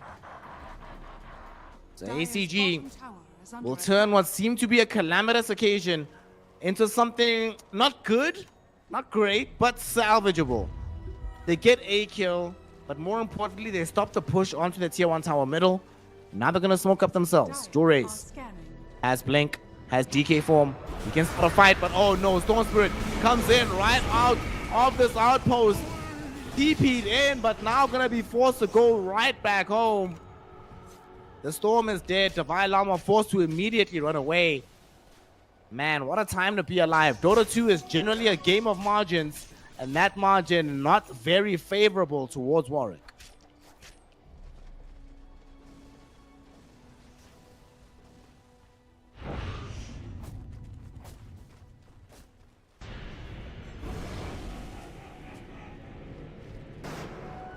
Still, after all of this, ACG still continues to climb the net worth charts.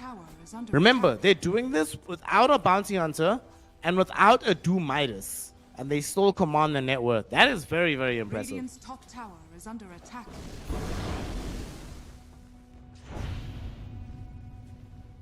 Manta now has a lot of Atos, can start building towards the Gleipnir.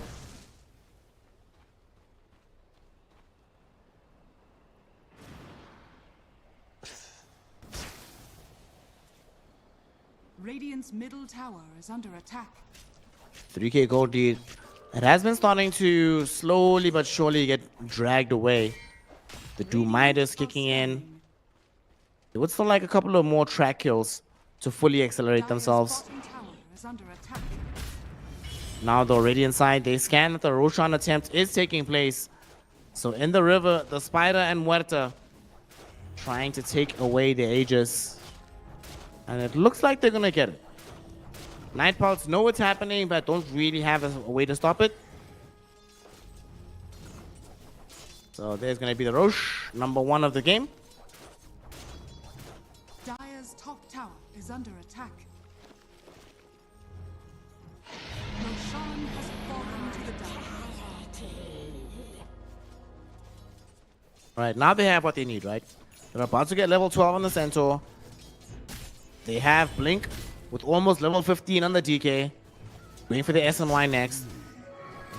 And this Broodmother Has almost the full Manta style in tandem with the Orchid, so it is time to go. Time to make stuff happen on the map. An easy shot. It will smoke up, in fact, Muerta, as well as this Broodmother. Scanning. Coming bottom, your Y smoke is gonna pop soon. Opts to come back a little bit. Doesn't want to give the game away. Wants to make sure that they're there with the dead shot if needed. Lifestealer going to farm the additional camp. Will this be dangerous for him? Unfortunately, there's no blink dagger on this Broodmother, so she doesn't want to take the chance. We're just showing up out of the blue just like that. DK does make his way towards bottom, but he is tracked up, so Lifestealer will know very well to get himself away. Radiant's bottom tower is under attack. Radiant structures are fortified. Dire structures are fortified. Tier 2 tower now going to be in jeopardy. Being sieged upon by a Broodmother and a Dragon Knight. So 21 minutes in, you lose your first tier 2. Radiant's bottom tower has fallen.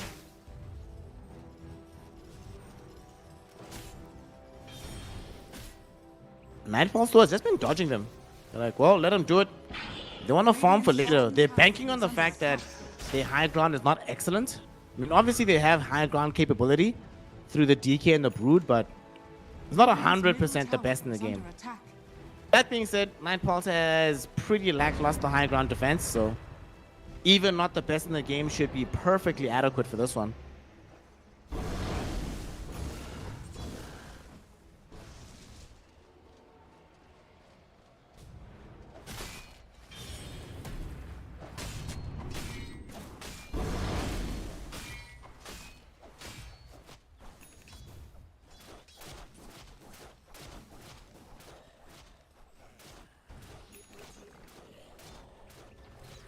Manta now picked up by the Broodmother.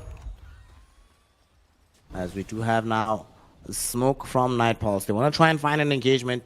Involve this Blink Doom into the game for Tavai Lama. This long range zip. Warwick goes towards the middle. They come across the Centaur. They drag him in with the Vortex. Do they have enough damage? They don't. He gets the Stampede off right after the Doom arrives. And now they have enough to just turn the tide as Yowai was able to chomp through the Lifestealer with the Orchid. Making sure that they have the silence. They've killed off the silencer as well. As now chasing Warwick underneath the tier 2 tower. He gets eaten alive by the spider. ACG found themselves in a position to be able to dive them perfectly. My MVP though is Norma. He gets the Stampede. He draws the Doom even after the Stampede. And the Vortex and the Infest. All the major initiation of Night Pulse went to the Centaur and it didn't even matter. Got off his key spell, didn't even die, and now here his team is on the high ground, pushing for the tier 3 tower and the first win of racks in this game.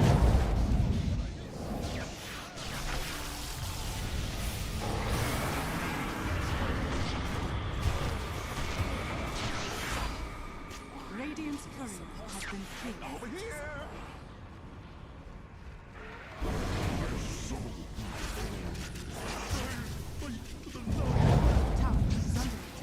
Let's look at that again. Check this out, right? Norma, the MVP of this fight, honestly. Like, y'all saw how well he played. Just pure MVP stuff. Well, a little bit problematic how this game is unfolding now, as we do see the Broodmother down bottom with your Y. They're onto Kidaro. They do find the kill onto the silencer. Warwick forced to just zip away before he becomes their next victim. They might not be done just yet. They're going down. They want to try and find this Doom. Do they have the angle on top of where he's at? I think they do. Doom trying to get out of here. Doom not going to be allowed. Tavai Lama chased and killed off. Uh-oh.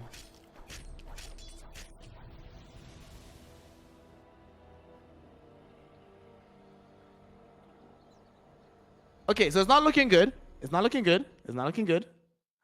It's tough. It's a difficult situation. As we might have just had a quick crash. I'll update y'all radio style on what's still happening in the game right now. We did just have the Aegis being reclaimed by Yowai. So the spider is mortal once more.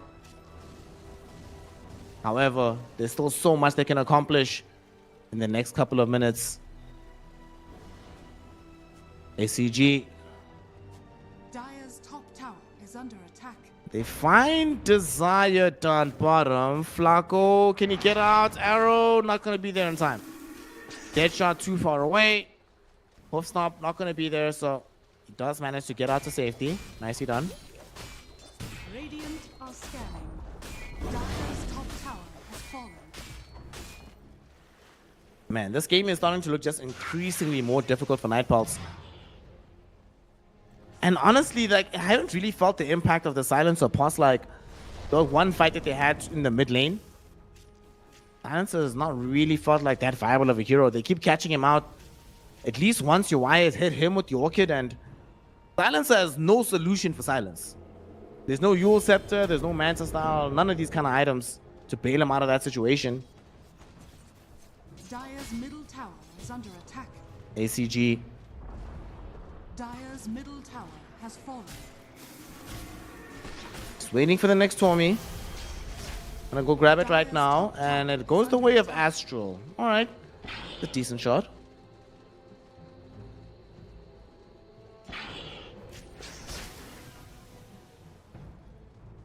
Dire's middle tower is under attack.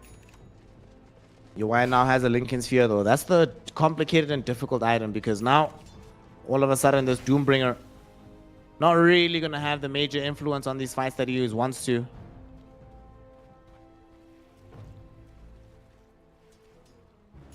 At least Doom does have a Gale Guard. That's gonna help. Gale Guard plus Shiva's arriving at the same time. That is a lot of effective HP being granted towards the Lord of Hell. However, ACG still in pole position, still feeling very good about how this game is unfolding.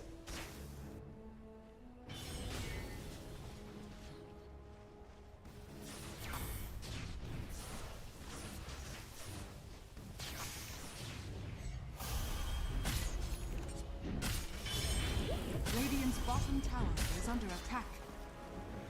Drums of Insight, or Endurance rather, purchased by the bounty. Part of the problem is that we haven't seen Night Pulse make a successful move in a while.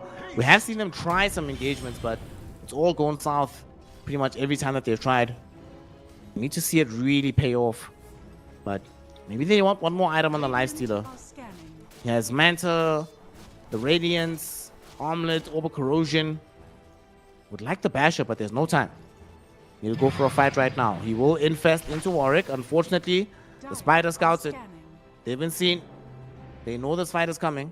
So why are you gonna try and break all these smokes? He knows the angle they're coming through. We'll see how brave they are and wanting to just zip directly forward. ACG are completely stacked up, and now they smoke themselves. They're gonna go for their own wraparound maneuver here. See if they can find it. They're not gonna go for the wrap, actually. They're gonna go for the jugular. They see that there's nobody in the base. They're just gonna start putting pressure onto the buildings. They might just do that. Wait for somebody to come home, put a little bit of pressure. Okay, they see the courier of the storm, but they don't see the storm himself. We'll see Storm zips home right now, right past all of these heroes. Radiant's courier has been He'll killed. be fine. Courier not so lucky, but at least he will live. Shadows take us. Dire's bottom tower. Moonlight Shadow now from the Marana. They want to come bottom and kill Kami.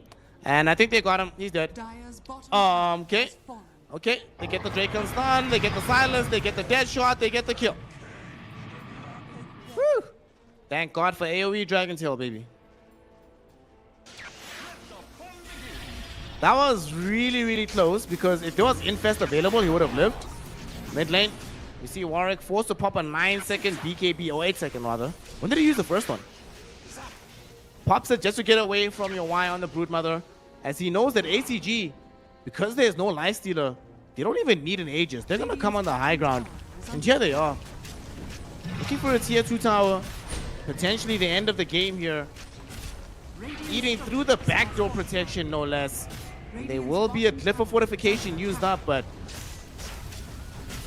not sure how much of a difference it's going to make.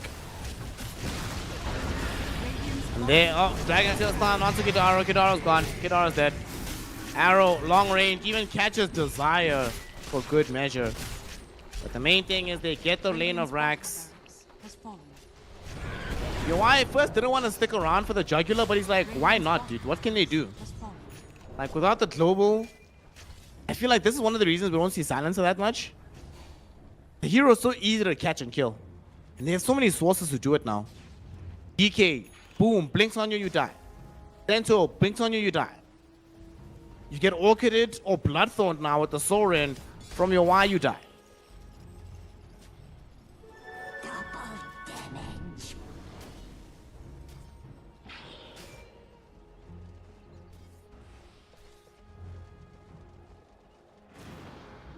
The Y and the gang are now inside the Roshan pit. Beating down onto the big man. It's an Aegis and a Roshan's banner. Night Pulse need to try and stop this, but how is the question? They were not able to scale in the portion of the game where they were strong. And this bounty has not really given them much vantage point, and now look at this, arrow in onto the Lifestealer. There's the global silence, but it won't really matter. Lifestealer's still gonna end up dead, right? No, he's fighting, he's healing, he's keeping going. He's gonna try and stand his ground, infest into Warwick. He needs the Storm to get him out of here, but the Storm is out of mana. The Storm is now dead. As he comes back out, he is right in front of nobody that he wants to see right now. It's a spider, it's a dragon, it's a dead woman from the grave. And they all send him right to his funeral. ACG end up now not done just yet as they find Kidaro, make it a triple kill for dual race. Man, Radiant's top tower is under attack. Nightfalls did their best there. They reached in for that fight. They thought they had the turnaround. Lifestealer was surviving for longer than expected. Marana died sooner than they thought, but the rest of ACG are just way too strong right now. Go back on the silencer. Still 40 seconds though without the global. And this hero without global is not a hero, honestly. They jump in right now onto the Doom. Nobody can save him. He's just dead. No buyback available. Storm Spirit now silenced up. No BKB available. Storm is gone too. And this game is just over. There's no way out of this one. Lifestealer's gonna try for one Hail Mary fight. Radiant's top barracks. But right now, I guarantee you that Nightpawls are talking to themselves about game number 2. Because ACG, the Apple City gang, showing that this city is for the Apples. Kidaro about to die yet again in this game. 7 deaths for him. Lifestealer will not fare any better. And they pop this MP just to make sure they kill him. Warwick buys back just to achieve absolutely nothing. As GG, well played, has been called. Radiant's Nightfalls middle tower is under throw in the towel and they make sure that Apple City gang, baby, win game 1 here in CCT Series 7 in the group stage.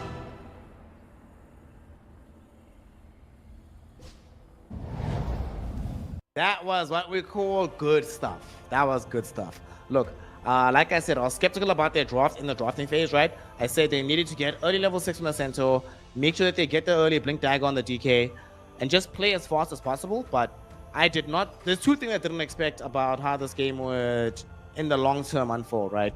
I didn't expect how long would it take for the Bounty Hunter to not just get level 6, but how long would it take them to find multiple track kills. Also, we spoke about this in the draft that Nightfalls have a relative lack of jump. They needed a mid hero to bring it all together. But Storm just you could just feel it that he needed that little bit of extra disable. He would jump in, they find a good remnant, Lifestealer pops out, does a little bit of damage, then the enemy team just pops Stampede. Even if you're doomed, Stampede still works, you just run away. Even if you're silenced, Stampede still works, you still run away. And I will say that, the Centaur player, his trigger finger on the Stampede, hair trigger, always ready, just in time, baiting his team out of trouble. So I will still say that Nightfalls could have made this draft work, but they were out-executed. ACG just were played better than them. What can you do? It's Dota sometimes. So that's a very solid victory for the side of ACG, but it's only game 1. This could still be a full best of 3. So we have to witness if Nightfalls have what it takes to make a turnaround happen and potentially take us to the 3rd and decisive game, or if ACG will grab themselves their first 2-0 here in their first iteration of CCT. We're going to be finding out after a very small break. So go grab some water, stretch your legs around where you are staying right now, and join me for Game 2 of ACG versus Night Pulse here in CCT Series 7 in just a few minutes.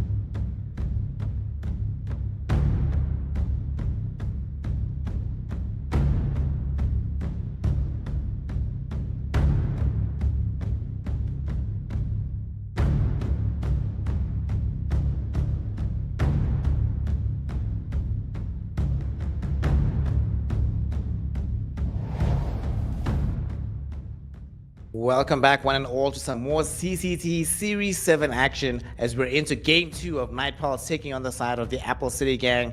Against all hope, against all odds, and against everybody's predictions, ACG managed to clutch out game number 1. And not even a clutch situation. They were looking solid and dominant for most of that matchup. So let's see if Night Pulse have what it takes to reverse their fortunes and make this a much more interesting affair. Or will the underdogs reign supreme this day? Let's get into it. Night Pulse this time around will be on the Dire side. They have first pick, ACG second pick on the Radiant side. So they remove the DK. They're like, you know what? Dual raise, good job, gang. Good job. Never again. Never again. This hero is too strong right now, honestly. DK too strong. Monkey too strong. Abba too strong. Tiny too strong. Tiny. Woo! What a hero. What a hero. So let's see which direction they angle towards right now for the side of Night Pulse. Given that they have the first pick. They ban the Magnus and they pick Jakiro. Okay. So Kidara Jakiro, a young classic.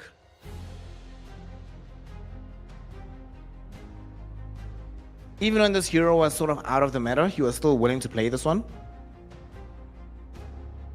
Don't know what it's going to be paired with in the safe lane, but I can imagine some like high octane safe laner. Some like PA, Terrorblade, these kind of heroes. I can imagine being paired with the Jakiro. And for ACG, how do we respond here? We get Pango. Okay. Here we can put 2 or 3. I've seen some 4 Pango. I haven't been particularly impressed by the 4 Pango, but I've seen it. It exists. So that's something they can decide to deploy for themselves here. You can still pair it with the Muerta that they played from game 1.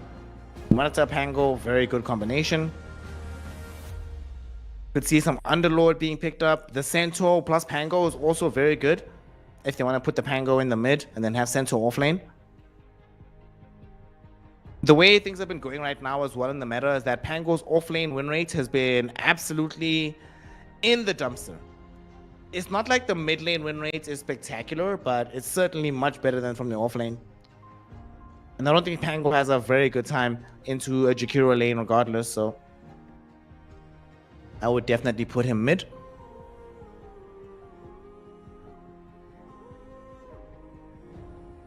You see the Muerta and the Mirana now being banned out. I think the Muerta is in particular an excellent ban here. They're picking first out of the phase for ACG, right? How about Clockwork? Okay, they just go back for the Lifestealer. So we ban out the hard counter and the Bloodseeker to the Pangolier. They snag the Lifestealer this time around. I thought they might have gone for like PA with the Bloodseeker ban, but Lifestealer also a hero that wants to move in the fight. Doesn't want to have somebody having free vision on top of him. And the Bloodseeker plus Jakiro lane is pretty strong. One dual breath almost guarantees that a Blood Riot will trigger if laid out correctly. Okay. So for Night Pulse, where do we go here?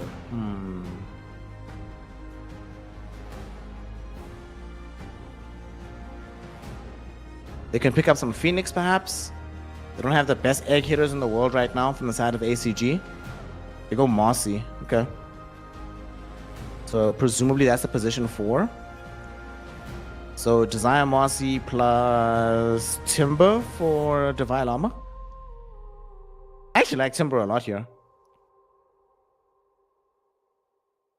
But I think for now you get like your offlaner. Well, which would be the Timber. Maybe get your mid actually. You're a very high chance of this Pango ending up in the mid lane. And I want to see at least one more hero before we go Timber. Okay, they just picked the Enigma. Alright, between the Enigma and the Mossy, either of these 2 heroes can be the core instead of the support. So that could be the case instead. Black Hole, of course, BKB piercing disable. That's very hard to cancel with what they have on the side of ACG at the moment. And not just the Black Hole, but they have some push potential. between the Eidolon spam as well as the Jakiro hitting your towers with the breathe fire, not the breathe fire, the liquid fire, makes a difference. It's a lot of push actually. So for ACG, now what? We need a support. Would be nice if we could cancel Black Hole from afar, so give me Clockwork still. I'm still feeling that hero quite a lot.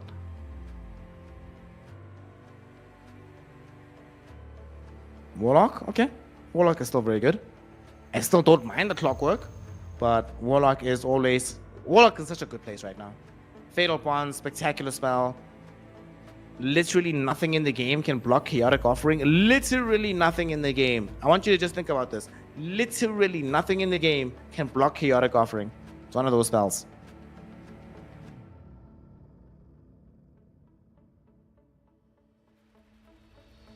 Black Holes will always be cancelled. Fatal Bonds in tandem with the damage from the Pango and this Lifestealer. They pick up a Weaver as well, so this will give them a little bit of vision with the Swarm Bugs. He'll crawl behind, trying to find targets on the backlines, trying to make sure that the Enigma doesn't have an easy entryway into the engagement. I'm not sure. It could be a core. It could be. I doubt it, but it could be. Let's go back for the Warwick Storm. I mean, this does kind of make sense, right? Very similar to what we saw in Game 1. They needed a hero A who could move around the map, create engagements for their team, open up space on the map, and B who could exploit the fact that the enemy team doesn't have much disable. And they really don't. ACG have Chaotic Offering, Rolling Thunder, and that's it.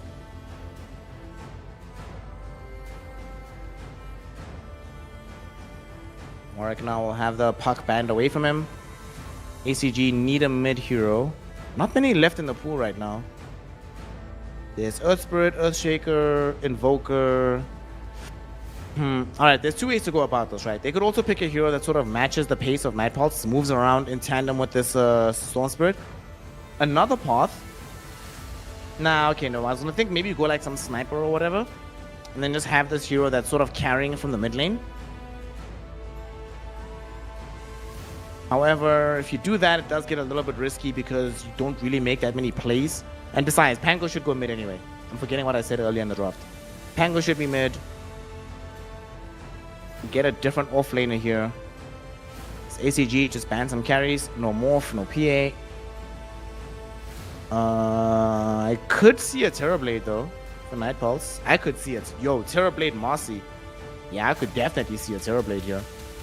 If not TB, maybe you want something that can buy Blink, move around a bit more. Sven's not that great. No, never mind. I think actually like Gyrocopter or Terrorblade look pretty solid here for Night Pulse.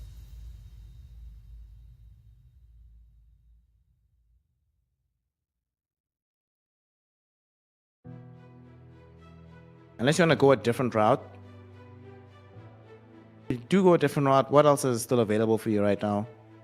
In the range department, you could go Drow, I guess, but there's Pango, there's Weaver. They can just get on top of you. Even if they don't kill you, they take away a lot of your effectiveness in the fight. Spectre doesn't feel that great.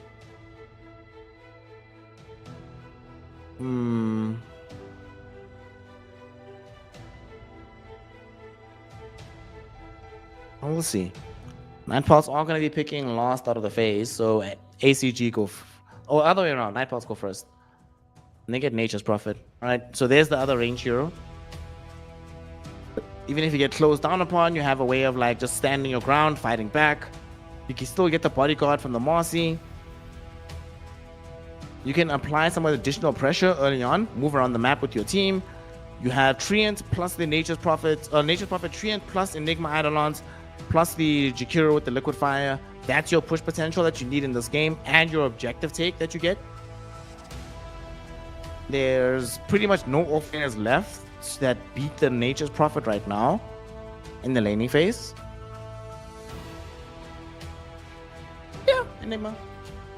Nature's Prophet. Seems good. Seems good.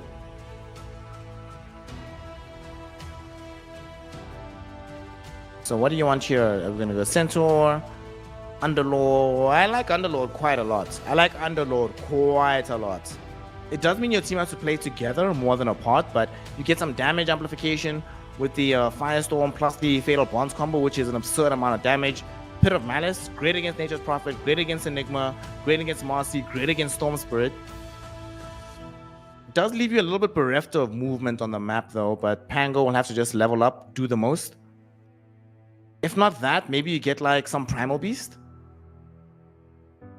Malefistan is quite annoying, but you can really put some pressure onto their backlines here with the Primal. You get a Balinor instead. Alright.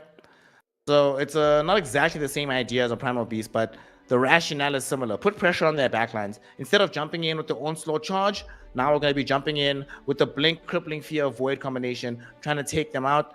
It means that the Storm Spirit needs an earlier BKB. Enigma is going to have a really tough time in this game before he has BKB. It is Divine Llama playing the Enigma, but you need BKB. You need BKB in this game. The same is even true for the Nature's Prophet as well. And the Prophet lane is going to be interesting throughout the game because at some point, Nature's Prophet, as much as... Did he go Ironwood? He did. I believe Ironwood Treant can still be taken out instantly by Nightstalker Shard, right? Somebody correct me in chat if I'm wrong on that front. But that does mean that they will always have this hero later on in the game. Just find the Treant, kill it immediately, move on to the other part of the fight. It is a hero that does make them very timing dependent because now they have Nightstalker Pango. Not necessarily the heroes I want scaling for me into the later portion of the game, but if they're able to play as fast as they did in game 1, they're not going to need any scaling going into game 2. So let's see how they're able to function. And if Nightpulse, with their more team fight oriented draft, you know, you've got some Black Hole, Macropire, you know, Storm Spirit setting people up, Wrath of Nature bouncing around to do damage. It is a very team fight heavy draft, but if it works, it will get them to game 3. So we're going to be finding out very shortly if that's going to be the case. For me personally, looking at these drafts, I say if this game is less than 35 minutes, it should be Apple City Gang. And if it goes longer than that, then I certainly favor Nightpulse because their scaling is pretty decent, pretty good. You know, Enigma, Storm Spirit, Nature's Prophet, these are heroes that scale incredibly into the later portions of the game. That being said, it's not like ACG are bereft of options at that stage, but I still would favor them on the side of Nightpulse if the game goes late. But just on balance, I like what I'm seeing from ACG. I just hope that they're able to come out of the lanes in as strong a state as they did in game 1 to allow this draft to flourish to its maximum potential. So we're going to be finding out together if that will be the case or if Nightpulse will assert how good they are and take us to a deciding game 3. So let's get into it. Game 2. It's time, baby. Let's go.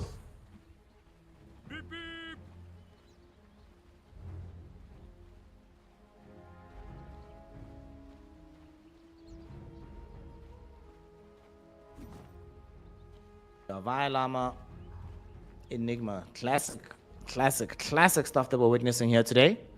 I hope you all know how privileged you are to be witnessing this greatness.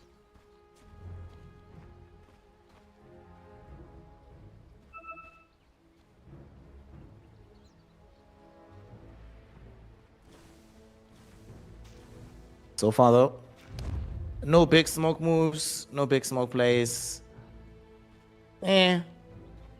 30 seconds to battle. So far, the first smoke will start now. Let's see if this takes them anywhere, though. Rays and the boys. Just gonna lay out a little bit of vision right now across the river. Flaco making sure he breaks a smoke on his side of the map. And they're all chilling. They chilling, gang. They fine.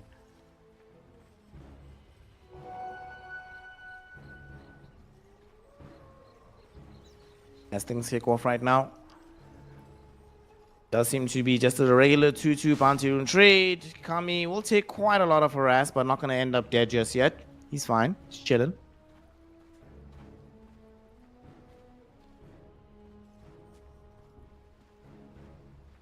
One thing that's going to be very intriguing is exactly how they handle this Nightstalker lane.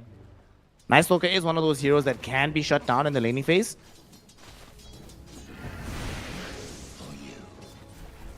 Like, even starting on the nighttime, not the easiest lane in the world for him, playing into Nature's Prophet with Jakiro.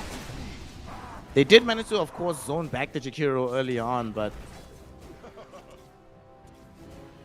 we need to see how they go about handling the rest of the matchup.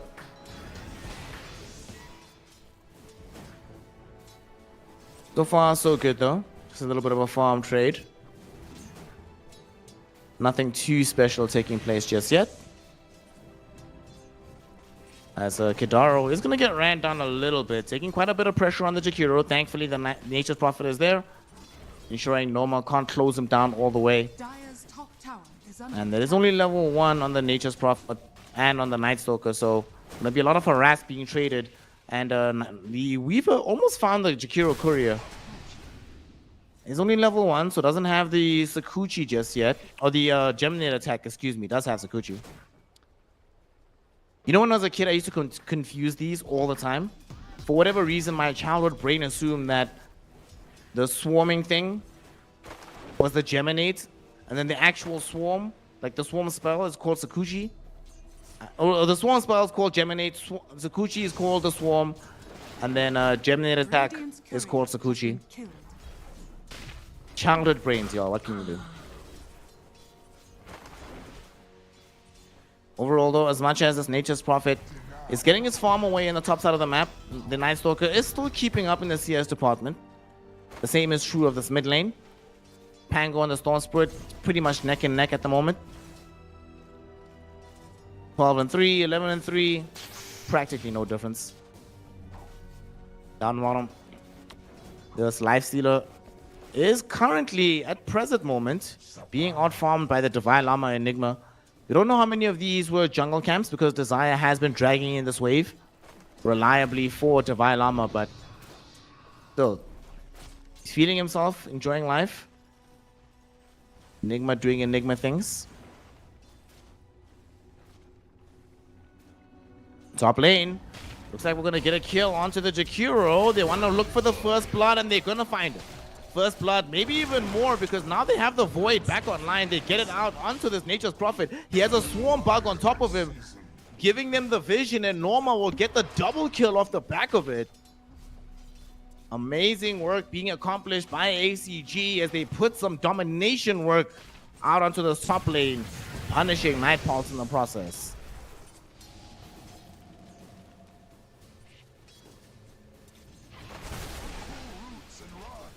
Oh boy.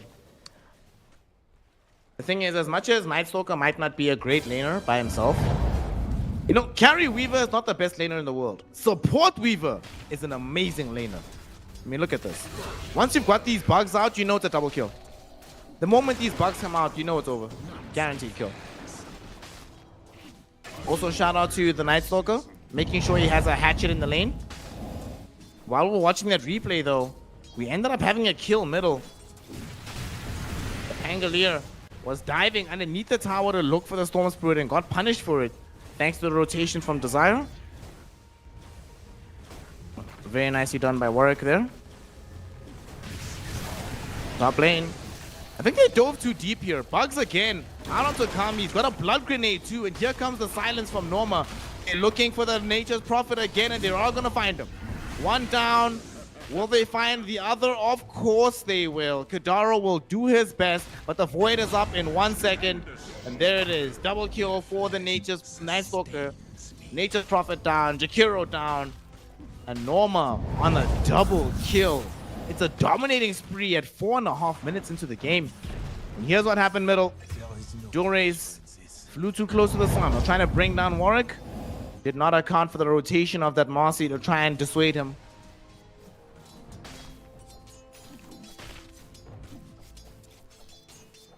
Alrighty. Yo, Apple City gang.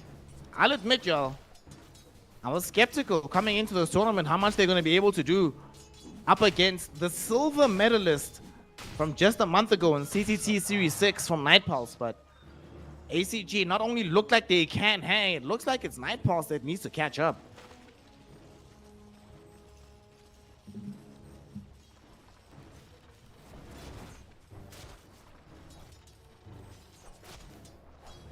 Down bottom.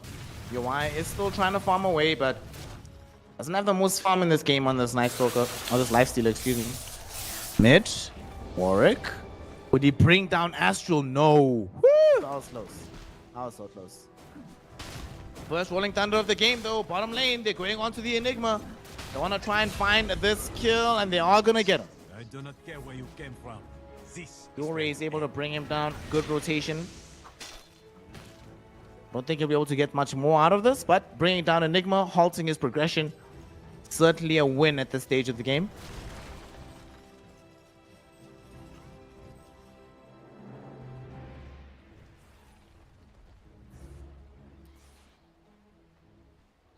I would like to see this Pango, the moment he has Rolling Thunder again, he needs to go to the top lane.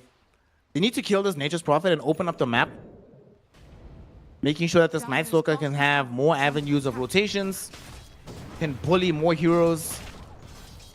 They don't want to waste this positive momentum that they started off with in the top lane. That can happen on Nature's Prophet. And on Night Stalker, in fact. When you're playing these heroes, and you want to just keep rolling the map, and you just fall into this farm pattern, you don't keep pace, all of a sudden your threat level goes down. You need to play with more pace. Right now, though, Night Pulse punishing their lack of overall pace with the Pango still being mid by pushing bottom. Jakuro Enigma equals guaranteed tier 1 tower dead. Dire's middle tower is under attack. And there she Radiant's goes. bottom tower has fallen. Dire's top tower is under attack. They're going to try on the other side of the map, but their push is a lot slower Dire's structures than what are ACG have to offer. However, with your Y being here, might just solidify this push as complete. Also give enough gold to your Y to almost finish off his full Orb of Frost here. And this should definitely fall.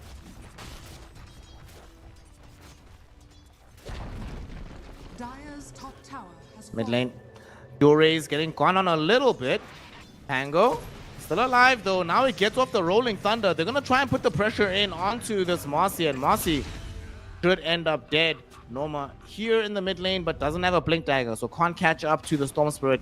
But what he can do Dire's is middle put his tower body is in under the way and ensure that the tier 1 Dire's tower structures are fortified. effectively ends up falling. So they bounce from tier 1 top to tier 1 middle. This is good stuff from ACG. They're playing so fast. This is what I wanted to see.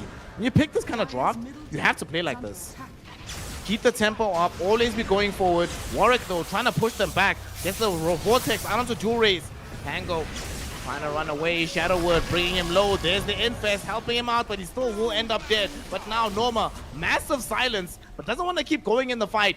They also found a very big Sakuchi Swarm combination, but Astral also get dissuaded away.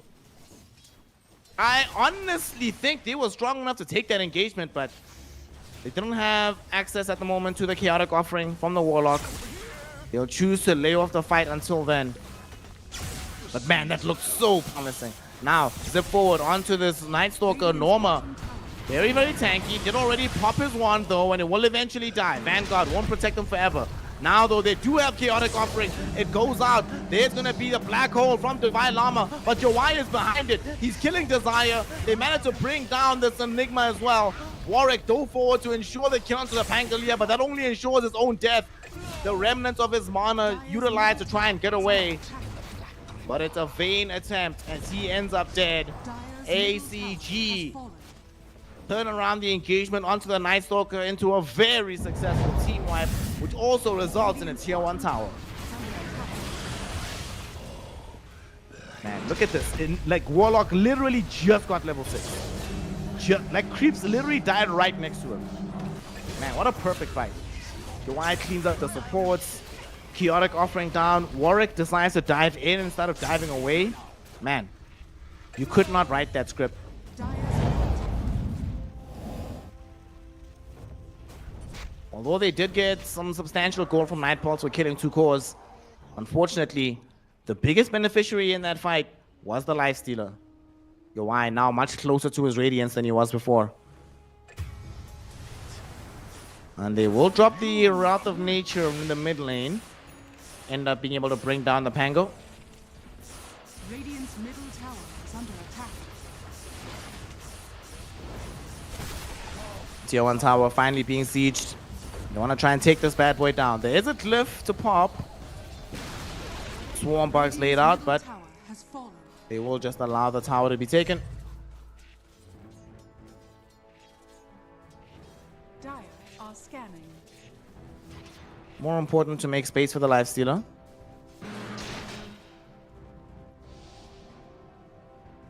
Also, I'm glad that more lifestealers are doing the Talisman of Evasion first.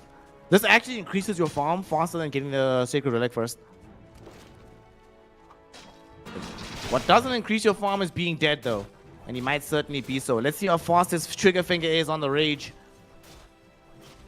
They know they need the Black Hole or the Ice Path pretty much from Fog. And they get the Ice Path from Fog, but there was no follow-up because there's a fight happening elsewhere on the map. They were jumping onto the Nature's Prophet. Nature's Prophet endangered. Astral could have actually killed him. I don't know why Astral didn't chase. He would have killed him, heads up. Nature's Prophet would be dead right now. Well, Astral played the safe route. Unfortunately, didn't get the reward that he desired out of playing safe. Dire's Arcane middle Rune tower is under attack. gets bottled up by Warwick. And they will come in with the Rolling Thunder. They want to try and take this fight. The Swarm Bugs lays out only onto Kidaro. So they'll content themselves with an easy Jakiro kill. We'll see if they get anything else out of this, but I doubt it at this moment in time. Does seem like that is the extent of their commitment. The big thing, though, is now that Norma has finished the Heaven's Halberd, he can start making progress towards the Blink Dagger. That's the big deal. Needs the Blink. I mean, this Halberd is still going to be very effective. We're not going to have a BKB from Prophet for quite a while. And speaking of Prophet, he's just getting straight up dove right now by the Night Stalker. He could actually get solo killed, but thankfully it's not going to be solo because Astral does have assistance. Here he comes, the Weaver, almost able to kill him off. One Void will kill him, just one Void, he can't get it. He's still alive on Nature's Prophet. Kami trying to TP himself out, dies, no! He lives, the Glimmer Cape keeps him alive. Divine Llama will end up taking a tumble, but so will the Night Stalker. At the same time, there's a massive Fatal Bounce onto absolutely everybody. It does expire now though. No more bounce damage. Durays and Flaco need to get out of here. Durays not going to be lucky enough. Gets caught out the Ice Path Vortex combination. He gets brought down. My God, how did the Nature's Prophet survive that fight? Oh my goodness. Oh, it's a Spark of Courage. That's what kept him alive.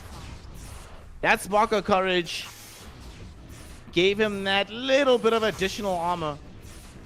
Allowed him to stay alive next to Astro. Good God. All right, we've got a game on our hands, ladies, gentlemen, and my NB comrades. Dire's bottom tower is under attack. Astral. I was trying to steal away the Wisdom Pool, but we'll end up dead for this, right? Yep. 2 seconds away from time lapse. He was stunned regardless. So they get the experience for Divine Llama and they get the free kill. In the meantime, oh, look at this. Nature's Prophet. Can he get out of here? No. Durays catches him and kills him. Practically soloed there. So they get the Weaver on the one side of the map, but ACG managed to find the Nature's Prophet on their side. Certainly a much more valuable trade for them. And the thing is, Nature's Prophet is not going to be building BKB for quite some time. So he's going to be heavily impacted by this Heaven's Halberd. Eat the full combination of the Rolling Thunder.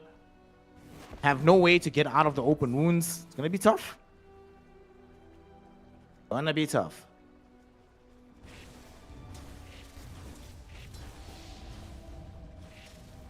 Tormentor being taken by a Night Pulse. Desire will be the one to get the Aghanim Shard. Not the best, but still good. Still decent. Still pretty decent. Radiant are scanning.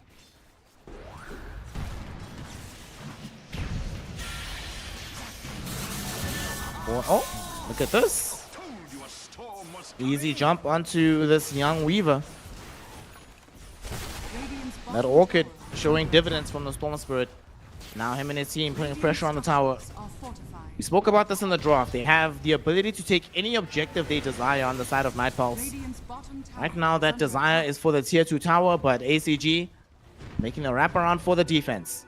Still no Blink Dagger on the Night Stalker, but they'll come across the Marcy. Marcy gonna get silenced up right now. She looks like she's gonna end up dead before the big fight even starts. She's still alive. What the hell? They sort of abandon her, but they will eventually bring her down. Jakiro unable to TP out. The Void will cancel it thanks to the Night Stalker providing the vision. They ensure that Dure is able to secure himself a double kill.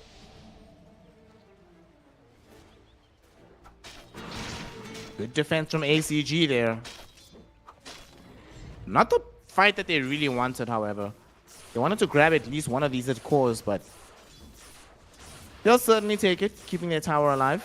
Maybe pushing into the tier 1 tower from the enemy. Dire's bottom tower is under attack.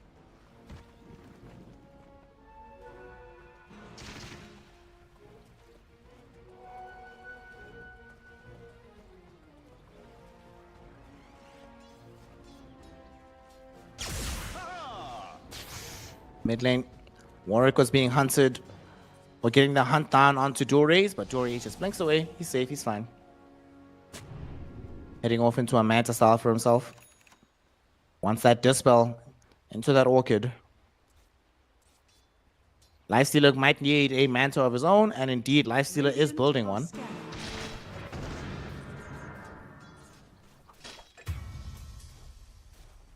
In the meantime, Kami, him and the gang do manage to find Astral underneath the tier 1 tower top. They smoke up immediately. They want to try and either get a quick pick or go into the Roshan pit. And in fact, with the TP down, they want to find that pick. Marcy, she will see now Lifestealer. Can they find the silence? They got it. Silence is out. Norma, though, finds his own silence in the opposite direction. He stops the initiation cold. Warwick gonna be forced to run himself away right now. Yowai in the rage form. Infest into the Wilding Ripper. Gonna try and get himself away here. The rest of his team, though, not making the rotations. Only now do they start coming. Desire is going to be the first one to fall. Kidaro goes next. There's a black hole. It only catches onto one, though. But Lifestealer walks into the black hole. Will end up dead because of it. Now the rest of the fight is still ongoing. Now this Nature's Prophet will also take a tumble here. So although both Lifestealer and the Night Stalker walked into the black hole, both of them end up hold. They only end up losing the one and they get 4 in exchange. Hashtag worth in favor of ACG.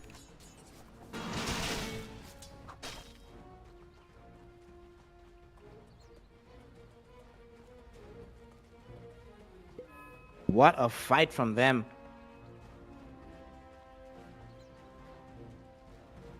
And man, Dire are scattered. this Night Stalker has just made things so much easier for them. Coming in with that silence, saving the Lifestealer the first time around. If he's not there, Lifestealer just dies. And then they probably move on to pressure the tier 2 again, but his presence allows them to turn that all around. He's going to start building into a BKB of his own right now. As he's smoked up, him and the 2 supports. They're going to try and find somebody on the map. They don't have the best vision, however, so they do not see Kidaro and Divine Lama on the high ground. But now they do. Flaco puts out an observer ward. He sees this perfectly. And there's no sentries here. They could dive this. Norma, thinking about it, sees the Enigma, but doesn't know who else is behind him, so we'll let that one go.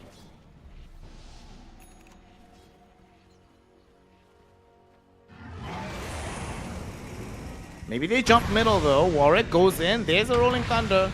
2 ultimates only for a Jakiro. They have to go Rosh. They have to go Rosh. Rosh or a tier 2 towers. They have to get something out of this. This is way too much commitment just for a Jakiro kill. This sustains, gold remains. Rosh is heading to the north side right now, and I think you have to take him. Your Y is in position. You can't let this one go. Maybe you kill the Marcy, but no. Marcy's a distraction. You have to go Rochelle. Oh, no, never mind. They're going to go for the Marcy. And she's dead.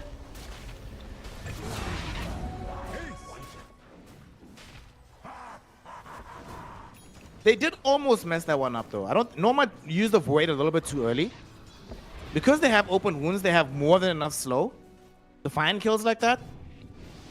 It almost backfired, but they do manage to find the kill. Nonetheless, though, they managed to buy enough time for the full respawn on the Jakiro. Marcy's going to be back relatively shortly, so you can't get anything else on the map. I think Night Pulse is pretty fine with this.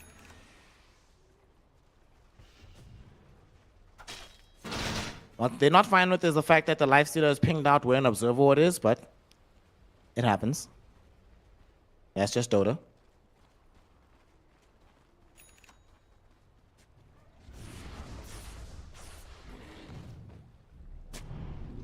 Another smoke right now.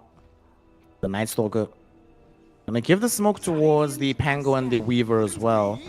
They see Divine Llama middle. They're gonna jump in. There's the silence. There's no BKB available on the Enigma. They're rolling on top of him. They're looking for the kill. He's still alive for now, though. They weren't able to get completely on top of him, but now he does finally die. Blanco able to bring him down with the Fatal Bonds, and they want the kill onto Kidaro as well. The Jakiro will end up dead. 2-0, and they're coming bottom. They want this Nature's Prophet. Kami trying to TP out. They have the vision. They found him. They cancel the TP. Does not have a BKB. Does not have any way out of here. Weaver making his way down bottom. Void in 1 second. It's not going to be there in time. He gets out. Weaver too slow to be there. By some miracle, Nature's Prophet lives.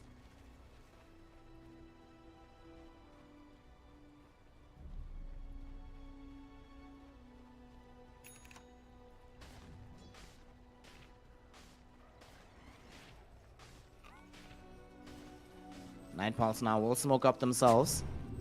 They have a Blink Dagger on this Enigma, of course. The Blink Black Hole. But the big deal is that they now have a 9-second BKB on the Storm Spirit. This is going to be the game changer for the upcoming fight. There's still a Chaotic Offering.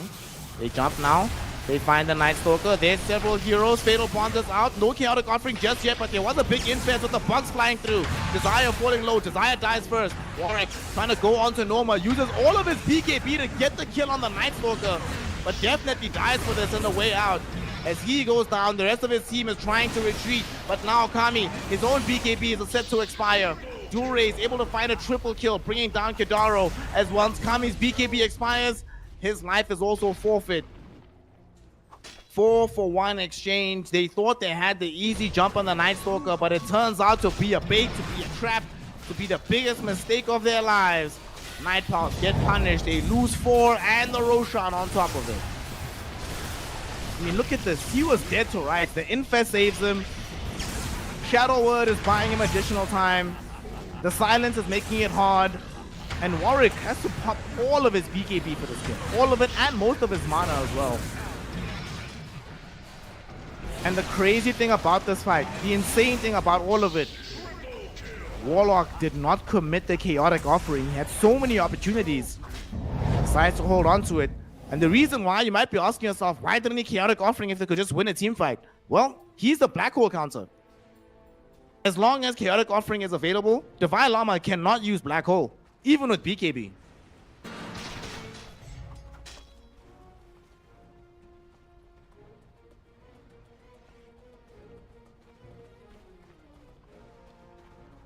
Oh boy.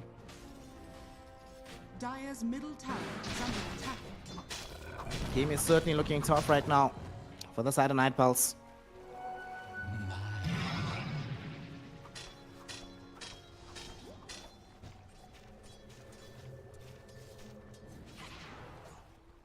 Dire are scanning.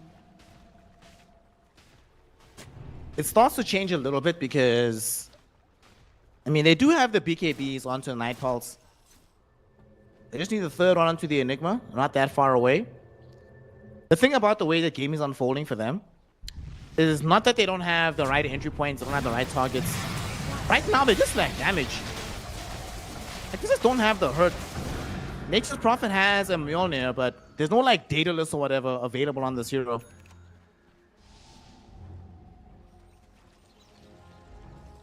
Storm Spirit has Orchid, yes, but doesn't have a Kaya. Trying to build into it right now. Very far away from having like some Parasma or something. But at the moment, even though they are finding some really good Dire's initiations, bottom tower is under attack. they need a little bit more punch on the side of Night Pulse. Dire's bottom ACG. tower has fallen. They're gonna smoke up. Where are they heading to? 3 heroes smoked up bottom, so maybe they're coming towards middle, but Radiant's top the only tower hero is middle under is this attack. Mossy. Dire's bottom tower I mean, they'll is happily under take a attack. kill if it can help them press into the tower, but they want something a little bit more worthwhile. Smoke popped, and they'll just kill Desire. Free kill, whatever. But now you need to pressure the tower. That's the important part here. It's not enough at this stage of the game to simply kill a support. Dire's You also have to middle tower remember is that under despite this 11k gold lead, their scaling is not the best. Bottom, Kidaro's out. Okay, is the Storm Spirit out. Storm getting silenced up right now. Forced to pop a BKB, leading back in onto this Weaver. He zips away. TP's out.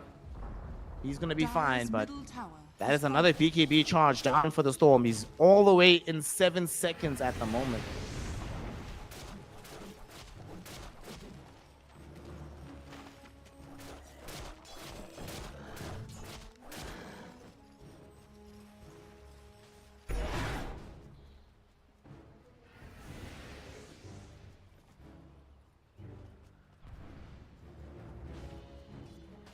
Dire's top Night tower Pulse. is under attack. Really struggling right now on how to recover the situation. I made a comment about Night Pulse in the previous tournament in CCT Series 6 that I feel like this is a team that, generally speaking, really struggles to deal with adversity. Dire's top tower is under attack. Like when this team is far behind, they just do not feel like the same squad. Dire's top tower has fallen. Now we have a jump onto Kidaro. They want to try and bring him down. Jewelry has got dragged into the base. He might regret doing this. Even the Infest barely saves him. Shadow Wave will ensure that he does stay alive. Oh my goodness. He almost died there. What a mad lad jump coming in from Dual Rays. Without the Shadow Word from Flaco, he goes down for sure in that situation. Now we have a bit of a pause. All right, Marcy crashed. Whew. This game is... yeah, it's going to go the distance, it feels like. Even if it doesn't go like the full numerical distance, it's going to go the excitement distance, you know?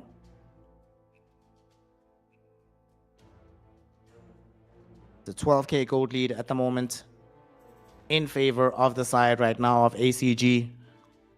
But anything could still happen.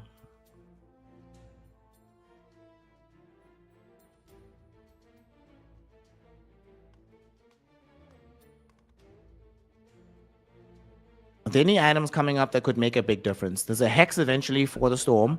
I say eventually because he still wants the Kai Assange first. Nature's Prophet will eventually get to a Silver Edge, but that's also another eventually.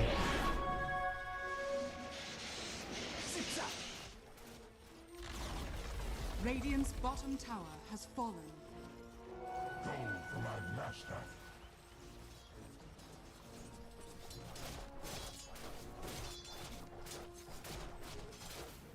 Radiant are scanning. Divine Armor. Oh man, he needs that refresher so badly, but they still don't really have an easy answer for this Shadow Demon. This is a Warlock, man. This Warlock needs to die somehow. The thing is, they only have like one hero that gives easy reach in the Storm. Nature's Prophet doesn't want to be the first one TPing into the backsides.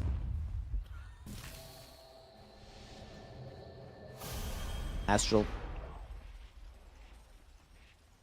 Just gonna join his team to smoke up as they're gonna go for another fight. Keep thinking who are they gonna be able to find here. Noma's the one leading the charge. Oh no, they found the Nature's Prophet. It's Kami-sama. He tries to BKB, tries to force off away, but all of it will be futile. He will end up going down. Another kill. Oh no, that was not supposed to happen. With that kill, that's certainly a lane of racks and maybe even more right now in favor of the ACG lineup. Dire structures are fortified. Radiant structures are fortified. Dire's middle tower is under Oh no. Zip in right now. Storm Spirit gonna try and hold them back. Try to open up some space, but can't do too much. Kidaro just ends up dead, infested by the Aghanim Scepter of the Lifestealer. He ends up going down. Raindrax is gone. They're looking for the melee now. And they still don't have Nature's Prophet for another 15 seconds. There's no way they can defend us.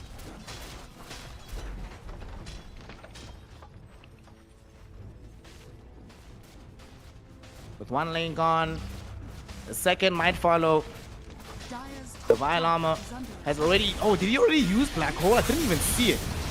There's still Chaotic Offering available, even without the Black Hole. Warwick trying to do his best right now, getting zoned back by your Y.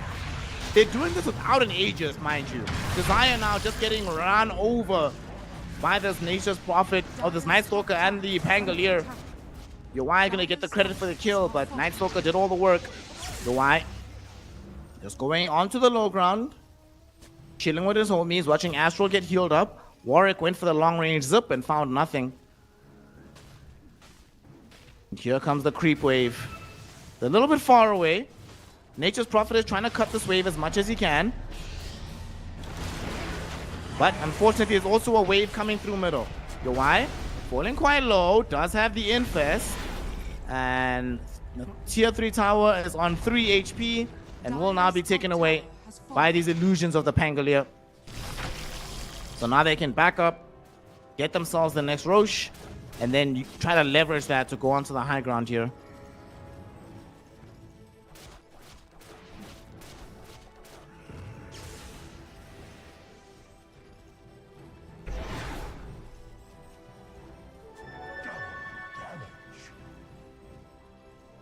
Radiant's bottom tower is under attack.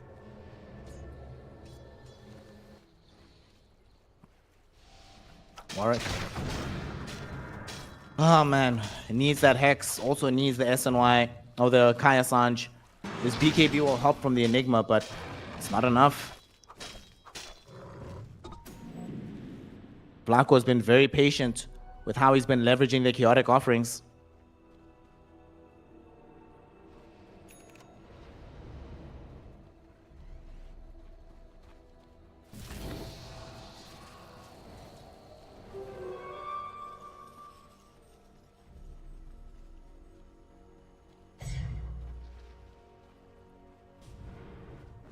Level 16 on the Warlock. Blue Rays right now is chilling on level 20. Got himself the additional Rolling Thunder duration talent. Has Aghanim Scepter. Night Stalker right in front of him. Building into having SNY himself.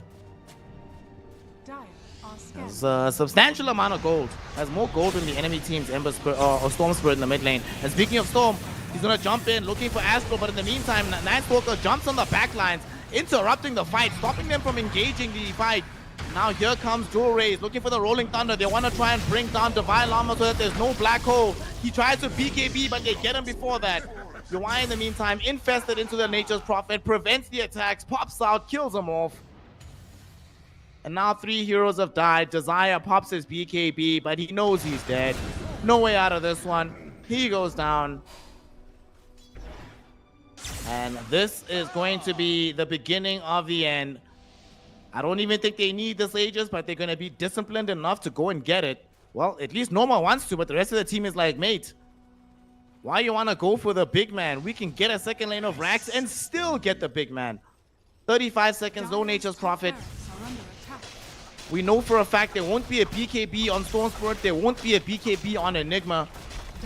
So we can just do whatever the hell we want right now. There we go. Second lane of Rax into a Roshan. This game looking all but over for the side of Night Pulse.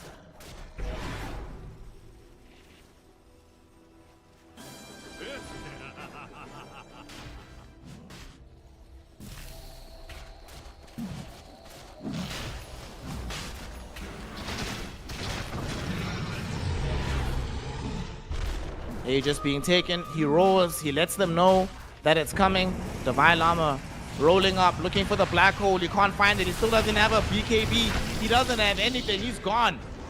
No buyback available for this Enigma as a roll forward by Dual Ray is able to connect onto this Jakiro. They ensure that he has no path to retreat to as he loses his life. The gem of true sight on Norma, making sure that you have constant vision even through the Glimmer Cave. And as that happens, the Roche is falling, the Aegis for Yawai, a banner for Flaco. And more than likely game win for the side of ACG to open up their tour here in CCT Series 7.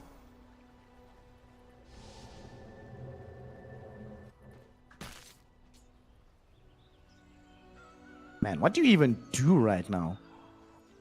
If I'm on the side of Night Pulse, I'm scratching my head. I don't have any items on my Nature's Prophet really that deal damage. I'm still sitting with BKB, Mjolnir, Hurricane Pike, that's it. It's like, okay, that doesn't really help me, right? My Storm Spirit doesn't have Aghanim Scepter, doesn't have Hex, doesn't have Parasma. He's got BKB, Awkward, Kaya Sanj. Which, you know, I'm not going to knock him for having the Kaya Sanj, but the degree to which they're behind is very startling right now. And ACG just asserting themselves all across the map. Dire's bottom tower is under attack. Tier 2 tower being sieged upon. The rest of the team is smoked behind him on your Y. Tower has fallen.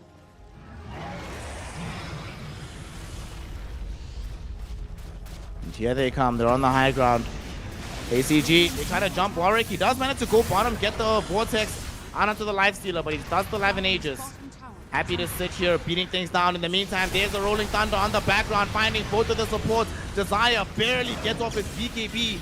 Kidaro doesn't have one though, so he just ends up dead. Enigma does get off his BKB, finally finds a black hole, but the Chaotic Offering cancels it immediately. He is gone, no buyback available for him. In the meantime, tier 3 tower, long last does end up falling. Nightpaw trying to hold things back. They get a Ice Pop out onto this Lifestealer, who's attacking into the range barracks at the moment.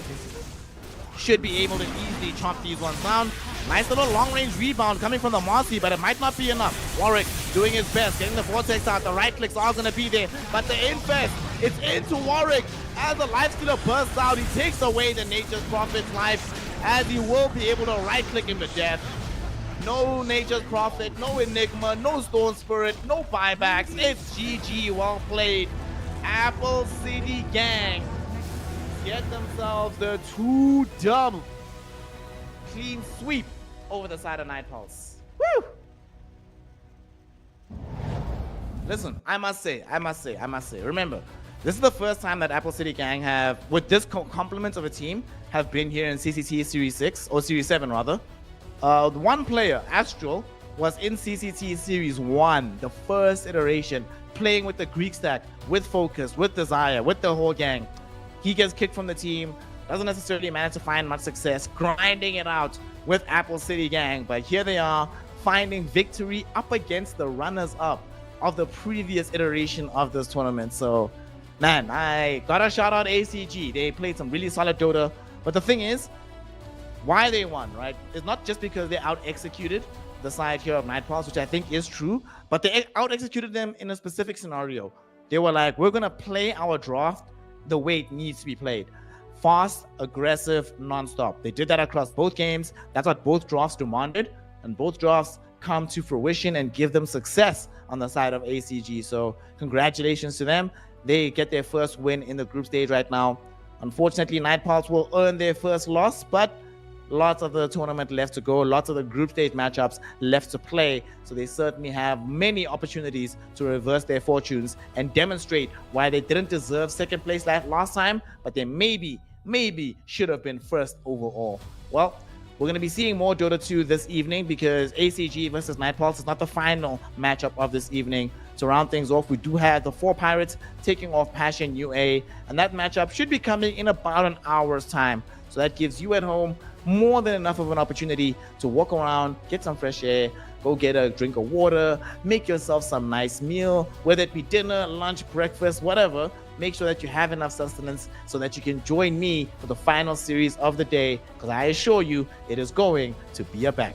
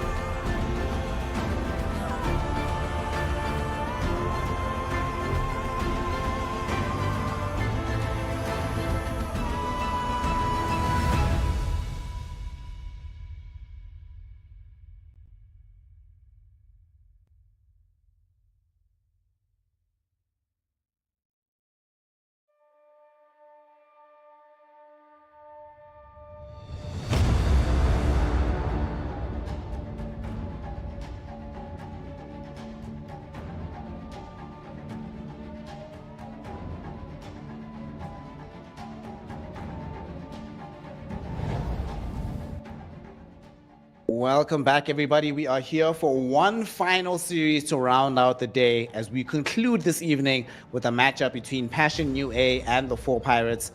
Now, you have to remember some very interesting details about these two squads. Four Pirates have been on the come up as they've been coming through. You know, the results have been middling, let's be honest. However, their performances have certainly been trending in the correct direction, and they've been looking better and better and better each game that we see them play here in the tournament. However, their opponent right now in Passion UA has seemed to be a bit of a bogey side for the side of Four Pirates. In the previous iteration, CCT Series 6, it was the Passion UA squad that won this matchup 2-1 in the playoff side of things. So if you lose to a team in the playoffs, playing in them a group stage, you don't necessarily feel too hot about it, but anything could still happen. And I do think, though, that Passion UA should be heavily, and I mean heavily, favored in this matchup. This is a squad that has accomplished multiple podium finishes here in CCT series throughout the entire context of the competition. So certainly not a squad that I would want to go up against half-cocked in this particular tournament. So let's see how it's all going to unfold. For now, looking at how the group is looking at the moment, Zero Tenacity did manage to find their first victory over the side of Quantum, and that puts them at the very top of the group. Of course, Passion UA and Four Pirates will be competing very shortly for your entertainment here, and they'll be trying to at the very least match the side of Zero Tenacity, given that Zero Tenacity did achieve a 2-0 victory earlier on in the day. So they certainly want to do at the bare minimum at least that. Of course, we see our fourth place squad, Rabatagi. That team is not going to be competing today. They'll be in competition tomorrow, so you'll have a better idea, clearer context of what that squad is capable of once we see them in action in subsequent days. Of course, for this particular matchup between Passion UA and the Four Pirates, the most important thing is not just the draft, but the team cohesion between these squads. Between Passion UA and Four Pirates, neither team has made any roster adjustments since CCT Series 6. So that means that both squads will be playing with the mind of building chemistry, making sure that they improve, not just like as individual players, but as a team. Because at the end of the day, Dota is a team game. You literally cannot. We've all tried, but you can't win by yourself. Of course, Four Pirates, they did find themselves getting dumped out of the tournament in the first round of the lower bracket last time around, so they definitely want to make a bit of an improvement on that result. Otaker in the carry position, one of the names that most people will recognize a little bit more. Of course, Natty Nawal, he's going to be there chilling in the mid lane, doing his thing, just trying to make as much of an impact as humanly possible. A lot of people might know him from some teams that he played on. Like, he played on Empire for a while. He was on like a tier 2 team. Was it X3 or something? X something, I don't know. Padank, Q, Ariel, you know, a lot, and I mean a lot of Dota has been played by these guys over the course of the last few years. So certainly a team that shouldn't be underestimated, but they haven't necessarily found the click just yet. Like I said, they're trending in the right direction, but they still need a little bit more work before they feel like they're a solidified team, especially because the opponent that they're taking on in the form of Passion UA, that's not a team you want to make light of. Crystallize, Niche, Fernandes, Cracker, and Body. I mean, look, like I mentioned, right? These guys have been doing the Lord's work here in CCT, right? Multiple, and I mean multiple podium finishes have been achieved by this team. Third place in Series 6, third place in Series 6, second place in Series 5. This is a team that's just been going up and up and up and up and up. Definitely not somebody that I want to be going up against, especially given Crystallize right now. I do feel we are in a... I don't think we're in a carry patch, but we're in an aggressive carry patch. As in, if you have a carry player on your team that likes to brawl, likes to fight, he is certainly going to be able to make the most of the contemporary meta at the moment. Obviously, things can still change, but right now, I do believe that Passion UA will be looking towards Crystallize to hold them down. I think another big thing for them in this game, if I'm Four Pirates, my first ban is Lifestealer. One of Crystallize's best heroes, one of the heroes that's been doing really well in the meta right now. Lifestealer, Gyrocopter, these are his heroes. So make sure you get rid of them and or have a plan to address them in some fashion. And of course, you do have to make sure that you have some kind of way to deal with the mid lane as well. We have seen that the mid lane is the... action lane is the wrong word. That's the winning lane, right? If your mid lane goes really, really well, then you can wind up in a position where you win the game. So Niche we are going to be expecting you to level up in this particular game. And it's not going to be easy. Natty Narwhal is not necessarily the easiest customer to go up against. I do think that his laning is decent. It's the mid game that can sometimes fall apart, but we shall see how these two teams match up against one another. Remember, this is still a group stage, so a loss here, it hurts, it sucks, but it's not the end of the road. It's still lots of opportunity for you to reverse your fortunes, figure out some new things about the patch, and find out how to integrate that into your new team. I will state that one more time before we get into the draft. Both Passion UA and 4Pirates, yes, they've stuck together. Yes, they've been playing a lot of Dota, but these are still very young squads. So they need as much time as they possibly can have to improve and to curate their craft to get to the top of the game. So let's see what they've got here. There we go. 4Pirates doing the right thing.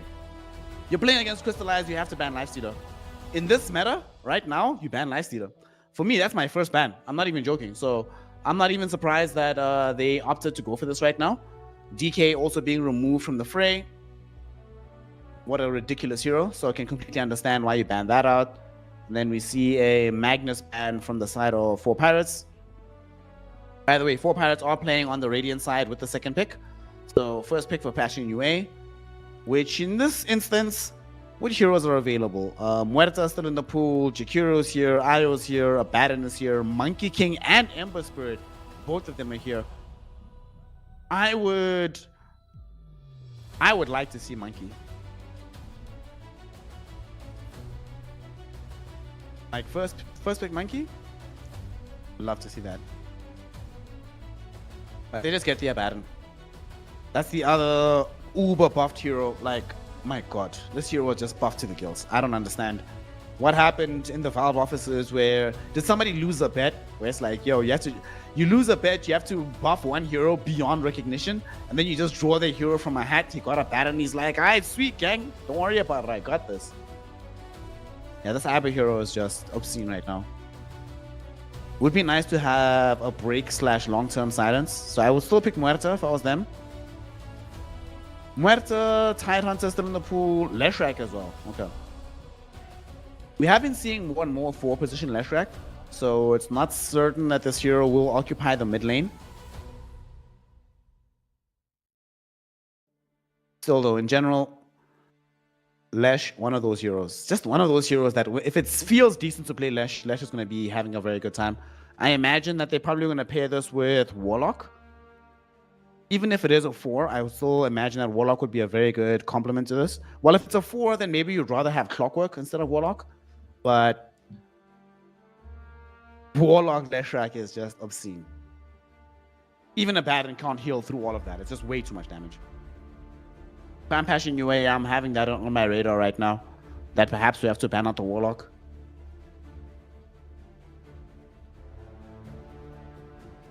Ban out the Doom instead, so want to make sure that they still have the ability to cast the ultimate. I don't think they have to go deep in the pool to ban out a Viper as well. I haven't seen much Viper this patch, but none of us know much about this patch, honestly.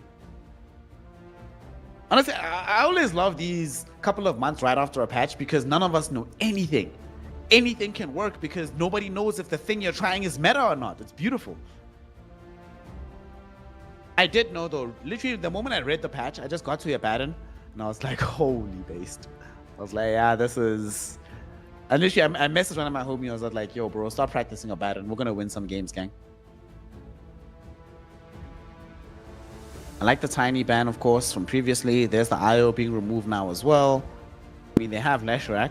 The last thing you want is to give them IO Leshrac and potentially IO Gyro and Leshrac all together would be a bit much.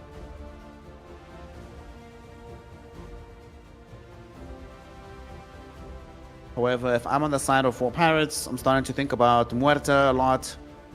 I can see them going for Hoodwink.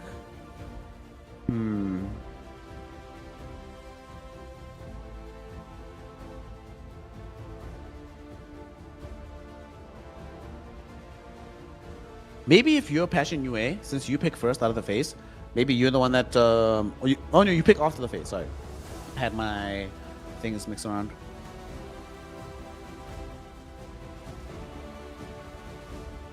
We've seen a lot of Silencer of late. That could certainly be useful, but I still think Muerta is the one that's up there. easier silence, can scale into damage, gives you the Rod of Atos, so you can pair that with the Split Earth from the Leshrac. Just between the two of them, it's quite a bit of magic damage. I think that's the way forward. So PA gets banned out now. Let us see.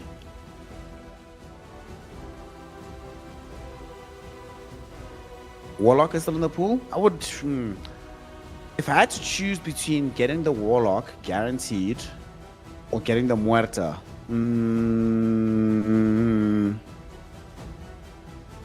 I'd take Warlock. In vacuum, I would take Muerta, but in this game, I'd take Warlock. But they take neither. They go rather instead for the Shadow Shaman. Okay, so I imagine the cover here is that the heroes that really Leshrac has a hard time dealing with in the mid lane, a lot of these spirit type heroes, the spirits, Queen of Pain, Puck, that class of type of hero, Shadow Shaman really makes life difficult for those heroes. And now you also have that additional Hex onto the Baron. Not just the Hex, but the Shackled as well. Holding him in place during the team fight, he would prefer to be moving forward, casting spells, getting off the Mist Coils, the Aphotic Shields. But if he just can't move whatsoever, then you just mitigate almost entirely the impact of this hero in the middle of the team fight. Give you some push potential as well. Between Diabolic Edict and Serpent Wards, you have ways to hurt the towers. Okay. Bastion UA, they come back for their support duo now as they opt in for the Rubik and the Jakiro. So Rubik, already some amazing spells to steal in this game. Actually, there's no bad spells for the Rubik to steal in this game. With Arcane Supremacy and 0 cost points, everything is amazing. Split Earth, incredible. Lightning Storm, absurd amounts of damage. The same is true for Ether Shock.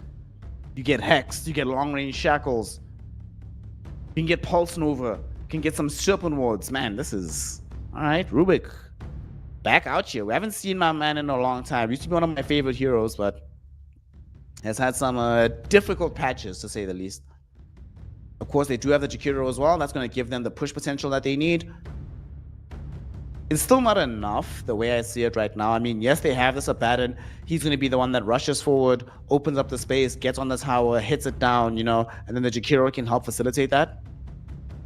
Nonetheless, it does still require a body. It's not like a commitment-free push that they have on the side of Passion UA. The 4 Pirates, we come back in right now for the Ember Spirit.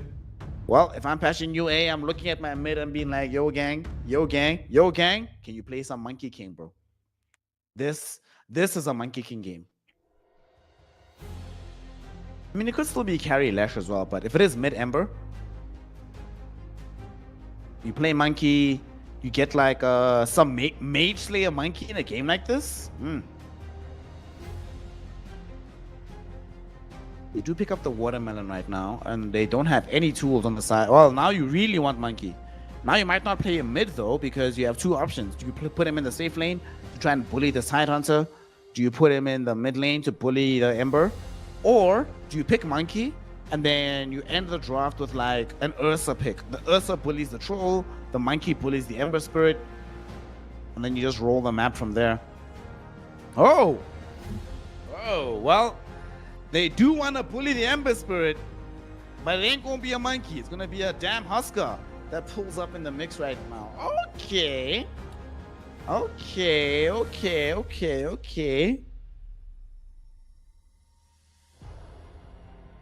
Dude, they don't have any answers for Husker. All their damage is magical right now.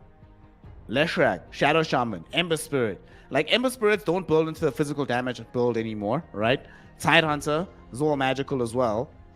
Does have the Gush, of course, and the Anchor Smash, but for the most part, this Husker, with the access of the Aphotic Shield and Mist Coils from the Abaddon, could have an amazing game here. Okay, I'm excited now. I'm hype.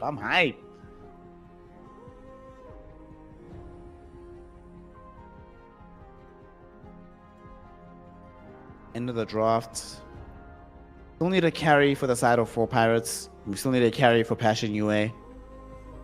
For Passion UA, I still really like the Ursa idea. Like, looking at these heroes, like a BKB enraged Ursa rips through all of them and there's nothing they can do about it.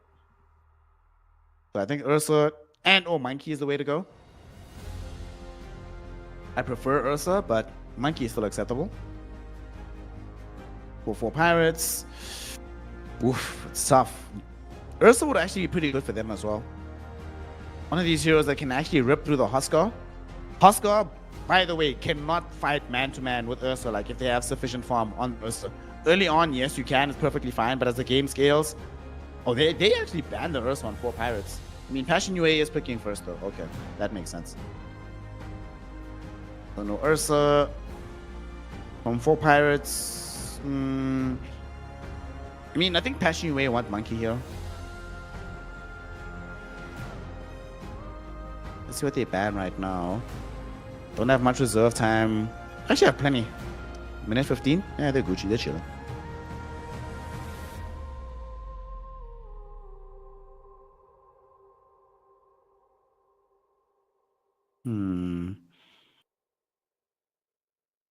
So what next? If they don't ban Monkey, Troll's not that great for 4 pirates. Razor's okay, but not amazing. Lifestealer's already gone.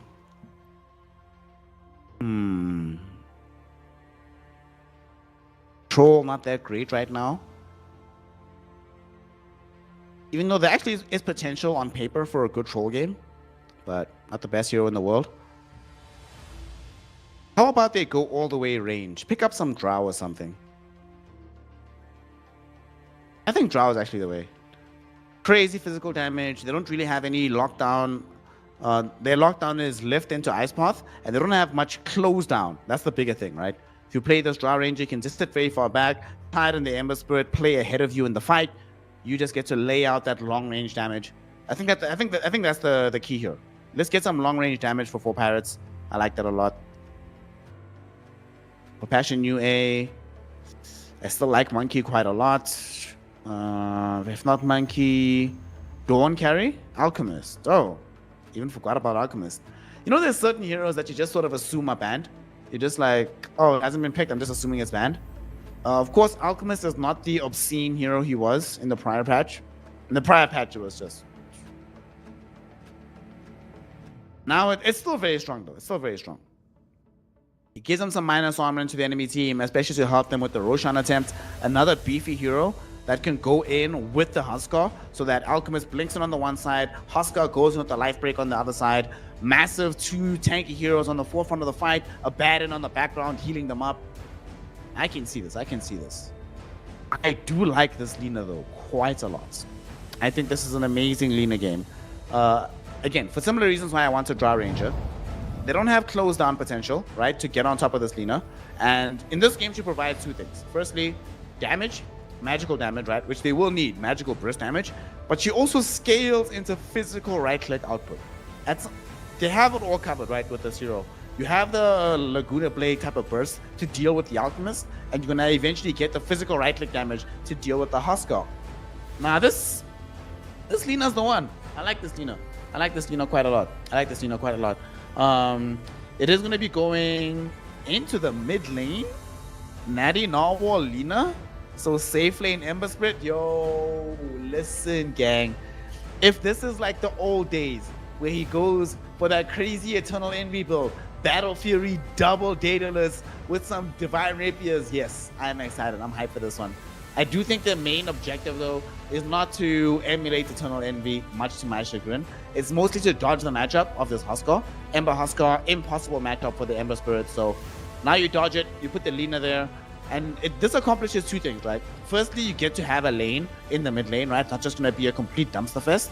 But secondly, Huskars generally don't play the best when the game is either even or slightly against them.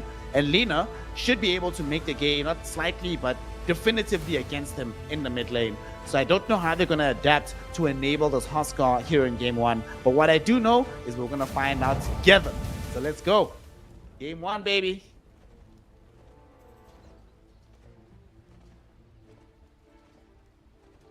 Let us see how this all unfolds in the end.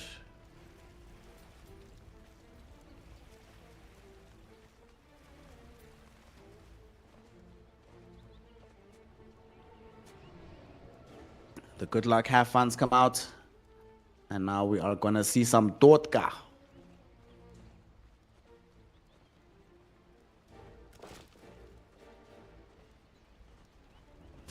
So far, nobody doing anything untoward just yet. And now finally we do see the smoke.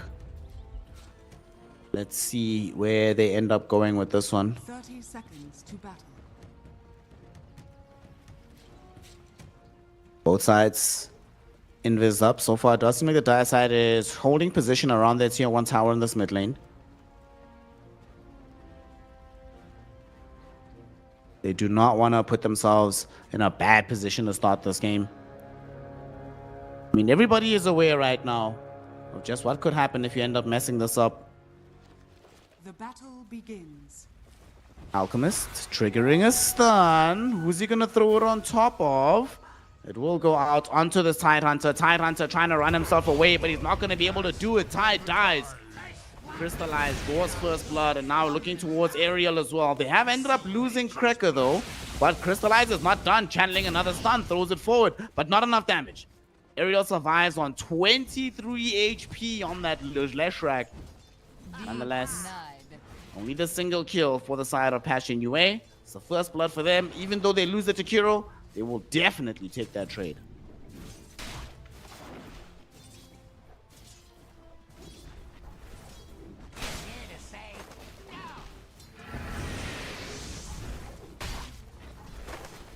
This lane should be, well, it's not going to be fun for the Tidehunter. He's going to be expending his Kraken Shell quite a lot. Going to be some liquid fires bouncing through, lots of dual breaths. Not the most fun time. He should still find his fun though. Not going to be enjoying life though. On bottom. Like, this is a very intriguing lane because Abaddon should do very, very well here. Simultaneously though, we do have a Taker who is playing on the Ember Spirit. Not a lane that I anticipated him dealing with at this point in time, but you should be able to farm with a Sleight of Fist for the most part. Unfortunately, you can't really pressure the Abaddon, so Bachuk also will get all of the gold that he wants in this lane. There's actually no way Radiant side can stop them. Between Rubik and Abaddon, there's no way. Like, should just be a free lane for the most part for the Abba.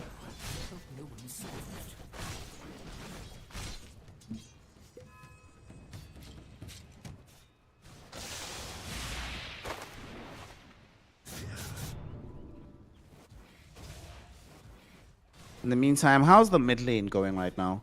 As these supports are harassing each other, they're just chilling. Niche is so far ahead of this Lina. However, this was happening in the first 3-4 levels. Now Lina does have level 3, so things will certainly start to change for her. Dire's courier has been killed.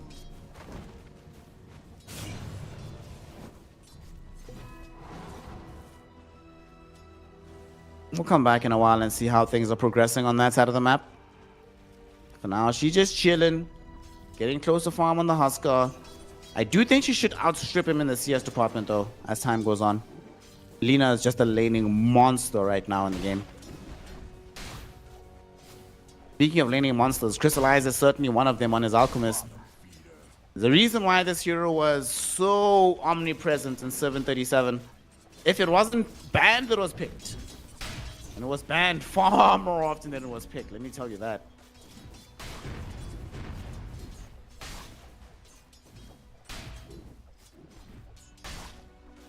Crystallize.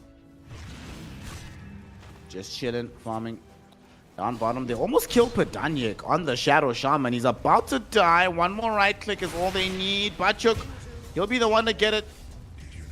They put him in the cluster clock, but he will still end up dead. Very nicely done. Foul play will not protect you, and now Taker's in trouble. He doesn't have a remnant to get himself away from this. He will try with the Sleight of Fist, but his life is forfeit here, for sure. One more right click from Bachuk is all they need, and Bachuk now credited with a double kill. There will be some Shadow Shaman shackles out onto Bachuk, and he does die to the tier 1 tower. However, his objectives in the lane are certainly achieved. He's putting pressure out onto this Ember Spirit, finding his own farm, making this game much easier for himself.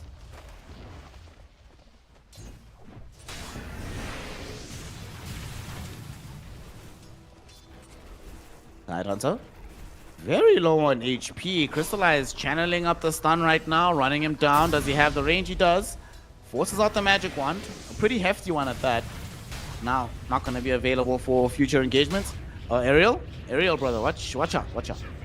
Thankfully, Crystallize has already committed the concoction. So he felt a little bit safe for a moment to move forward. Nonetheless, a difficult position to be in. Although, Tide's getting his farm. That's the most important thing for the side of 4 Pirates.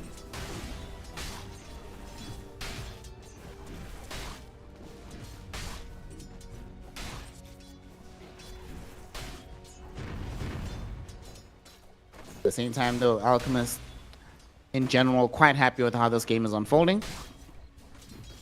Second on the CS charts. Getting a bunch of net worth towards himself. He's chilling. Dire's courier has been killed.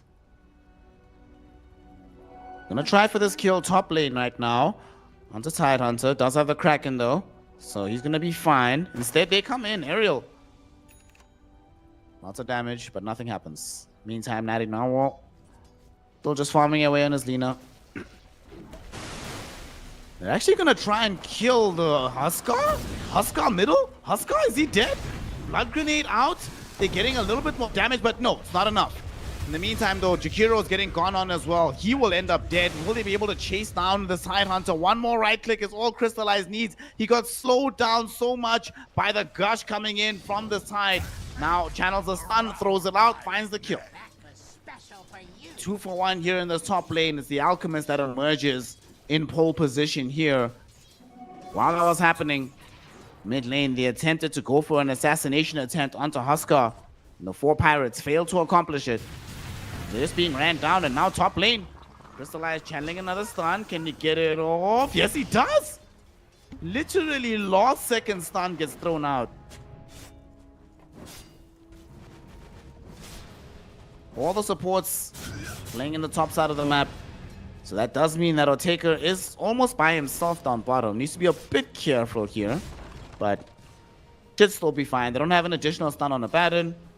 Yes, he does have 3 points curse, but shouldn't be able to land that out before Searing Chains comes out.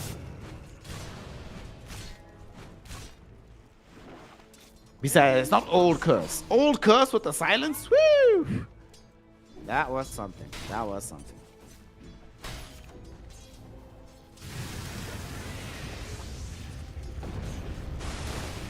Top lane.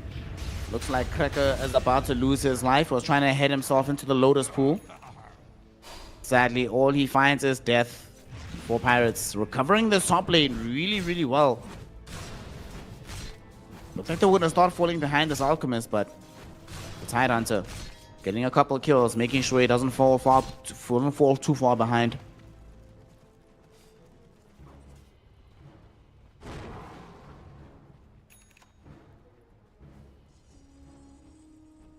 See Pedanic right now. Courier has been killed. What's he bringing in off the courier? Just a smoke.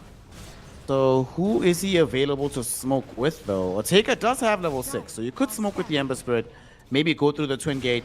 But they could also try to kill Butchuk here. Sadly, he does have a point being held in position for the borrowed time, and there it goes. As the borrowed time triggers it out, he's all good, he's fine.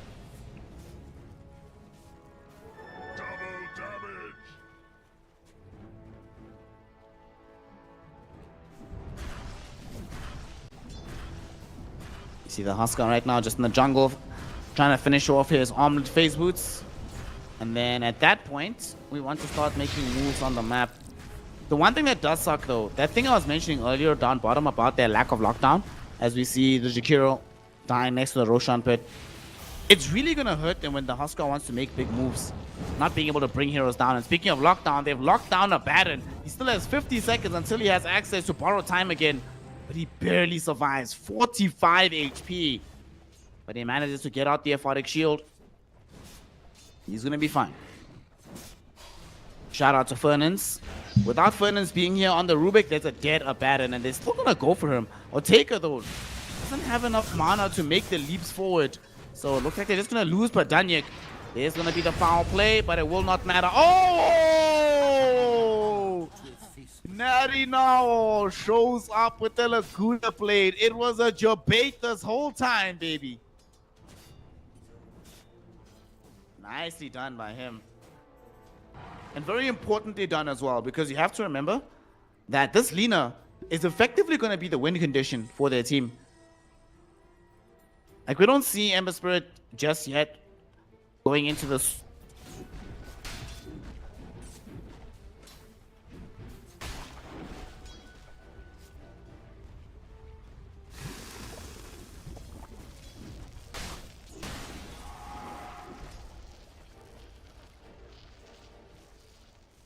Radiant are scanning.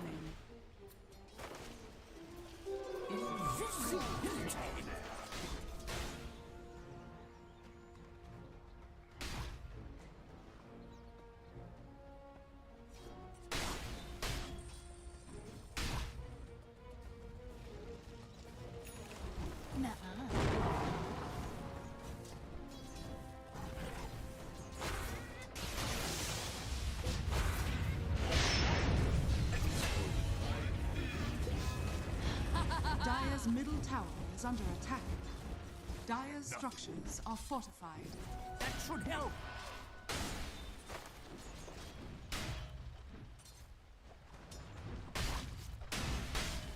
Radiant's bottom tower is under attack.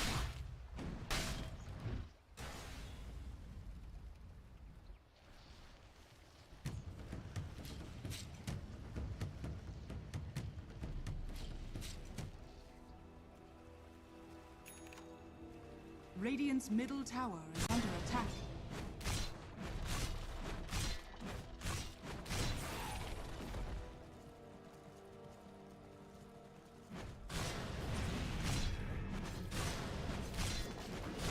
Dire are scanning. Dire's top tower is under attack. Radiant are scanning. We're back. We're back. We're back. Sorry about that, ladies and gentlemen. We had a little bit of a stint of connection issues, but we're back. We're in this mess. At present, we do see that top lane is being sieged upon right now. Tidehunter should be able to grab this one. And they actually can come bottom. Maybe mount a fight. He does have Ravage available. He's going for it, but oh man, he TP'd in the wrong part of the wave. And now this fight's going to happen in the bottom lane. Completely against them. 4 Pirates need some help. They've already ended up losing Niche on the Huskar. They lose the Lesh and the Shadow Shaman. At the same time, though, with the help of Oteka, they managed to bring down the Jakiro as well. So the 2-2 trade. Oteka once more. Once Bachir. Natty Narwhal putting in so much damage. One more slide of Fist Chains could lead to the death of both of these heroes. Oteka looking for the angle, but doesn't have enough mana on this Ember Spirit. Able at the very least to find the slide of Fanes. They bring down Fernance. They chase down onto Bachuk. He manages to skirt his way onto the high ground here. Oteka has Searing Chains. Can he cancel? Yes, he can. Gets the Searing Chains out. Bachuk is dead. Natty Narwhal dominating streak for him. Top tower is under attack. And all of this started with the defense of the tower. And the worst part about this, it could have been worse. They didn't even have the Tidehunter there with the Ravage. He TP'd in the middle of the lane, got cancelled. If he was there with the Ravage, somehow they wouldn't have even gotten anybody, I don't think.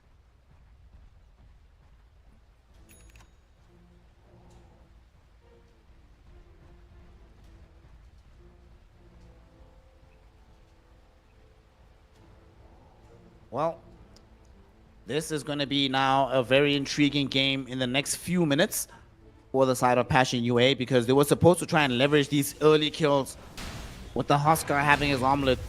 But without omelets, what is Huskar supposed to do? Like, if you get this omelet and you don't find the first few kills, this hero starts to fall really far behind. We'll see on the next game, because right now he's only attempted one. But if the next one fails, this game looks extremely hard for the side of Passion UA.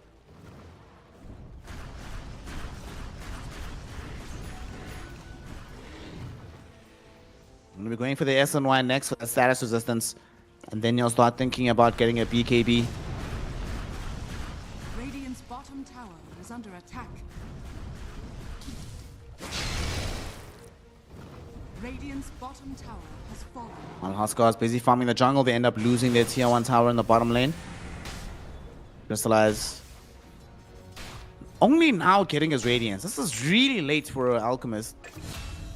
14.5 minutes, Radiance phase boots. Ideally, you want this at like 12 minutes, not now. And while this is happening, Rubik ends up losing his life on the other side of the map. Man, Otaker on this Ember Spirit is playing some Dota. And this Lina is becoming a real threat. Gonna start building into the Dragon Lance. On top of her bots with the Maelstrom, she really is playing that pure right-clicking build. Otaker is still basically playing a mid-Ember Spirit, just from the safe lane.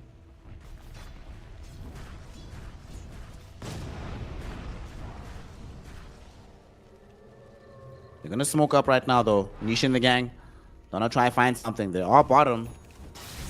All the Radiant heroes are sitting and hiding Dire are scanning. down south. Not an easy place to grab onto. Dire scan goes the other side, and now their smokes will break, so they know that the heroes are here. Who do they see first? They see the Tidehunter. Oh no, the stun! It went to the Ember Spirit lift on top of both him and the Shadow Shaman with the Ice Path on top of him. Both of them will end up dead. Oh my god, the creeps betrayed them. Dire's middle That tower stun is onto under the Ember Spirit. It sets him up for the additional Rubik lift into Ice Path. Both heroes end up dead. That is so unfortunate for 4 Pirates. Man, we need a replay of that one. That was crazy. We do see a Laguna Blade coming out right now onto Cracker. So 4 Pirates, despite losing out on the 2 supports, they're like, eh. Well, support and the Ember Spirit. They still find some quick Radiant's revenge. middle tower is More under importantly, attack. they do not allow their tier 2 tower to suffer any damage, so we can still recover on the map as a whole. Radiant are scanning. The Blink Dagger now on this Alchemist though. So we need to see him and this Huskar make some plays together. Huskar maybe 90 to 120 seconds away from having SNY. But that timing might be elongated because here comes 4 Pirates. They're smoked up as 4. And they don't have the best vision in the world, but they are going to run directly into both Niche and Batyuk. Batyuk. No, go back, Batyuk. Go back, Batyuk. He comes out right now. There's the Hex on top of him. Borrow time will be triggered. Piggy pole onto Leshrac to get him out of this fight. But now Pedanyik, happy to drop the Mass Serpent Walls, gets interrupted by the Ice Path. He will end up losing his own life as well as the Leshracs a little bit north side of him. But Otaker finds immediate revenge, bringing down both supports and now trying to chase down Batyuk. Searing Chains available in a few seconds. Not going to be on in time. And now Crystallize jumps in, finds a 3-hero stun with some damage onto Otaker. There's the Ravage though coming in from the Tidehunter. Natty Narwhal trying to lay in the damage from downtown. It's not enough just yet though. He ends up dead. Triple kill for Niche as the Tidehunter at the very least cleaning up on the Jakiro. But now with the armlet toggles, the Tidehunter is isolated. The Tidehunter is alone. The Tidehunter is killed. Ultra kill for Niche on his Huskar. Ends up hard carrying that engagement and putting the game in favor of Passion UA. Dire's middle tower is under attack. Man, 4 Pirates just took 2 different fights. Like, they were fighting in so many awkward moments. Away from the Mass Serpent Wards. We didn't see an earlier commitment of the Ravage, but that being said, this stun, oh my god. Crystallize just turned the whole fight with that stun. That one stun was incredible. Loses his life for it. Sure, whatever, dude. But, oh, he doesn't actually die. Like, it's fine, dude. That was incredible.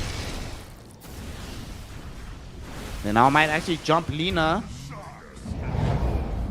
In the real game, look in the top side of the map. Natty Narwhal was in danger, but it's just Alchemist alone, so it's fine. It's fine. It's fine.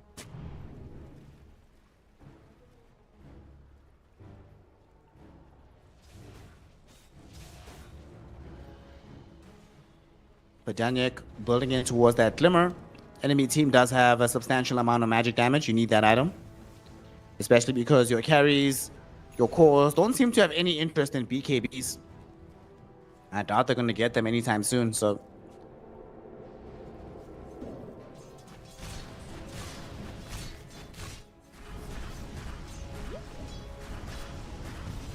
Niche and the boys from that fight. Gonna go into a Hurricane Pike for the Huskar. Do they have a Glimmer Cape on the team? The Rubik is building one, and so is the Jakiro. All right. Crystallize, finds the stun onto Aerial. Nice quick kill onto the Leshrac.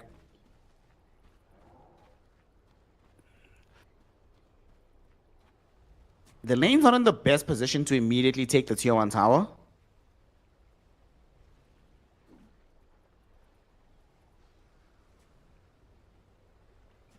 So just gonna push this one out, still farm a bit.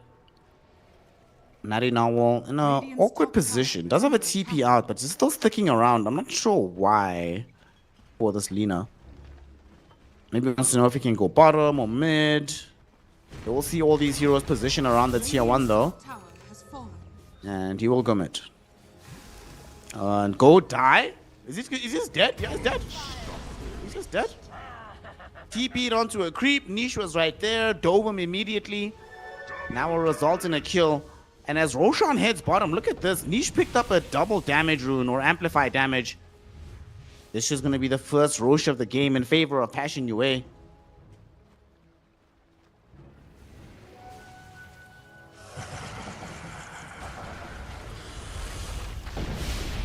Not really much they can do to stop this. And at the same time, they're killing Leshrac elsewhere on the map. Yo, Passion UA is just turning up the tempo right now. Putting pressure all across. Sean has fallen to the dark. First Aegis now secured for this Huskar. SNY. Hurricane Pike basically done. We'll have it in like a minute or so. Therefore, it's going to be go time quite soon for the side of Passion UA.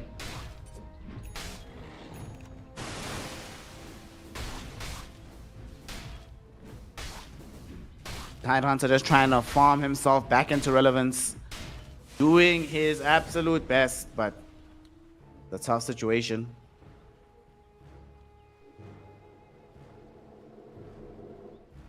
Passion UA. We'll see what they want to do with this Aegis. It used to be the case that the first Aegis for the Huskars were farming Aegises, and then you push with the second one. Is under attack. Or rather, the first one was a game control Aegis. Number 2 was the game ending Aegis.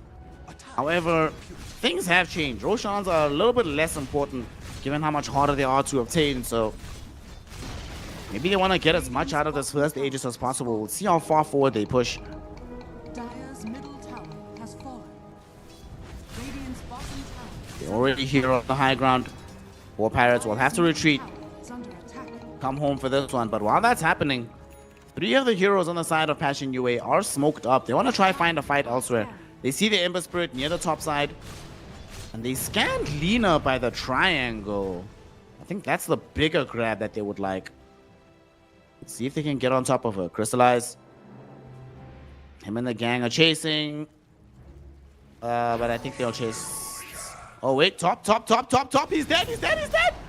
Natty Normal. They got him.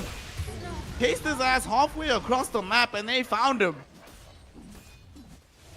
Man, what commitment from Passion UA.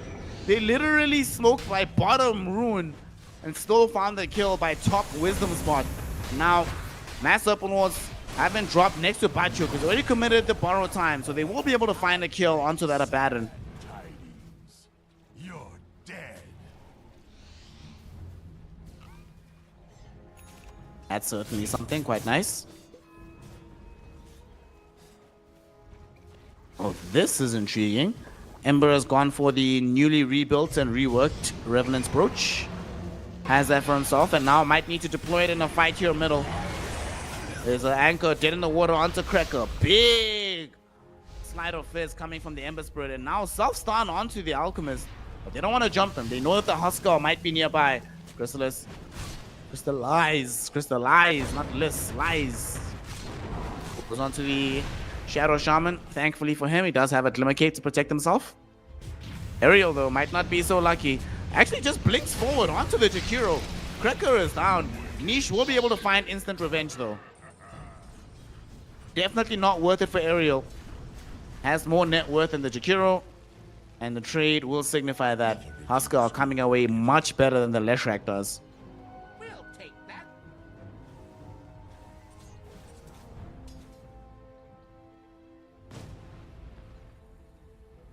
Oh no, bottom. I think the Tide Hunter might die here. He's in trouble. He needs some help. Can anybody come and save him? He does not even have enough mana for a Ravage right now. It's all being burnt away. He is going to end up losing his life. And there he goes. Down in the dumps. He is dead. Oh boy. That Diffusal Blade from Bachuk is really putting in dividends. Once you get that additional attack speed from the Curse, man. Heroes just have 0 mana remaining. And now they're on the high ground.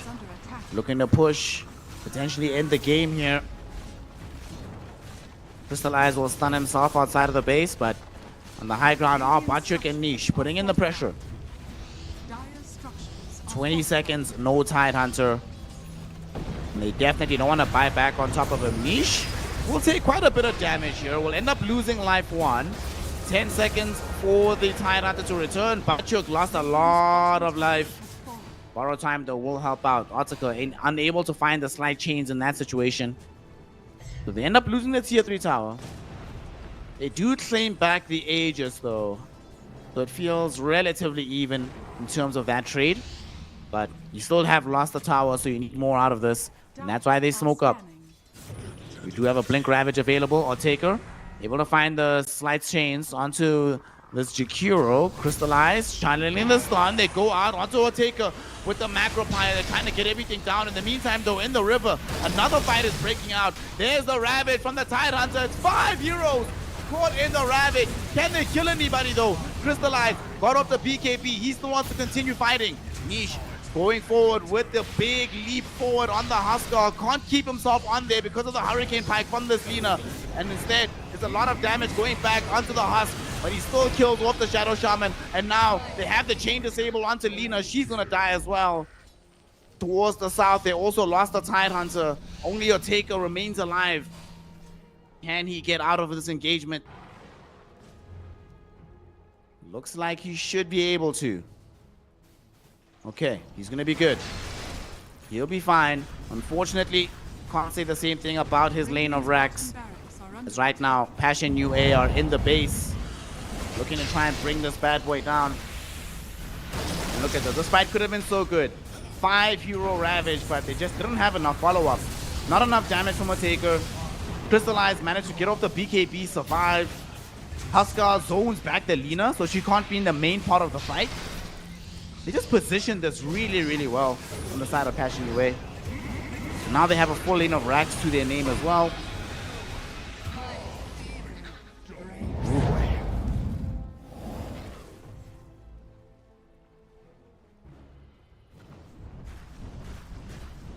Ooh boy, ooh boy, ooh boy, ooh boy.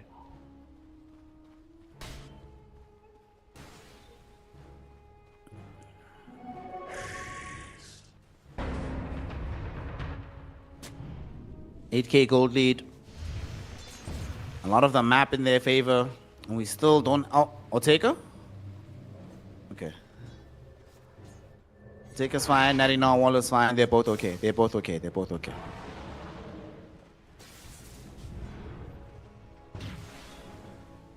This game is not unwinnable for the 4 Pirates, but certainly is a very difficult prospect. I will say it seemed cool for me when I saw this build with the Revenant's Brooch going out onto the Ember Spirit, but man, I wish he went for Daedalus or something. Just more sheer damage output from this hero. And because he didn't go for like his own farming item, he is farming really, really well, to be fair, but not hurting that much in the fight. There's no like Battle Fury or Mjolnir.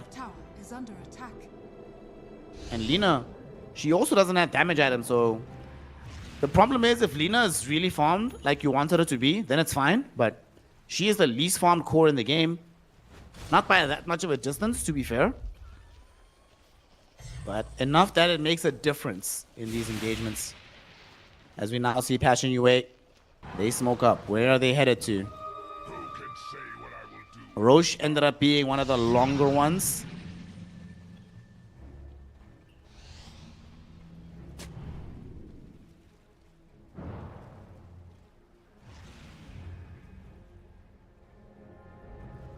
Doesn't seem like they're going to find anybody, unfortunately for them.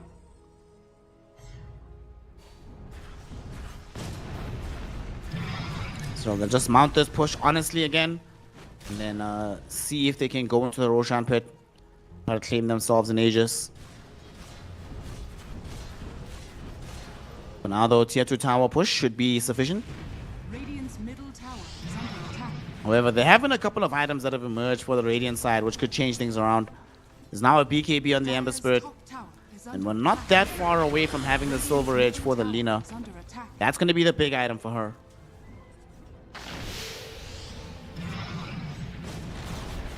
Radiant's middle tower has fallen.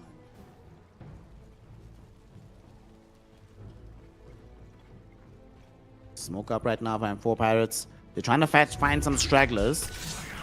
See who is retreating, but sadly the first person they find is the Abaddon. Certainly not somebody you want to go on top of.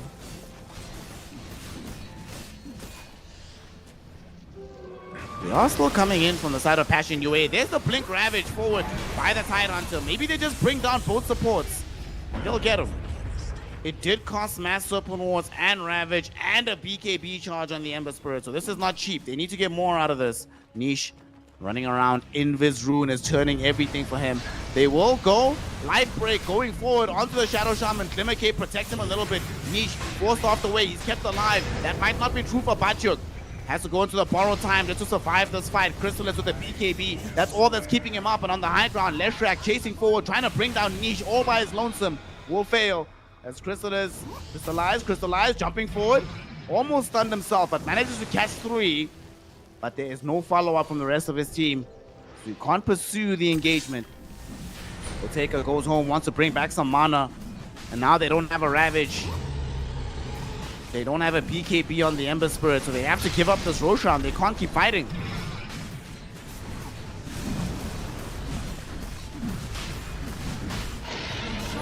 Big man goes down. I mean, Oteka oh, he actually stole the banner. Shout out Oteka. Actually managing to steal the Roshan's banner. What a G. What a legend.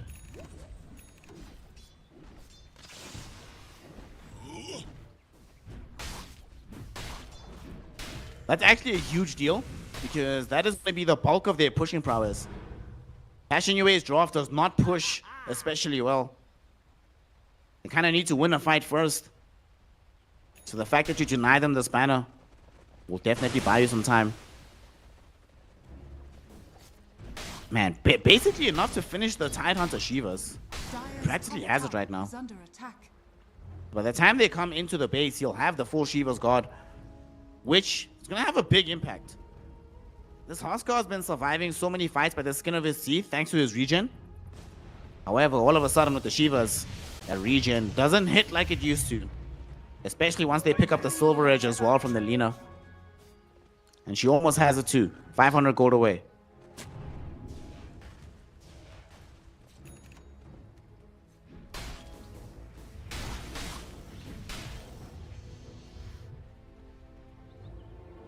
Crystallize picked up an Orchid for himself on this Alchemist.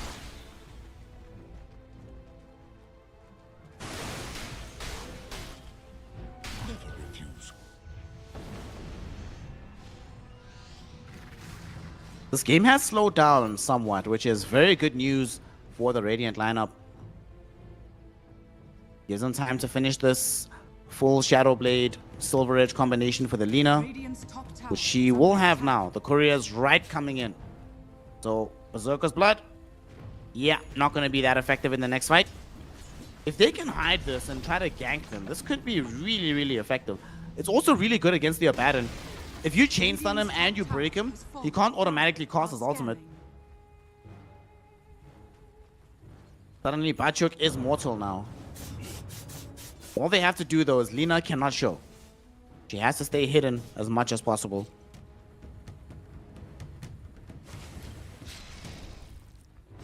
I also love how they're going for this Ayascardi on the Ember Spirit.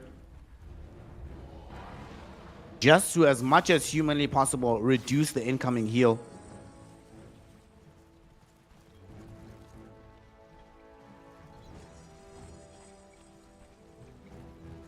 Smoke up right now by Passion UA. Hoping to find somebody outside of the base from the Pirates. It might be Oteka. Is he gonna get killed here? Silence is on. Does he have the damage to kill him? No! He remnants away, but he still dies to the damage. Does have to buy back. Now though, Life Drake going forward onto the Lina. Niche able to make sure with the help of Bachuk they bring her down too. And unlike Oteka, she does not have a buyback available. Crystallize, channeling the stun once again, blinking forward at the Tide Hunter this time that gets caught. But all they want is these racks. And without Lina, she's all their damage. This is going to be megas, honestly. They have nothing they can do about this. Not enough damage. I really don't like this Oteka build. Man turn to Revenant's Brooch. Hasn't really seemed to chain much, but let's see on this fight. They do get the Ravage out onto multiple heroes, but nobody's dead just yet. On the front lines, Niche is just throwing in the right-click damage. He's being stunned up, but still enough burn damage will go onto the Shadow Shaman that he should die. Leshrak is gone. They barely escape with the lives of Oteka and the Shadow Shaman.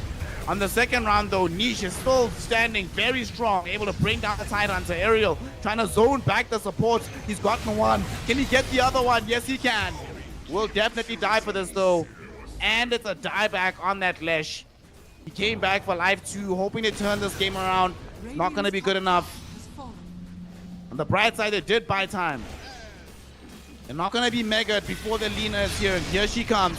Niche goes forward, now broken. But unfortunately, they didn't get the LSA out from Natty Narwhal. Not enough lockdown, and now the jump forward. There's going to be the Laguna with the right clicks. They take him down, but that's only once. Can they do much more than this? Niche held in position by the long-range shackles. He's broken up now as well. Losing life, losing damage. Can they do anything? LSA connect, but not enough damage. Not enough lockdown, not enough anything. It's enough for Crystallize though, as they take out this Alchemist. Emma Spirit forced to leave himself away lest he die here. In the meantime, Shackles out onto Bachuk. Natty Narwhal has a Silver Age. They can actually kill him. Why didn't he? Natty? Bro! Natty Narwhal could have actually killed these Abaddon. Dude, what happened? Radiant's middle barracks has fallen. Man, Radiant's they're just getting outplayed right now, the 4 Pirates. They are just getting outplayed. Here they went, you know, trying to take advantage of this Ravage. It was pretty decent, but there's no follow-up. Crystallize got off his BKB. The supports die almost immediately. Yeah. Not the fight they were looking for. Not the fight they were looking for. They need a refresher on the side, ASAP.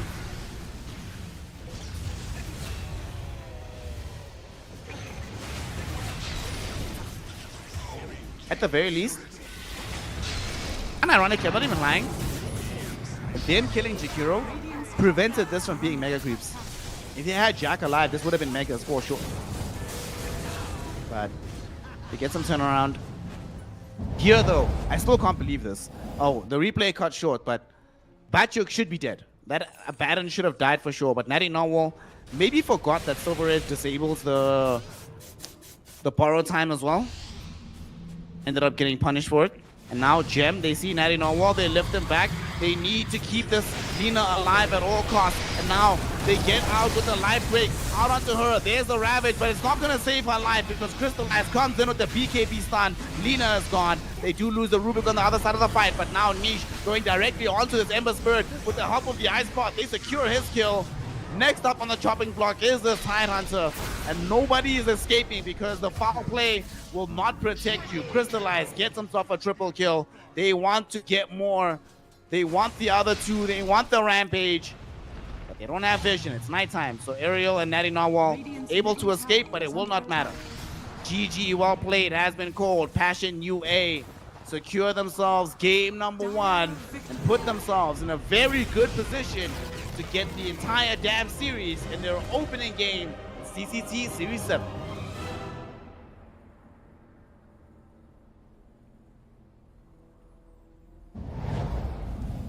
Yeah, gang. Listen, you know what this is. You know what this is. Not this is. You got outplayed. You got outplayed. You got outplayed. I don't know what else to say. You got outplayed, gang. Well, 2 things happened actually. It's not as simple as you just got raw outplayed. You did get outplayed, yes, but you got out macroed and you got out itemized. I don't think Oteka's build helped him at all in this game. Like, he did a lot of damage, but heroes weren't dying in the end, which is what you kind of want out of that hero. I I understand why the Silver Edge came in this game, right? But I feel like in this game, you had to choose between Silver Edge or Hurricane Pike. You couldn't have both. I would have preferred Silver Edge into Daedalus, or at least a Chrysalis or something. You just felt that this Lina just wasn't, you know, the punches weren't there again. You feel me? This is like when you're in the gym, you know, you're training with somebody, and then you're doing some sparring, and you know how hard they can normally hit, but you're feeling just like it's this, and you're like, dude, jab me, bro, jab me. I know you got that jab. What the hell is going on here? I do think as well, another thing that Passion UA did very well is they played much better around their own vision. All Pirates, even before the gem emerged from the Abaddon, their vision wasn't that great around the map, and even the vision they did have, they weren't able to leverage it all that often. We saw how many smoke acts we see from them, of them just roaming the map, trying to figure out something to do, whereas Passion UA, often they would smoke and find a kill not too long thereafter. So do feel like this was a bit of a skill diff, bit of a strategy diff. Is it a draft diff? Yeah, a little bit of a draft diff. A little bit of a draft diff. Diff game. So Passion UA now ahead by 1-0 in this matchup. However, for the side of 4 Pirates, they can come back. Remember, last time that these two teams faced off in CCT Series 6, it went the full distance. All 3 games, even though Passion UA did win game number 1. So we're going to be figuring out whether or not Passion UA have what it takes to make this 2-0, or if it's going to be 4 Pirates giving us yet another comeback and making this an exciting series. We're going to find out after a very short break. So go grab some water, walk around your house a little bit, and join me for game 2 of the side of Passion UA versus the 4 Pirates here in CCT Series 7.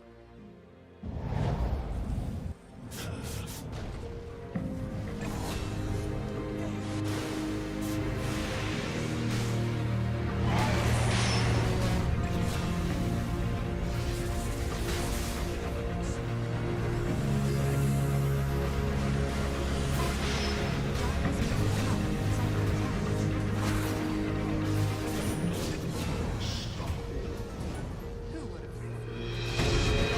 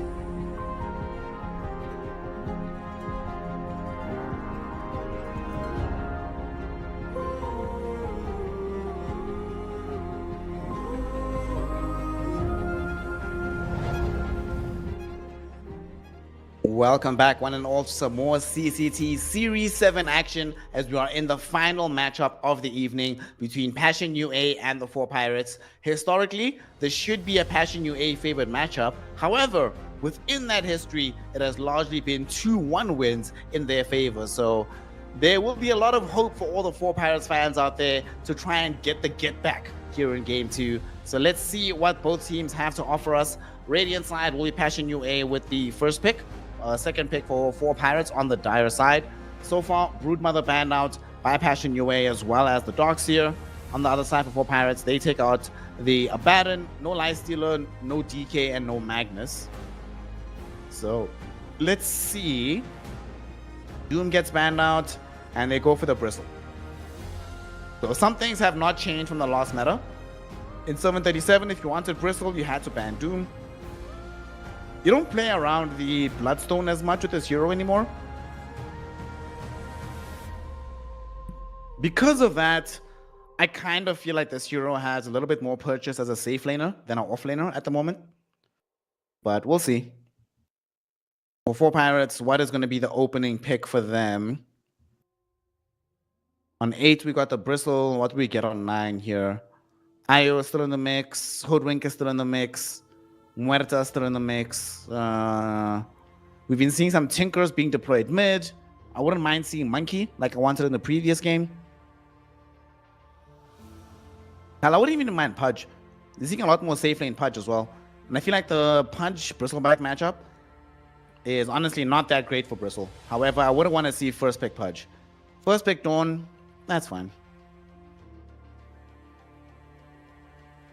Dawnbreaker. So we have some global presence right now, lots of healing potential. Therefore, for the rest of the draft, Passion UA have to be looking towards hero reduction heroes. I would like to see Shadow Demon from them. I would like to see a Shiva's Boulder from them. I wouldn't even mind Lich. One of the older school counters as well. By old school, I mean in the last like several months into the Dawnbreaker. You drop the Chain Frost right where she's about to land.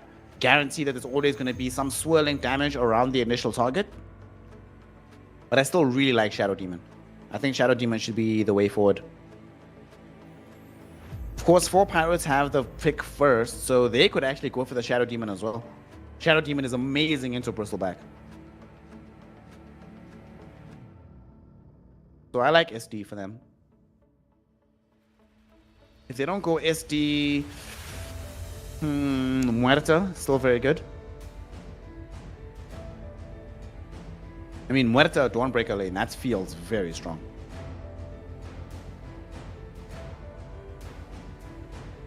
So let's see here. 90 seconds in the reserve time for the side of the Four Pirates.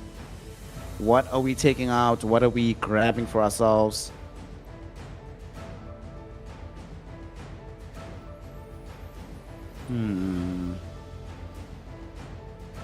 I don't think I want to see Jakiro again for Kidaro.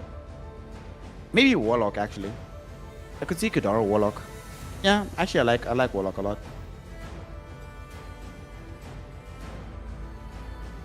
So if you're gonna pick Warlock, what do you ban then? Then you ban some Enchantress maybe. Abaddon's already gone. Maybe you ban Io now. I think Io actually. Oh, Marcy. Alright. But some kind of healing hero. And they get the Phoenix, right? It's not going to be the Warlock, but it will still be another big team fighting hero. You get the egg. Now they have to draft into ways to deal with the Supernova because Bristleback just simply will not have the attack speed to do it himself. Not only that, but you also have some percent-based HP damage into the Bristle, thanks to the Phoenix being available. It does take some timing, but you can get like Icarus Dive into the Dawnbreaker ult, into Supernova in one swell move. Like I said, not easy to accomplish, but if you are able to do so, it makes your team fight super solid. So what do we have to take out the Supernova here? Marcy's out, so there's no Unleash. Snapfire is kind of a dead hero. I think you pick Centaur. Just get away from the egg. And be like, alright gang. Could be Centaur, could be Silencer perhaps. I still like Muerta. Then you drop the Calling so that even if the area of the fight that you're worried about, you drop the calling there, so that even if the Supernova or the Phoenix Icarus dives in, they can't leave the area. And there we go. There's the Muerta. Muerta, excellent into Phoenix. Can't leave the calling area, or you leave the calling area without being able to drop the instant Supernova. And you have the dead shot as well to send heroes away, which is not just good against the Phoenix, but also amazing into Dawnbreaker targets. As soon as you know you're going to kill the hero, if you think that the Dawnbreaker ult is coming, hit the dead shot, reposition away from that area, re-engage the fight, and you can still go for the Centaur now. If you get Centaur, then you still have the full ultimate with the Stampede. You have the Gleipnir to hold them in position, so you can both initiate and disengage as necessary for the team fights.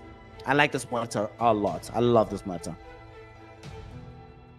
Also, in the event that this ends up being an off-lane Bristleback plus Muerta is still a very strong lane. So I like this Muerta quite a bit. A little bit less of a fan of the Jakiro, if I'm honest. I mean, Jack is everywhere right now. Does give you on the one bright side, when a hero is being targeted by the Solar Guardian, you ice pot them, you macropire them, then Dawnbreaker jumps into a massive amount of damage she doesn't want to deal with. Gives you a little bit of push potential. So there's reasons why, but I don't know. I'd like to see the mid laner to feel more confident about this Jack. I feel like Jack needs a very powerful mid laner, some Puck or whatever, Puck, Ember, these kind of heroes to feel effective. But now 4 Pirates. Hey! I told y'all, Pudge, bruh. Pudge into Bristleback. This is actually that's that new tech. That's good shit. I like what I'm seeing right now. Very tanky draw from the side of 4 Pirates.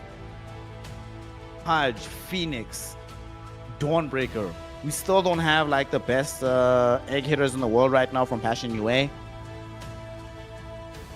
Swashbuckle doesn't affect the egg.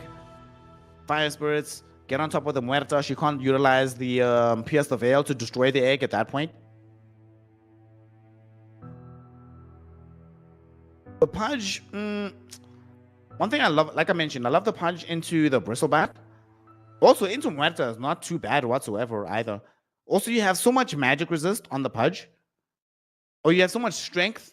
You can build some magic resist, hopefully from the Dawnbreaker. Most of the enemy team doesn't have burst, really. I see Dawn, I see Muerta, I see Pango.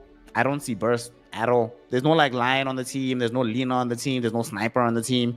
Anything like this. I feel like if 4 Pirates can get themselves...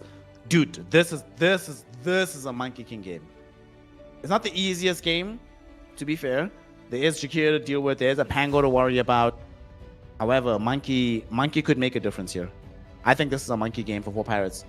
They have lost pick, right? So they have some chances to figure out exactly how they want to deploy that Monkey. But I really feel like this is a game for the Monkey.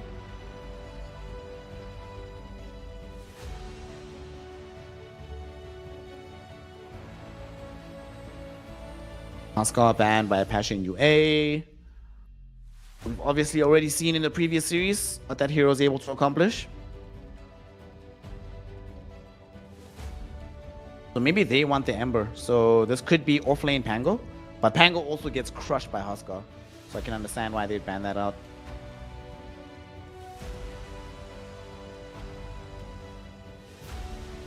Four Pirates seem to be intuiting that this Bristleback is going to go offlane and the Pango will go mid. That does seem like the more straightforward read of the situation.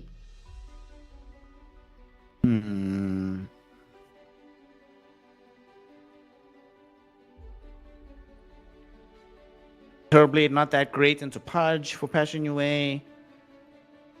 I could still see Drow. I could see... Actually, you know what this is a game for? This is a game for Carry Weaver. This is a game for Carry Weaver. The only thing he has to worry about is the Frostbite at the moment.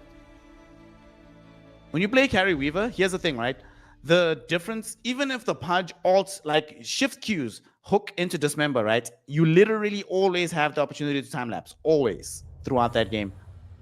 Gives you a way to hit the egg. Very annoying in the laning phase against the Dawnbreaker. I could definitely see that. I'm telling y'all, bruh. I'm telling y'all. This Weaver, bruh. This is a good Weaver game, gang. This right here. This right here. This is a good Weaver game.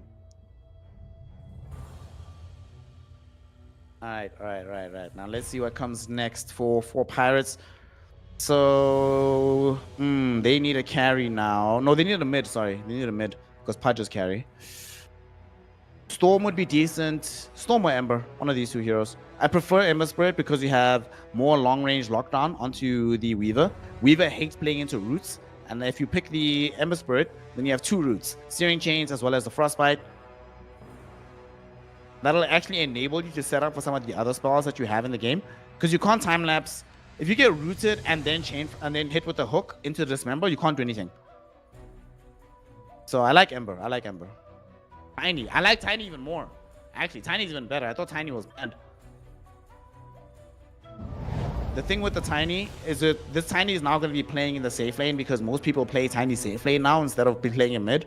Oh, wait, is that true? Let's see. Where's Naughty Narwhal? No, it's going to be mid Tiny. All right, mid Tiny. Okay. I'm glad. I was about to make a comment about how I'm not really comfortable putting the Pudge mid and then the Tiny in the safe lane. Even though Tiny looks so good safe lane, I do feel like they needed a hero goes mid, does a decent time in the lane, moves across the map, opens up space, but crucially, able to kill Weaver. In the earlier portions of the game, before Weaver starts building up a mass amount of stat items, you can one-shot kill the Weaver as a Tiny. If you find him in the middle of the fight, maybe an errant avalanche interrupts him being able to escape here and there. I like it from 4 Pirates. I'm just not sure it's enough. I do like it though. However, I like the Weaver a little bit more because I think the Weaver gives Passion UA more of what they were missing than what the Tiny gives Pirates what they were missing. Pirates were missing some initiation, they were missing a solid laner, they were missing some potential scaling as well throughout the game because look at their heroes. The only hero that scales right now is the Dawnbreaker, right? Everybody else, Pudge can scale, but doesn't scale in the same way as other carry heroes do. So you wanted a hero that has some of these things, but the Weaver feels super solid here. That being said, the Weaver also feels risky because this Weaver can die and he can die a lot. This is not one of those easy Weaver games. Plus 25 minutes onwards, it should be easy. Before that, it's going to be quite complicated for the Weaver. So let's find out exactly how this game is going to unfold as we head ourselves into game 2 of the 4 Pirates versus Passion UA. Thus far, it's only both of these teams opening matchups here in the group stage. So regardless of the result, you still have 3 other games to play out to try and get yourself in as good a position as humanly possible. Remember, bottom 2 teams in both Group A and B are eliminated from the tournament. So you definitely want to start off with some winning ways, lest you already have to worry about elimination early in engagements. 4 Pirates smoked up and going for the wraparound here. Passion UA are positioned on the high ground, trying to stop this from happening. Crystallize will now see this, and they have an observer ward. He pops the smokes. They see everybody. He rushes forward with this Akuchi, putting in some damage. In fact, now it's the Crystal Maiden falling very low, and she's going to end up dead. First blood going the way of Passion UA, and they're not done just yet. Blood grenade thrown in onto the Dawnbreaker, and there's no way she escapes from this one with her life. Gonna be a double kill for Crystallize. What a way to start a game as a Weaver, baby.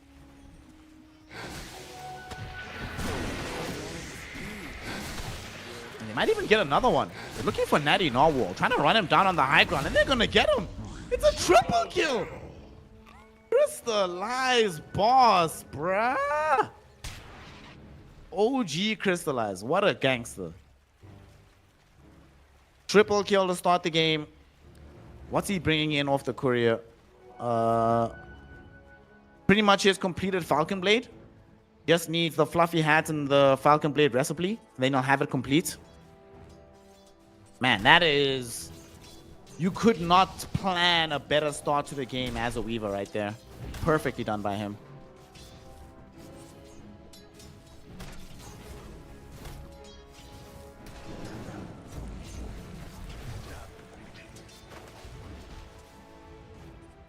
Yo, shout out the Weaver gang.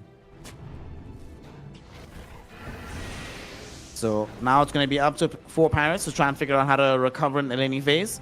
Unfortunately, they don't have the strongest lanes in the world. Down bottom, as we already see, Jakiro Weaver. There's no way. I literally mean this, right? There's absolutely no way that Dawnbreaker can outfarm Jakiro Weaver with Phoenix as the support. There's no way. There's just no way. The best Phoenix can do is lay out like 1 Fire Spirit. But Crystallize can always Sakuchi away from the subsequent ones. Make sure that he has high attack speed all the time. So he should have good farm. Mid lane, Pango versus Tiny. Pango is going to have a field day here up until level 4, level 5. Tiny then will be able to overtake, but Pango will be super happy. I mean, even look at top lane. Okay, this might be good for them. Bachuk doesn't die. Does die now. Taker finds the hook. One of the reasons, there's 2 reasons why Pudge is so good into the Bristleback. Number 1, obviously you get the hook dismember combination. You can keep him facing in one direction, allow the team to close in on the other side, ensure they find the kill. The other reason is that normally when Bristleback wants to get really far away, thinking he's going to be fine, you get dragged back in by a hook with some rots. It's a lot of damage. He doesn't have any access to some magic resist right now on the Bristleback. So he's certainly going to suffer under these auspices at the moment.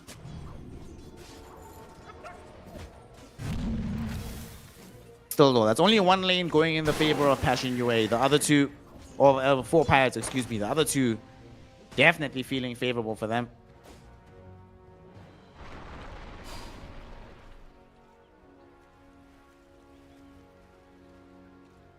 I really can't describe to you guys how good of a Weaver game this is. As a Weaver spammer, I'd be ecstatic playing this game. I literally have 2 spells to worry about. Just 2. It's Frostbite, well 3 technically. Frostbite and the Avalanche Toss combination. Everything else I don't really care about as the Weaver here. Damned if you don't. Also for 4 Pirates, they cannot afford to have anything go wrong in the top lane. Thankfully, it's going swimmingly at the moment. Oteka's finding everything he wants. Hooking range creeps for fun. Will get all the farm he desires, but they are now past the point where they can threaten the Bristle. He's level 3 now. 2 points into the Quill Spray, so you can no longer just post up and force him out of the lane.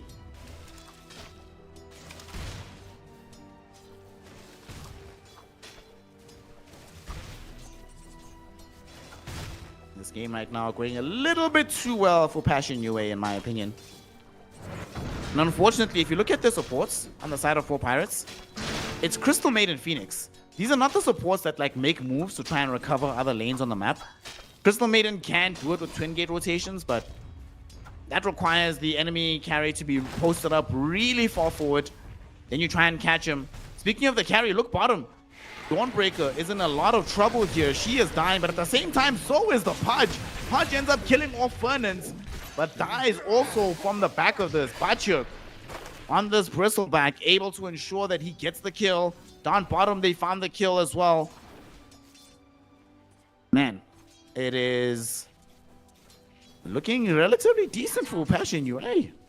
Across the map. Oh, they didn't actually get the kill. He barely survived. I thought he died, but turns out that Dawn did survive in the end.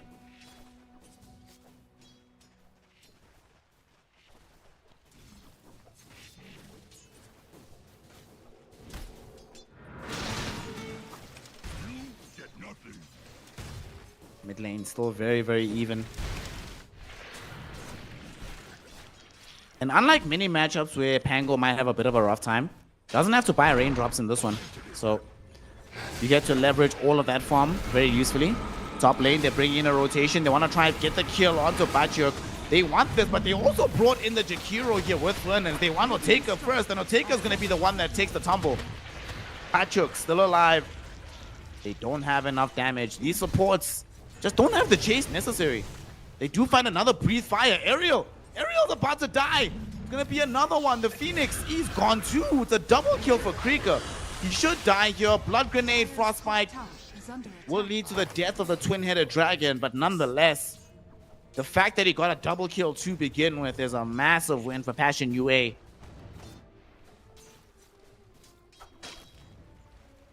Radiant are scanning. falling.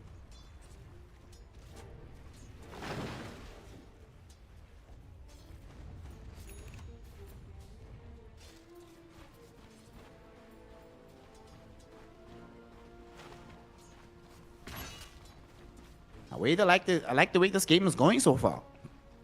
At least for Passion. For 4 Pirates, they need to make some changes.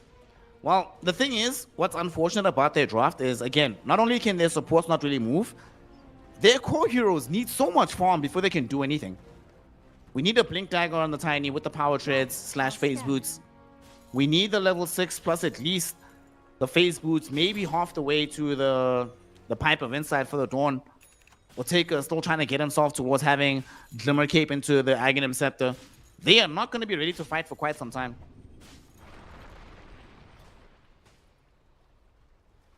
On the bright side, Noble Weaver, however, the Pangolier, not that far away from wanting to make some moves on the map. Has level 7 already in the mid lane. Would love to connect top to Bajyuk. With this Bristleback closing in on having his full Vanguard. They're actually just going to try and run down the Crystal Maiden. And I think Crystal Maiden should die here. Nope. Dude, if the Breathe Fire had connected from Krieger just before the hook, she'd be dead for sure. But the Breathe Fire, or the Dual Breath rather, not the Breathe Fire. It's not DK here. I'm just thinking of dragons. The Pedanic manages to survive by the skin of his teeth. Dire's top tower is under attack. The thing is, look at this. They're bringing Tiny top, right, to try and help out with the situation. But they now actually maybe kill Pedanic. Pedanic will die. Ice Path onto a taker. Bajyuk wanting to put pressure out onto him, and Crystallize even shows up. They want to bring down this Pudge. They can't get him. The Solar Guardian will be there. Crystallize, though, at the very last second, does manage to find the time lapse. They do bring down the Pudge, but it cost them the life of both the Muerta and the Bristleback. As Bajyuk and Fernandes go down. First Solar Guardian of the game. Overall, it does end up being a lead for the 4 Pirates, as they are fairly behind in the net worth department. That being said, that is the 3rd death of the game onto the Pudge. Ooh. Ooh. That's tough. And now they're actually not going to just leave. Crystallize, he stuck around, didn't even take the Twin Gate. Made sure he was going to be here. Secures himself a dominating streak. Listen, this is a Dreamweaver game. 4-0-1. 4.7k net worth at 9 minutes on Weaver. He's even skipping boots. Whenever Weavers are doing a really good performance, they just skip the boots. They're like, whatever. That being said, I cannot pretend that I'm very excited about his build here, though. I don't believe that Mage Slayer is the way to go. I mean, you are playing into Pudge, though. He does have a lot of magic damage, so maybe that's the idea here. Pudge, speaking of him, down bottom, top lane, they're going on to Bajyuk. They're not going to get him easily, but they will eventually find him after committing 4 heroes onto his life. At the same time, they ended up losing Oteka down bottom, and now the entire team is taking the Twin Gate. They're coming top. They want to try and keep the fight going. Dawnbreaker might be the priority target. Sukuchi forward. They want to try and find her. She already committed the Celestial Hammer. She has no way out. Niche with the Rolling Thunder ensures that she's trapped. Crystallize will finish her off. Mega kill streak now for the Weaver. They might want to chase for more. Naughty Narwhal, no Blink Dagger available for him. Crystallize 5 seconds away from having access to the Swarm Bugs. Will get caught by a big combination, but like I said, you cannot hook Dismember before the time lapse. And now they have the Bugs with the Ice Pop onto Natty Narwhal. This Tiny is falling low. They did get the Dismember out onto the Pango, but Pango still living. Natty Narwhal dies first. Oteka now all of a sudden needs to run away from this engagement, but he's losing so much armor thanks to the snot of Bajyuk. Ends up delivering a double kill to Crystallize, and now that they've shown up with the Dawnbreaker, they've realized this is not where she wants to be. They all run themselves away from 4 Pirates. They leave Passion UA to secure the tier 1 tower middle, and they deliver yet more kills to the Weaver of Crystallize.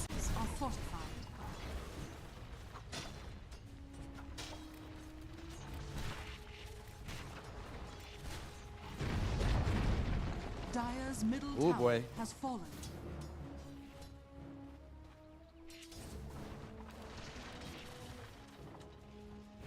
4KA deficit at 11 minutes for poor Pirates. We're 1,000 gold away from the Blink Dagger of the Tiny. Ortega really struggling with the Pudge. Bottom of the net worth right now.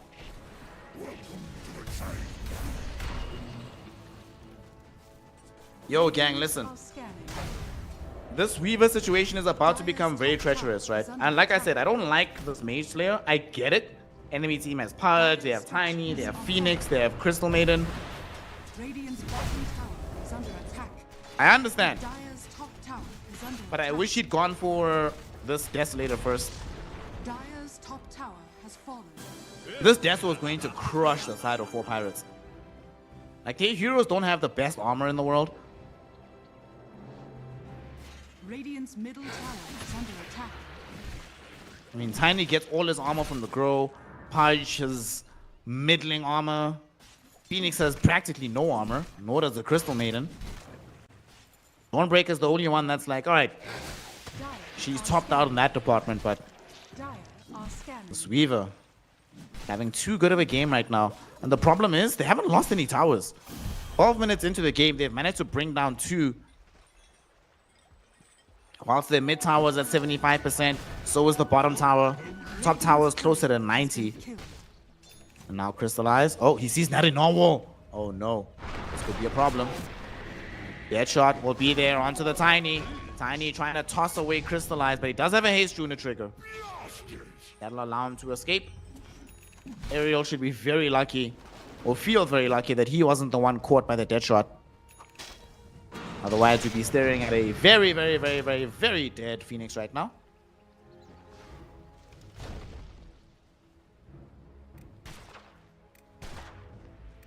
Smoke up by 4 Pirates. I want to try and get something done on the map because I believe they're about to get the Blink Dagger for the Tiny. And there we go. Blink on Tiny. Let's see if they can find anybody. Looking at bottom lane, they have Chrysalis and Cracker there. The Weaver and the Jakiro. This could be a fight. This could be a fight. There's the initiation. They find the Avalanche Toxin. They have the damage. No! He gets off the time lapse. Gets off the Sakuchi. The Weaver is out, baby. That is the worst case scenario. And remember what I was saying in the draft. In the earlier levels, you catch the Weaver while he's under farm before he has stat item to bring him down. But my man is smarter than me. Not just the Falcon Blade power trades, but if he didn't have the Mage Slayer there, I'm not even joking. Without the Mage Slayer, he is 100% dead. Turns out Crystallize knows what he is doing in this game, baby.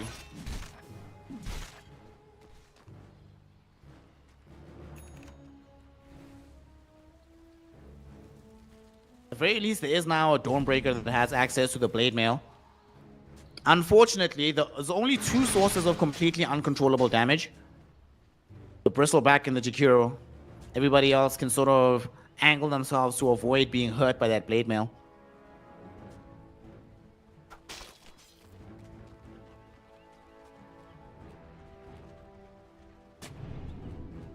On bottom, they're coming again for Creeker on this Jakiro. They want to get some tower on the map of 4 Pirates, but they really can't make this rotation happen. Very much struggling here. And if they just go straight onto the tower, look at their draft. They don't have, like, their pushing potential is awful. Genuinely ass. Radiant's bottom tower is under attack. So how on earth do they even try to think about mounting a push unless they win a pretty drastic team fight? Radiant are scanning. They're gonna smoke up with 3. They want to try blink onto somebody, but still, the heroes are already here. They do have an Observer Ward. Oh, it's just a sentry. Never mind. I thought it was an Observer on the high ground. Radiant's top tower is under attack. They're coming. Here they come for 4 Pirates. Natty Narwhal is going in. We will see the smokes getting popped by Crystallize. Is he going to throw in the bugs? Interrupted by the Avalanche. And here we go. Here's the chase. Bachuk gets hooked towards Ortega, but gets interrupted by the Ice Path before the Dismember can complete. Already down to 1/3 of his HP. Ortega needs to escape. Might not be allowed to do so. Ariel throwing in some heals. So is the Dawnbreaker with the Solar Guardian. And that Solar Guardian stuns up Bachuk. They want the Bristleback. They can't find him just yet. Eventually they get him. But it will cost the life of Tiny on the other side. In the meantime, Crystallize with the Weaver able to demolish the Supernova Egg, getting himself an additional kill in this fight. Icebark onto the Dawnbreaker, no escape for the Dawn. Sakuchi kills off Pedangik, and now we're gonna have yet another one for the Weaver. Triple kill for Weaver, a full team wipe for Passion UA, and 10-0-4 for Crystallize in this matchup.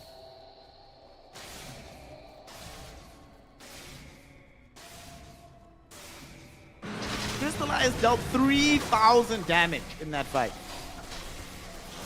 That was before he had Desolator.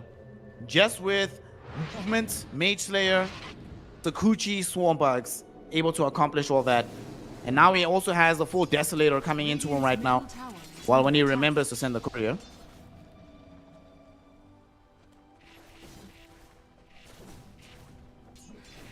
Oh boy. Desolator, Mage Slayer, Power Trades, Falcon Blade, Orb of Destruction as well at the 17-minute mark. This Weaver is farmed, baby. 10k net worth. Woo! You love to see it. My man is playing a turbo game right now. And he's gonna go ahead and take the experience because once he gets to level 15, dude, that level 15 talents, both of them are insane. The mana break is amazing. The swarm attacks to kill, given how low the attack speed from 4 pirates is, that is also really, really good. Honestly, I would go for that one in this game. Where's the... They have no attack speed on 4 pirates, like at all. They're gonna go now. We have a fight. Tiny caught in, dead-shotted towards the Radiant lineup. He is gonna die, and not only that, he's gonna give away a Desolator charge to this Weaver. And because of the death of the Tiny, there's nobody around to help defend the Roche, so they can easily go into the pit, claim their first Aegis of the game.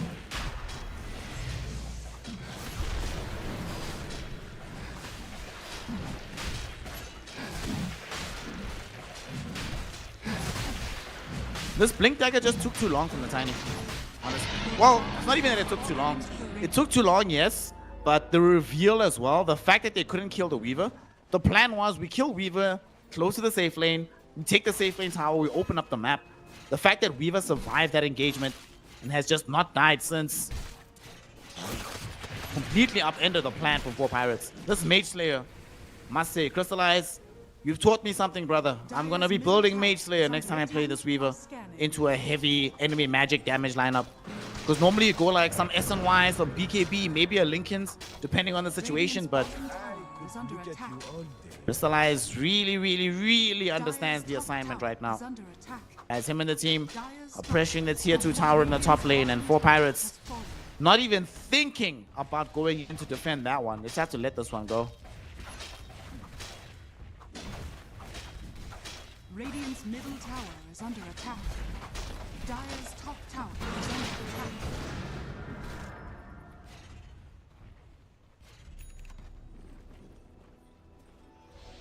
Full Heaven's Halberd now available for the Bristle. We will see now they're rushing forward, looking for a fight. Taker gets dusted up. He's in the wrong area. Why are you here, boys? Let the tower go. Why did they come to defend this? Radiant's bottom tower is under Oh attack. no. Oh no. 2 heroes dead in the blink of an eye. Batchuk gets both of them in that situation. Now we have a Weaver that is what? 10-0-7. Bristleback that is 4-4-11. Radiant's middle tower has fallen. Dire's top On the bright side, they do at least get the tier 1 tower bottom. That's something for the side of 4 pirates, but game is not going the way they thought.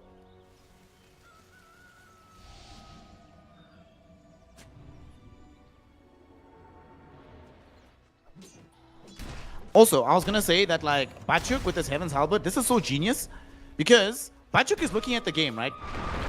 Speaking of Batchuk, he's about to die here. Avalanche toss back towards Taker. There's gonna be the Dismember. They drop in even the full Solar Guardian and the Freezing Field. God damn, y'all hate this boy. He does end up dead. Now, they're gonna go and drag back in the Pango as well. Can they find this kill? Supernova now committed. They should get him. Niche will end up dead. Macropire Ice Path not enough from Cracker to dissuade them from the kill. That's like 2,000 gold and 2 kills, and they might get more. They find Cracker as well. Holy base, 4 pirates. A golden thread. Alrighty, baby. Natty Narwhal showing up when the team needs him most, finding all the tossbacks, enabling the kills, and granting his team 3,500 gold in the space of 30 seconds. Amazing stuff from him.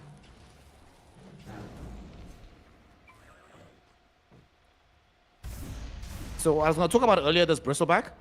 Him buying the halberd might seem weird, right? Because you look at the enemy team, you're like, well, aren't they all like mostly magical damage?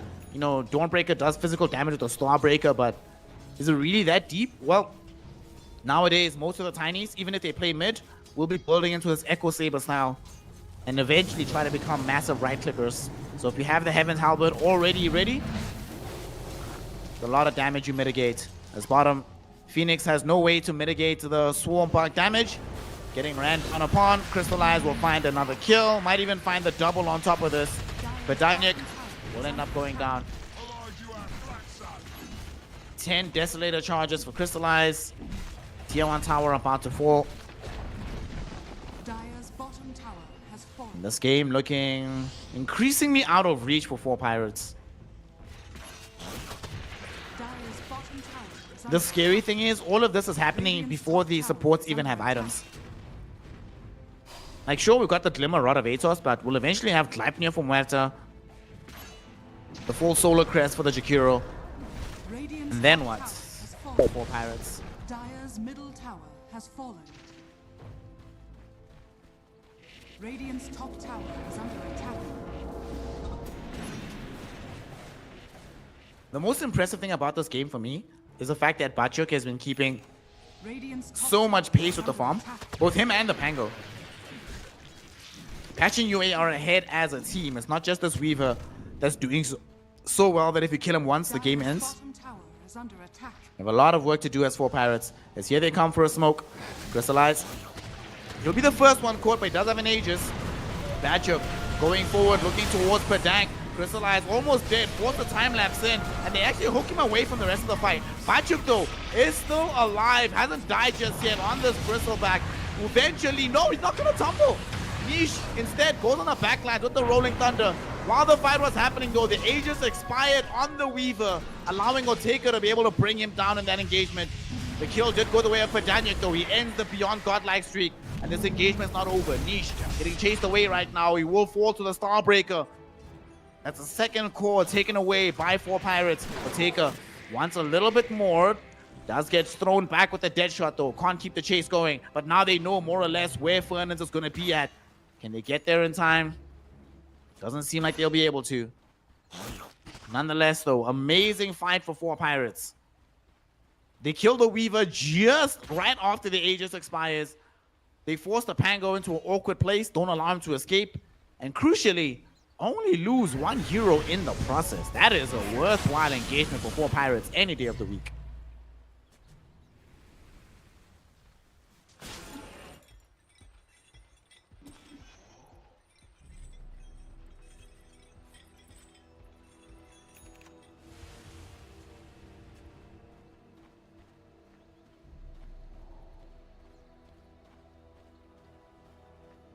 Don't break him out. Getting closer and closer towards having a shot. She has the completed Harpoon. I mean, she's actually really fun. Number 3 on the network charts. Harpoon, Blade Mail, Heaven's Halberd. Not easy to kill whatsoever, especially after she picks up this AC as well. Ashen UA though, they're gonna smoke. I think they want to go through the twin gate here. See if they can force a fight on the other side of the map. No, they just want the Tormi. Alright, I'm gonna wait for the Tormi. Take that one when it arrives. Is under attack.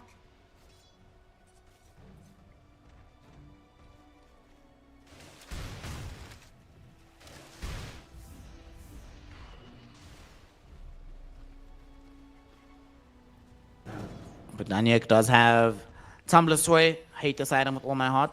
And of course the Aghanim shard for the clone. Do we have a shard on Phoenix? Yes, we do. Okay. Good. Shard, Essence Ring. Good combination with some Healing Locket as well. Healing Lockets plus Sunray. It's a lot of heal going towards a particular target. Radiant's top tower. Honestly, 4 Pirates are gaining a lot on the map right now. Because Passion UA are laser focused onto getting this this Tormi, they've just been waiting around for it. Gonna respawn soon, but it's about 90 seconds that they spent not really doing anything on the map. And 4 Pirates are getting more and more farm. They're farming the triangle right now. Radiant's top They have a tower creep is wave under pushing in attack. top, which is not being dissuaded whatsoever. So the tower's already at half HP. This is not worth it for Passion UA. Whoever needs a shot this badly, dude, just buy it. Bro, just buy it. Y'all have to give up on this. This is not good. Not good for the side of Passion UA. Finally, the Tormentor comes up, but Radiant structures they had a are fortified. 6k gold lead before they went for the Tormi. Went down to 3. Now it does come back up to 5, but Radiant's top tower is under look at this. attack. Tier 2 tower top about to fall. Radiant's top tower has fallen. They don't have control of their triangle. Yo, 4 Pirates are actually happy about this exchange over the course of the map. Radiant's top tower is under attack. It also finished the BKB for the Tiny. Now we have a BKB Tiny. Radiant are scanning. It'll be much more difficult to bring him down now.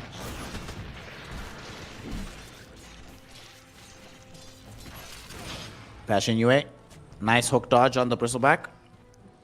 They want to try and force a fight. They don't have an Aegis right now, but if they can kill somebody, they can make it happen. They get the Ice Path, Macro Pyre combination out onto Natty Narwhal. He does have BKB, he's being chain disabled right now. Does force the BKB at long last. There's a Supernova also right behind him as the toss forward towards the egg will end up stunning the Bristleback with the Solar Guardian coming in. Bristle falling low, but the Ice Path was there to stop the Starbreaker. They can't finish him off. Instead, they've lost the Phoenix, they've lost the Crystal Maiden, and now they lose the Dawnbreaker as well. Cracker turning that fight around with the Ice Path at the last available moment. Dire's middle tower. Crystallize and Pango doing in the damage. And 4 Pirates lose 4 heroes and all of a sudden have to contend with also losing a lane of racks. Man. Dire's middle tower has fallen. Let's see that again. I mean, he was very patient with when he wanted to cast the BKB. Comes in half duration, tosses the Bristleback towards the Phoenix. No one there to destroy the egg. Egg pops, Supernova, but look at that Ice Pop. We spoke about it in the draft, right? One of the reasons you can pick Hero into Dawnbreaker. You drop that Ice Pop, she has no way to avoid it. And immediately she just ends up dead. She doesn't have a BKB, no way to deal with that kind of damage. So she loses her life. 4 Pirates lose a lane of racks. And Passion UA put themselves in a very good position to secure the 2-0 as the opening debut of their group stage here in CCT Series 7.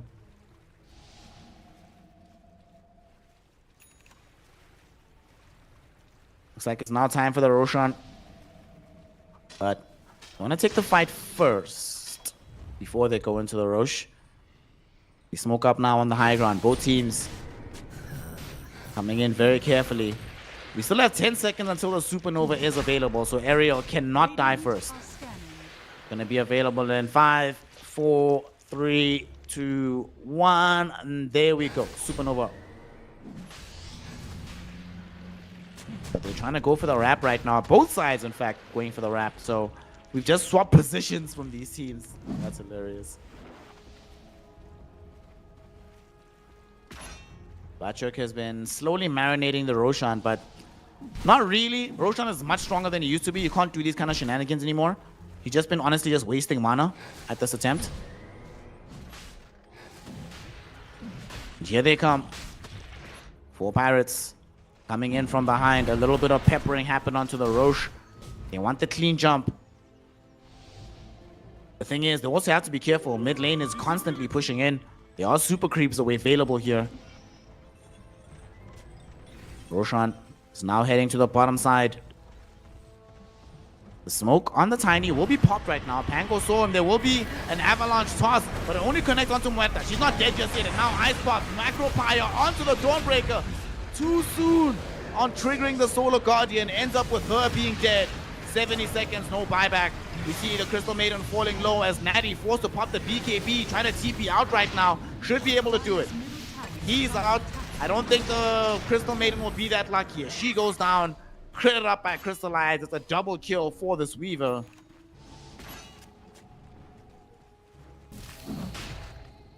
They really tried their best there. They thought they had the angle, thought they had the defense. Turned out they were dead wrong. Now they have to give up Roshan number 2.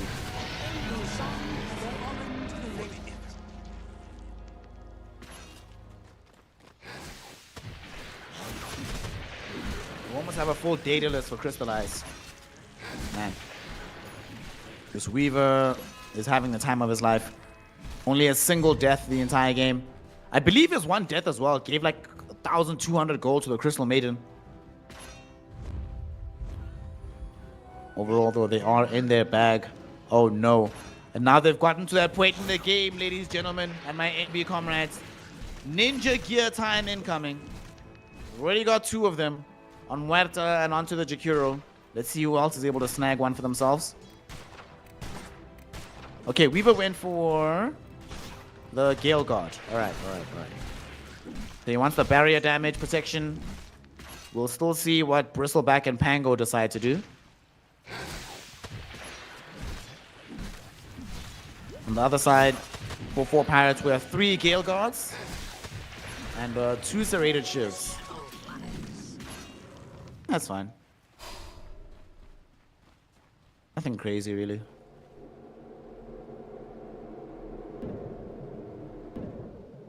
Oh, Radiant side. Oh no, Dawnbreaker. You need to get out of here. You need to run, gang. You need to run. Here they come. Rolling Thunder. They get the connection. They interrupt the TP out. She is going to die here. Not just her. Crystal Maiden's also dead.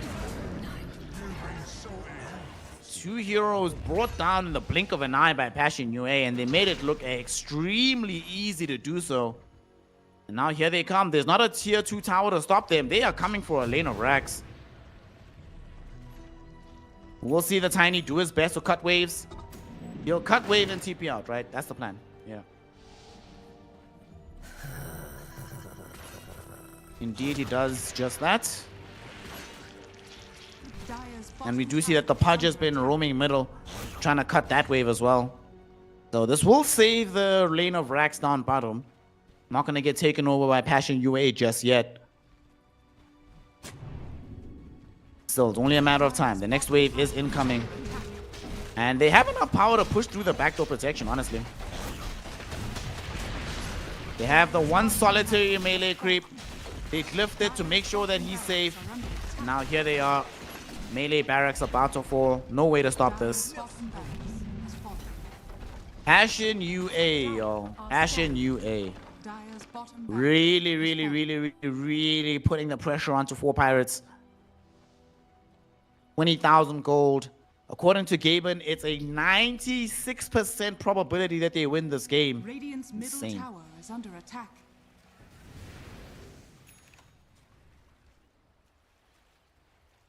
Radiant are scanning.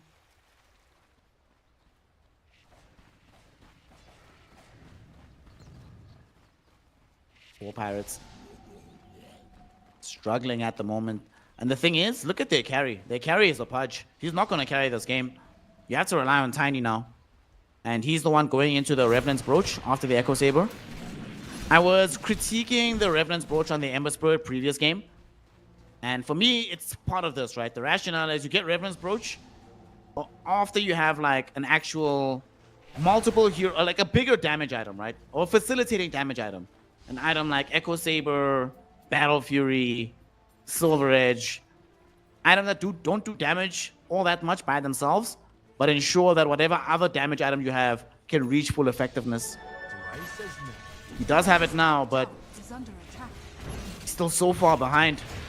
And this Pudge isn't really offering anything anymore.